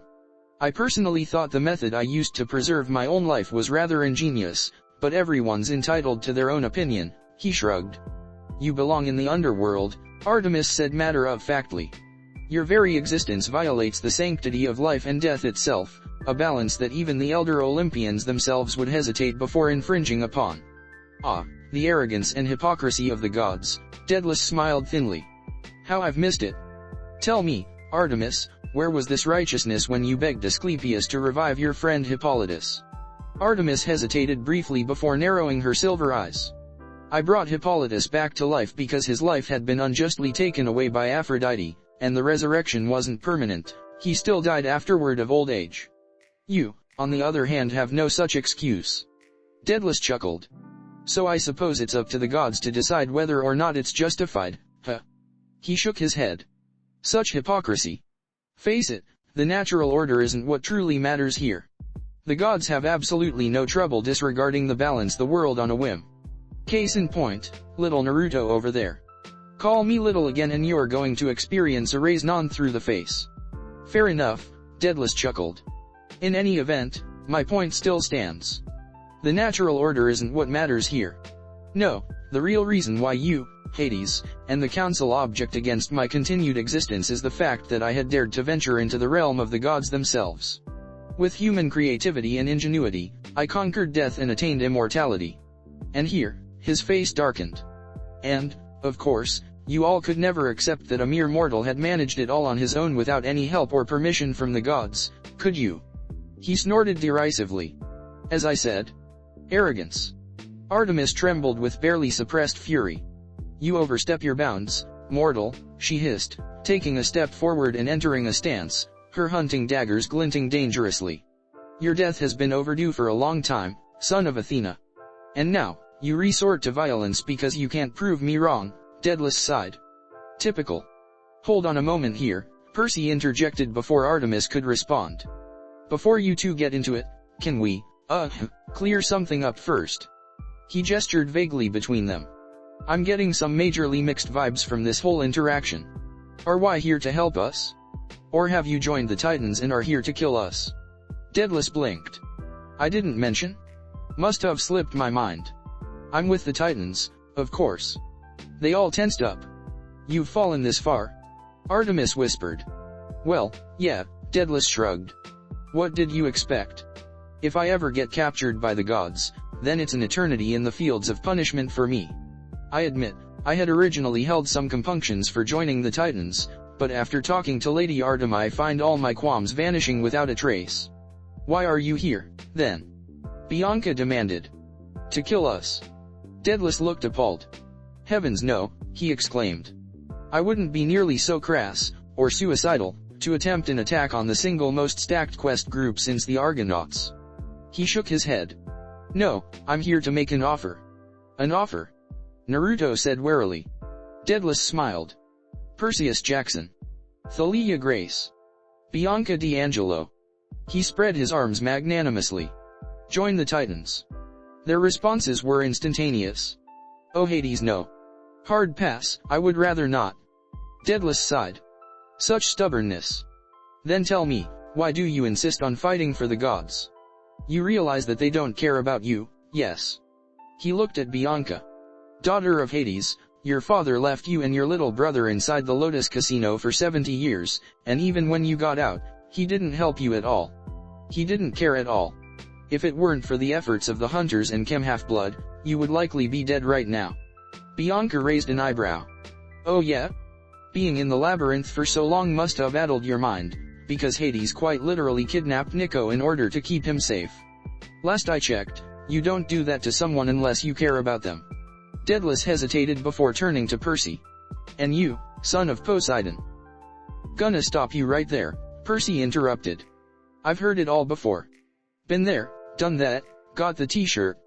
You haven't even listened to what I have to say. Also, my fatal flaw is excessive loyalty. Identified by the scary owl lady herself. Ah, Daedalus made a noise of understanding. Understandable, have a great day. Scary owl lady. Artemis muttered disbelievingly. Finally, Daedalus's gaze landed on Thalia. And you, daughter of Zeus. When you were being hunted, your father didn't help you at all. Only when you were on the precipice of death did he raise a hand, and even then, it was to turn you into a tree. He could have saved you, he could have blasted apart all the monsters about to devour you, he could have ordered Apollo to treat your wounds, but he did none of that. He shook his head. It's disgusting. Join us, Thalia, and I assure you such a thing will never happen again. Thalia regarded him for a while. You know, if you had made this offer just a year ago, I might have accepted, she mused, a hint of melancholy in her eyes. Then her expression hardened. Sadly, that window of opportunity is long gone. Sure, my dad might have a metric crapton of issues, but at least he's trying. It may be few and far between, but he undoubtedly has his moments where he shows that he does in fact care. Daedalus released another heavy sigh. As one demigod to another, let me share some of the wisdom I've accumulated over the past 4,000 years. The gods don't care. They're showing you but the merest scraps of attention, yet you're actingly they're somehow being the best parents in the world. It's pitiable, in a way. They never change, and they never will. Thalia raised an eyebrow. You say that gods don't change, but see, I went the first 16 years of my life without meeting with Zeus a single time. Then, in the past 6 months, he's visited me 4 times. 4 times. Granted, that's mostly because Naruto giving him a pep talk, but hey, I say it still counts. She tilted his head. Seems like a change to me. No. You say that he visited you only 4 times, and that's 4 times more than I had ever expected. Sure, it's a pitiful number, and you may think me pathetic for being overjoyed at the paltry amount of attention he's showing me, but you know what? Thalia smiled. For him, it's still an improvement. And to me? It shows that he can change. Daedalus hesitated. Although not gonna lie, I'm a bit offended. Thalia crossed her arms. Why are you focusing so much on me, and not Percy or Bianca? She narrowed her blue eyes. Do you asshats somehow think that I would betray my friends and family so easily? That I'm the most easily manipulated? No, I'm focusing on you because your father is Zeus, Daedalus replied offhandedly. It's nothing personal, I just figured that he would be the worst father out of the big 3. Thalia blinked. Oh. Fair enough. Naruto winced. Zeus, man. Please, just listen to me. The gods are evil, Daedalus tried to appeal to them once more. You may think that the gods are in the right, but I assure you, they are undoubtedly. Okay, you're actually starting to piss me off, Percy suddenly snapped. Will you give it up already? We're not going to join the Titans. It's not about who's right or who's wrong, who's good, or who's evil, he declared passionately, slashing his hands across the air. It's about who's family. Daedalus shut his mouth, stunned. You think we're stupid? Percy continued, green eyes narrowed. You think we're not aware that the gods are shitty parents? Because trust me, we're more than aware. The gods may act like they're perfect and can do no wrong, but I think we all know how fucked up they are. He paused. No offense, he said to Artemis. She inclined her head silently. He took the fact that she didn't blast him instantly as a good sign and continued. So yeah, my dad may suck sometimes, and maybe I get the urge to punch him in the face every now and then, but he's still my dad, and at the end of the day, that's what truly matters. A heavy silence descended upon the arena at his words. It persisted to the point where Percy glanced around awkwardly. Did I say something wrong? Dude, Naruto whispered, his voice choked. I'm touched. Holy shit, are you crying right now? What the hell? He just used his first application of talk no jutsu, Naruto sniffed. I'm so proud of him. That's not a real jutsu, Kurama said flatly. How dare you? You take that back. Because Naruto had once been in the same situation. Back when he had realized for the first time that Kakashi-sensei, his father, Tsunade Bachin, Ero-sennin, and so many other people close to him in his life were. Well, they weren't exactly good people. His own father had slaughtered 2,000 shinobi in a single battle. Kakashi had done unspeakable things during his time in Umbu. Tsunade and Jiraiya were war legends for a reason. When the implications had fully hit him, Naruto had practically withdrawn into himself for a few days in the mansion, struggling immensely to reconcile the two facts. They were people precious to him. But they weren't good people. They had killed up, they had torn apart families and destroyed countless lives. Sure, it may have been done for the good of the village, it may have been done with good intentions, it may have been done because they had no choice and were simply shinobi following orders, but Naruto made it a point to consider things from all points of view, not just the one that made it easiest for him to swallow. It was perhaps the most valuable lesson he had learned in his life, after all. And while they were praised as heroes in Konoha, what about in the other villages? What about the mother who lost her son in IWA? The father in Kiri who cried because his daughter never came home? The brother in Kumo who would never play with his siblings again? It would be so much easier for him to just ignore all of those troubling thoughts. To just return to the simple days, when he could just ignore their viewpoints.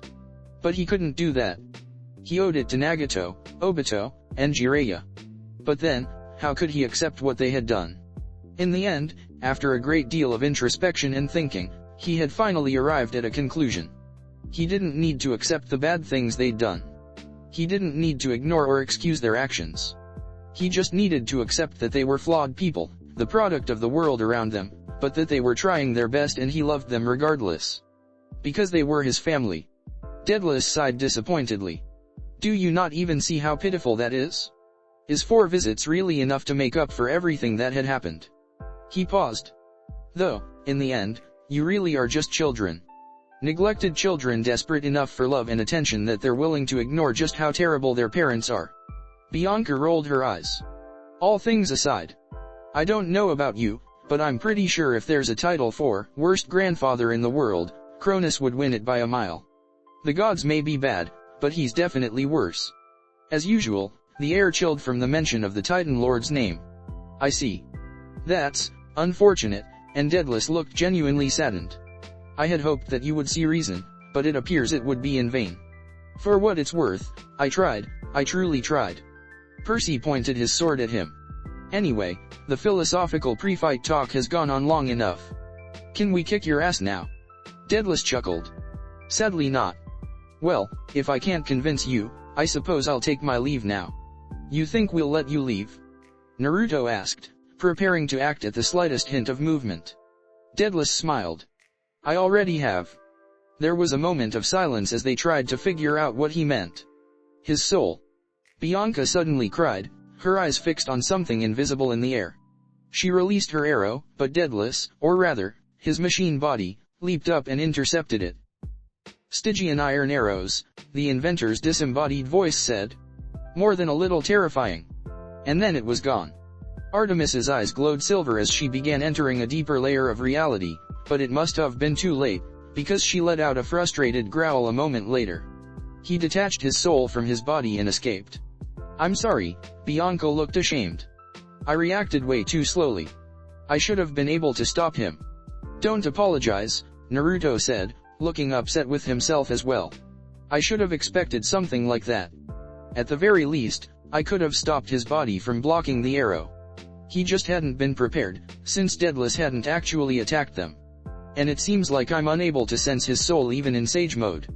Probably need 6 paths powers for that. Indeed.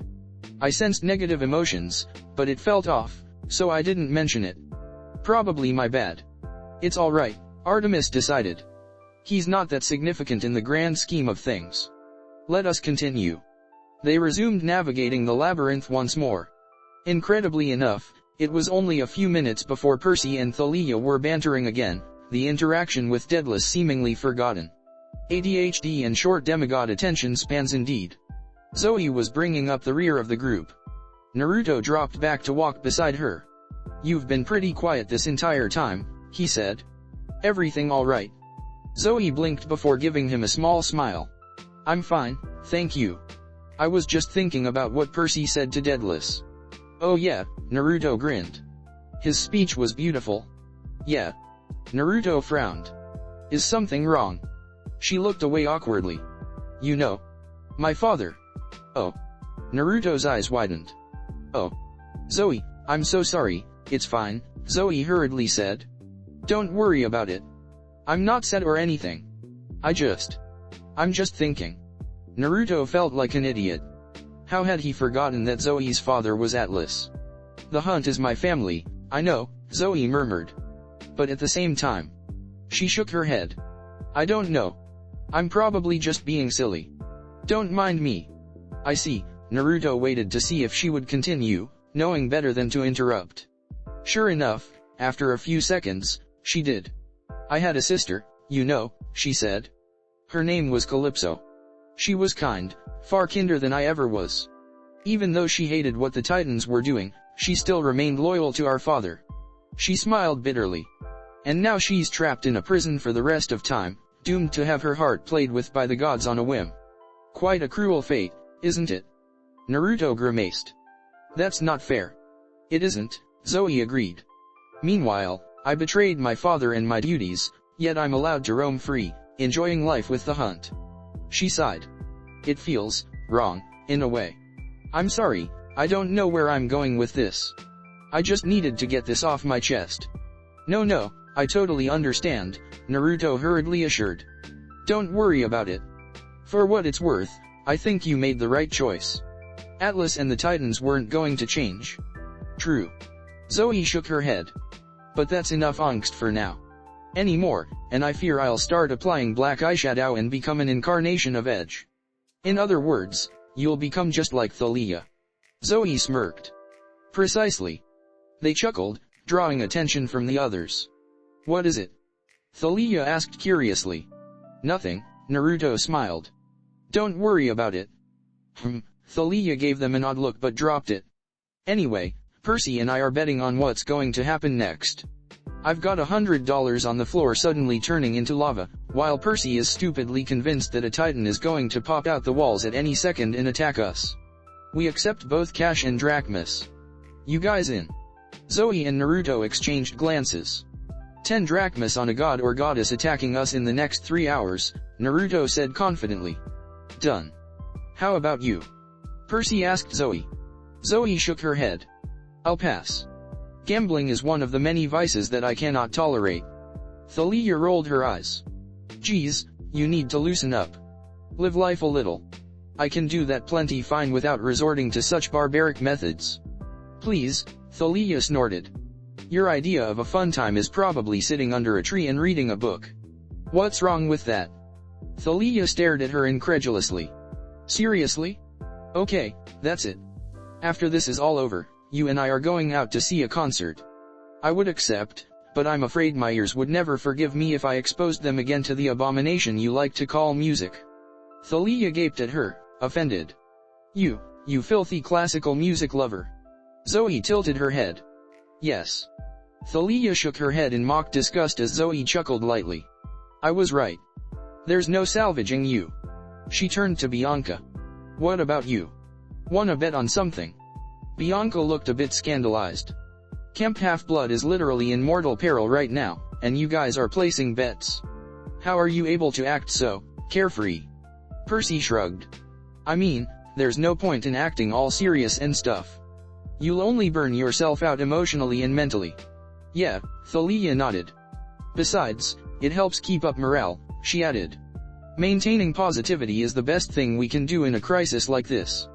It's kinda like how banter is a vital ingredient to any quest. Bianca hesitated, then shrugged. I see your point. In which case? She smiled. Count me in. I bet 5 drachmas that we're going to get attacked by some rogue demigods. Ayyyy, Thalia cheered, clapping Bianca on the shoulders. I'm glad you saw the light, and that I'm about to become 5 drachmas richer. You wish, Bianca responded before pausing. A smug grin slowly spread across her face. Oh, and also? You do realize that I can have us take a path that avoids all the lava traps, right? Thalia's eyes widened. Wait, that's not fair. That's cheating. That can't be allowed. I'll allow it, Percy instantly said. So will I, Naruto grinned. And that's the majority, Bianca declared. Looks like you're outvoted. She smiled. I love democracy. I feel like I should be discouraging this sort of behavior, Artemis muttered as Thalia bemoaned her choices. Just a slight feeling. Hey, we're using camp funds anyway, Percy said. No harm done. You're using camp funds. Naruto raised an eyebrow. Won't Chiron be pissed if he finds out? Only if he finds out. A worried look suddenly appeared on Percy's face. You won't snitch on us, right? He asked Artemis. Artemis tilted her head. I don't know. It seems rather wrong for you to use the camp's hard-earned money from selling strawberries for betting. Percy frowned. Selling strawberries. Artemis paused. Yes. Isn't the strawberry business the camp's main source of income? What? No. Well actually, maybe, Percy amended. I'm not too sure on the specifics. However, I do know for a fact that the Hermes kids have a nice little racket going on in the mortal world, and they're cutting Chiron in on a percentage in return for High not bringing the hammer down on them. Naruto laughed. Seriously? Chiron did that. He's pretty cool when he's not lecturing us, Percy grinned. Did I ever tell you that one time he infiltrated my school as a faculty member? Easily the best Latin teacher I've ever had. Oh man, that must have been so much fun. Naruto cut off abruptly as a man suddenly materialized in front of them, stepping out of the shadows in the corridor. He made no sound and indeed had no presence whatsoever. His stealth skills were easily on par with Itachi Uchiha himself. Naruto had sensed him at all, which honestly should have been impossible. He narrowed his eyes as he drew a silver kunai. Hey, the man greeted. He smiled as if to show he meant no harm. He was tall and muscular, with the lithe build of a dancer. His long dark hair was pulled back into a ponytail, and he had gray eyes that shone with amusement, as if he was privy to some inside joke they didn't know. Sorry for the abrupt entrance. I hope I didn't startle you. Are you a Titan? Percy interrupted hopefully. Please tell me you're a Titan about to attack us. I have $100 riding on this. Alternatively, please tell me that you're a god instead. Naruto spoke up even as he began gathering his chakra. 10 golden drachmas are at stake here. The man laughed. I'm neither, I'm afraid. Oh, for Hades' sake. You're useless. The man cocked his head. I am a giant though, if that helps. Naruto paused. A giant. The man grinned. Yup. Your mother should know me. Zoe too. He nodded at Artemis. Slowly, Naruto realized that something was wrong. Artemis was frozen in place, her silver eyes wide as she stared at the man. Zoe was alternating between looking at Artemis in concern and regarding the giant cautiously. Mom. Naruto asked hesitantly. Who is this? Artemis's mouth opened, but no sound came out. Her eyes were flickering agitatedly with emotions, and sections of her body began glowing silver as she struggled to maintain control over her divine form. Naruto wavered, unsure of what to do. Mom, he said in concern. What's wrong? He whirled back to the man. What did you do? He demanded fiercely. Me. The man held up his hands innocently. I did absolutely nothing. Whatever she's feeling right now is the result of her own actions. Isn't that right, Artie? Artemis flinched as she had been struck. Chakra and killing intent exploded out from Naruto as the silver pigmentation around his eyes vanished and the power of the Sage of Six Paths rushed through him. The walls shuddered and cracked from the incredible pressure and the air suddenly became suffocating, laden with the absolute force of his will and infused with the most powerful chakra in the world.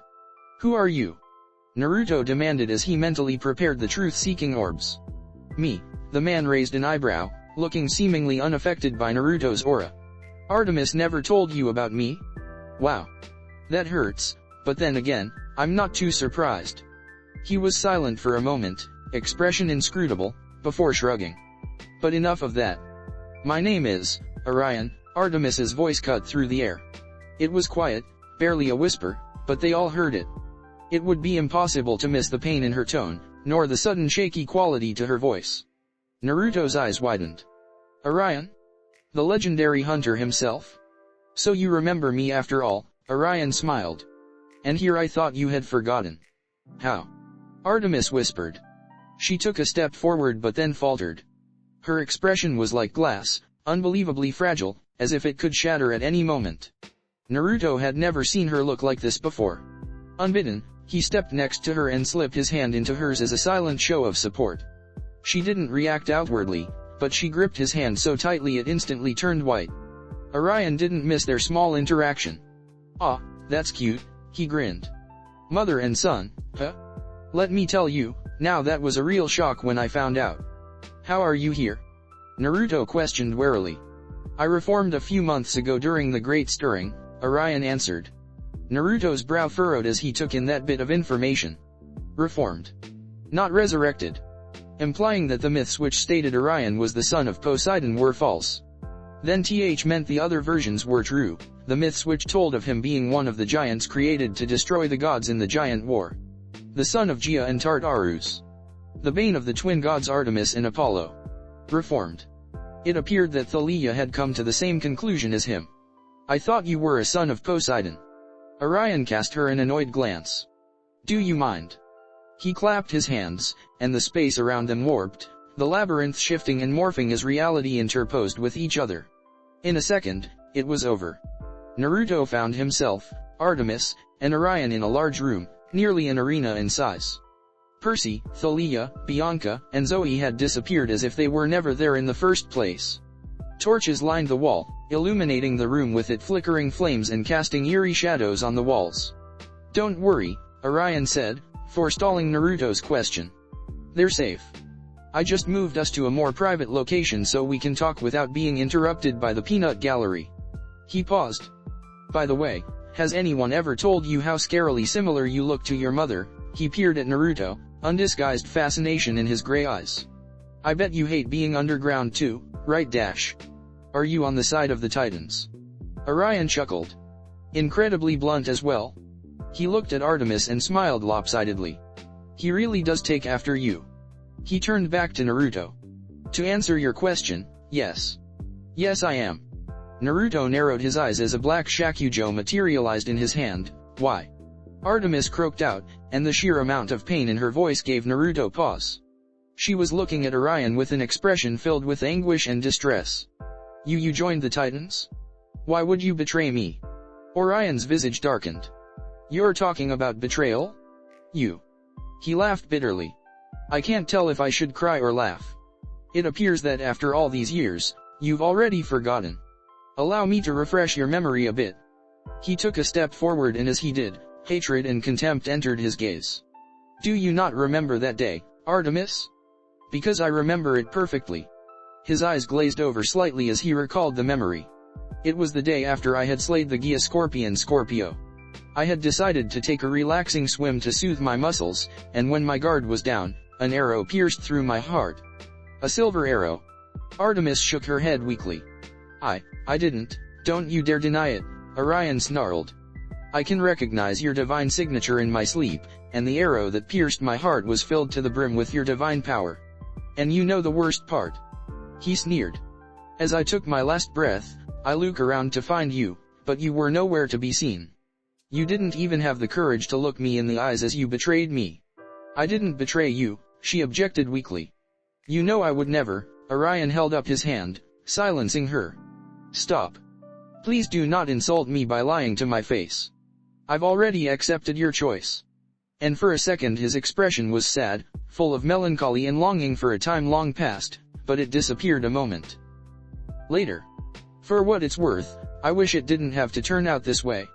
Orion, please. He snapped his fingers and a bow materialized in his hand. In one smooth motion, he knocked 3 arrows and pointed it at Artemis. I defied my nature for you, he snarled. I was birthed by Gia for the sole purpose of killing you, but I overcame my ingrained instincts because I wanted to continue seeing you smile. For you, I was willing to do anything. I would have moved heaven and earth itself if it was your desire. Orion, and yet, despite all that, you betrayed me anyway, Orion continued harshly. You shot me in the heart. You murdered me in cold blood. You didn't even respect me enough to do it within my sight. For that, Artemis. Artemis shook her head soundlessly, desperately, as if trying to hold off his words. I hate you. And a pained sob escaped Artemis as she finally broke, and Naruto drew in a sharp breath when he saw glistening golden tears form in her eyes. Did Orion just make her cry? For a moment, Naruto just stood there. Gently, ever so gently, he extracted his hand from Artemis's grasp, slipping it from between her limp fingers. He evenly adjusted his cloak, making sure that it was centered correctly, before breathing in deeply. A second later, he released the breath, letting out a small sigh as he did. Absently, he realized that Kurama had gone deathly silent, not daring to make even a single comment at the scene. Hey, Orion. Naruto said amiably, a bright smile on his face. Orion turned to regard him. I'm sorry, but I'm afraid I'm going to have to kill you now. And his chakra surged. The very instant Naruto delivered his threat, Orion smiled triumphantly, probably having planned to bait Naruto into losing his temper. It was a good strategy, but ineffectual nevertheless. Enraged as he was, Naruto was still able to analyze the facts at hand with the tempered experience of a shinobi. Orion was a giant. A being literally designed to be the perfect counter to Artemis and Apollo, and, by extension, their children. His powers and entire skill set were created so as to kill the twin gods with maximum efficiency, and it showed. Even in Six Paths Sage mode, Naruto was unable to sense Orion at all. It was as if he was a ghost. On top of that, Orion was at core a hunter. Judging by how all of Naruto's instincts were screaming at him, the room they were in was probably loaded with highly lethal traps prepared ahead of time. Daedalus might have even helped set them up, his gen mind collaborating with Orion's intrinsic expertise. As if that wasn't bad enough, even the surroundings countered Naruto. He couldn't use any of his more destructive techniques for fear of bringing the labyrinth down on their heads. Most of the ninjutsu in his arsenal was out of the question. It was clear that this was not a spontaneous attack. Orion had calculated everything, meticulously ensuring that every factor, no matter how minute, would work to his advantage.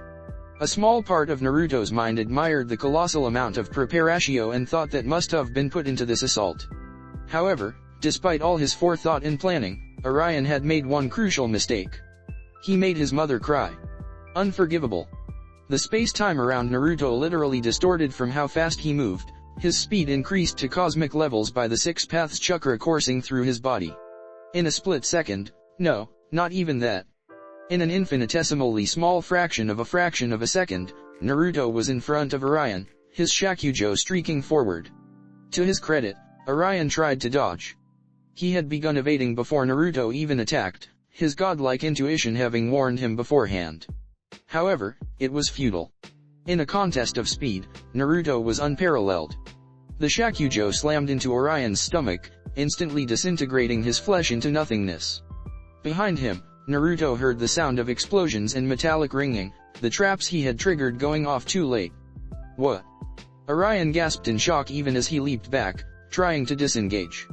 A small pellet fell to the ground from inside his sleeve and made a small pop, sending out a cloud-black smoke that obscured him from vision.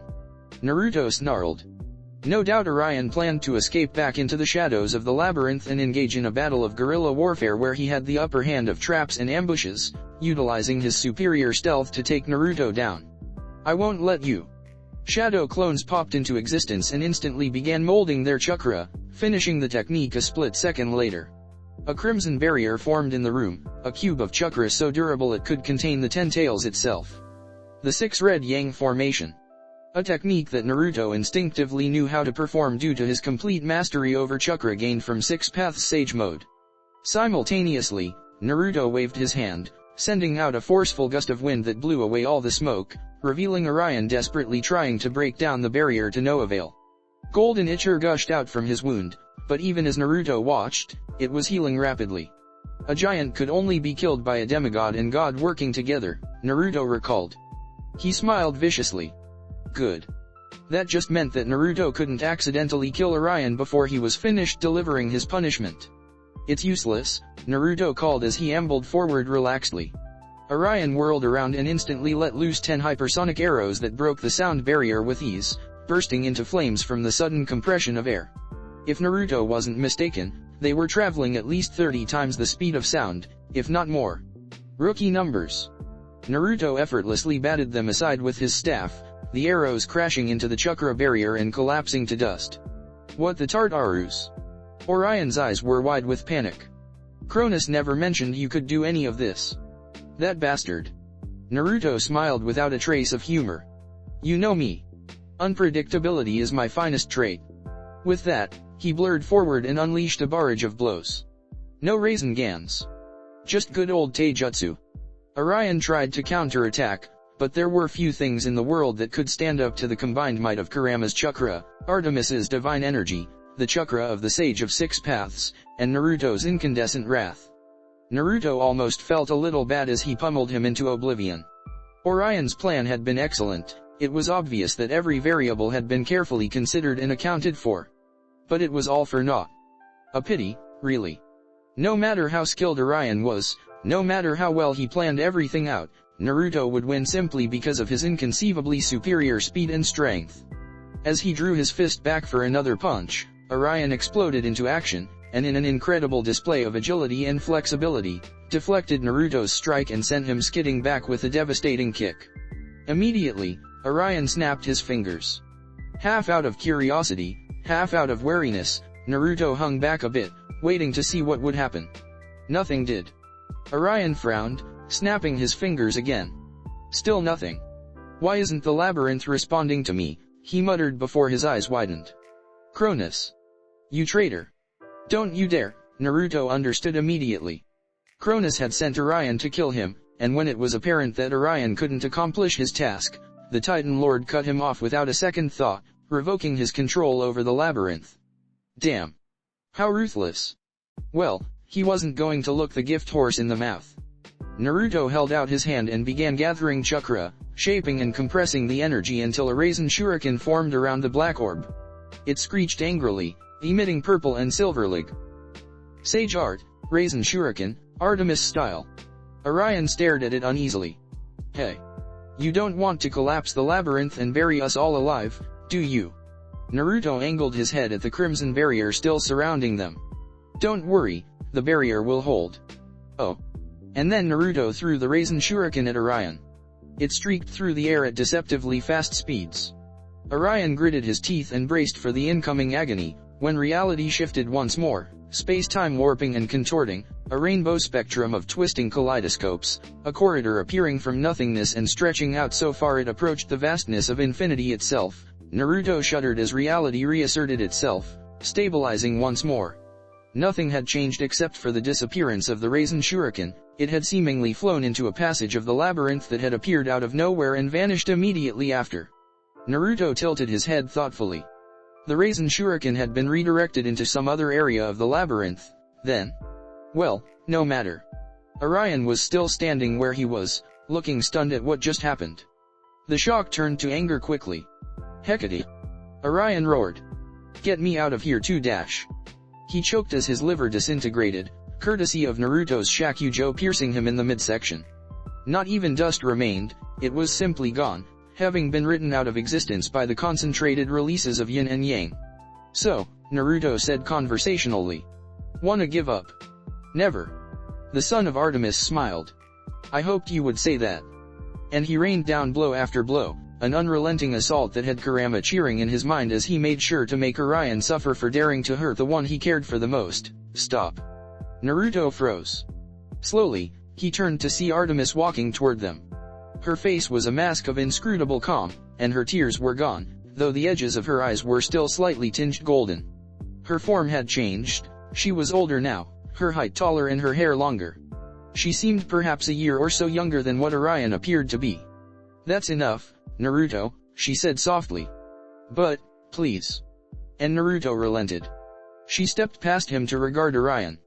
He had collapsed to his knees, unmoving due to all of the damage he had sustained. Artemis knelt down in front of him, taking out a piece of cloth and gently wiping away the golden itcher on his face. Orion slapped her hand away. I don't need your pity, he snarled. Naruto twitched but didn't move, trusting that Artemis knew what she was doing. Artemis stared at her hand for a moment. Then, without a word, she returned to wiping away the golden itcher on his face. Orion growled. Didn't you hear me? Or do you truly hate me that much, Artemis? Artemis stilled. Hey, you.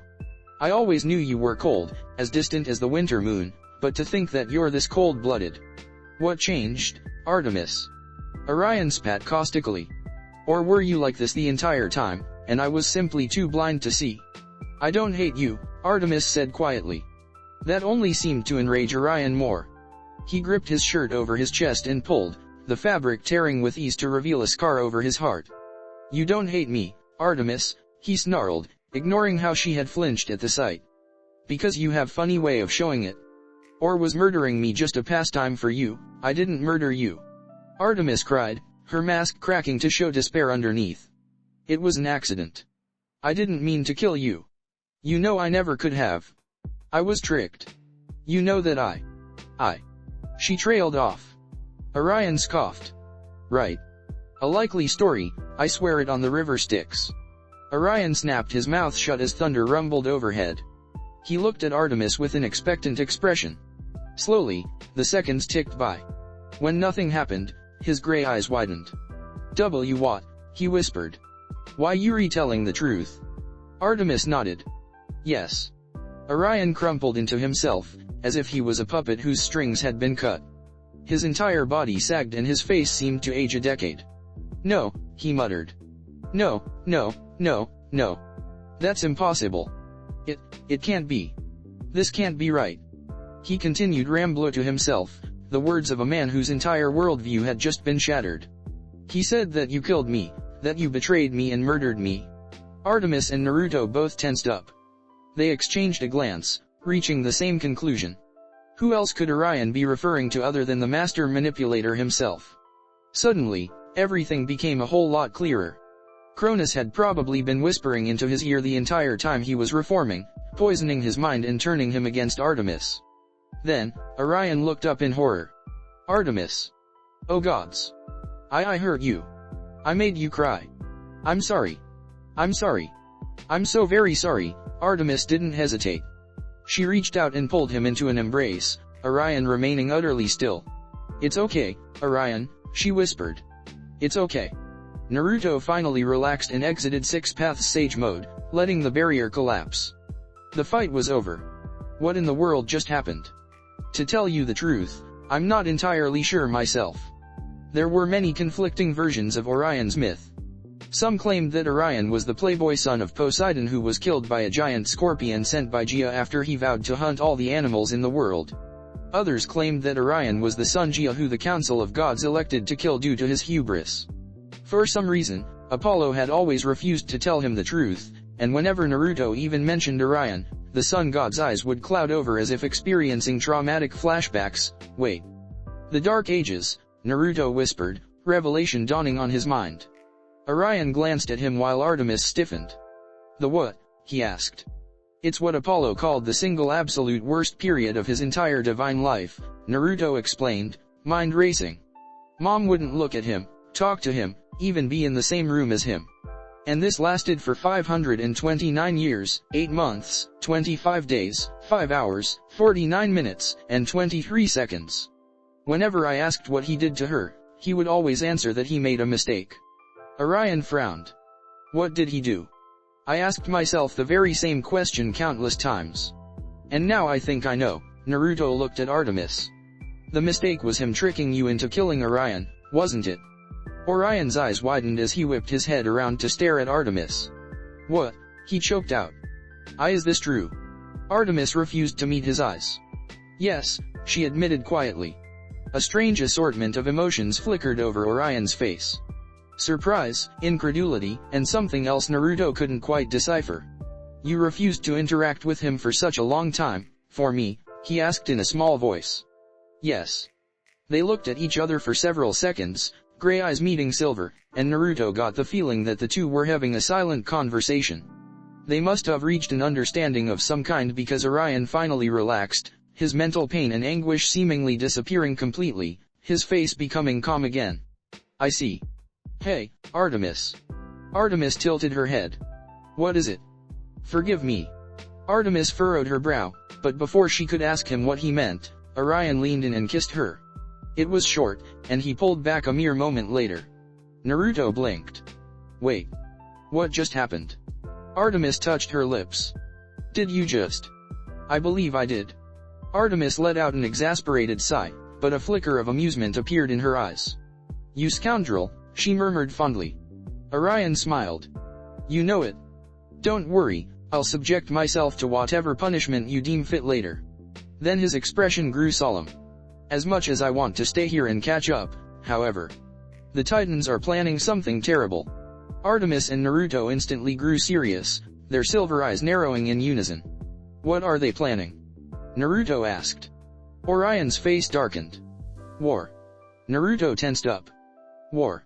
Of course. It always led back to this, didn't it? That's not all, Orion continued. You're on a mission to save Camp Half-Blood, aren't you? You must know it's a trap. Obviously, Artemis nodded. It's fine, however. We're prepared. Orion shook his head. No, you don't understand. It's a suicide mission. Hecate transported the camp to the land beyond the gods. The land beyond the gods. Artemis scrunched up her eyebrows before her eyes widened. Wait, you don't mean, she trailed off, genuine alarm in her eyes. What? Naruto frowned. I don't get it. What's the land beyond the gods? Orion looked grim as he answered. Alaska.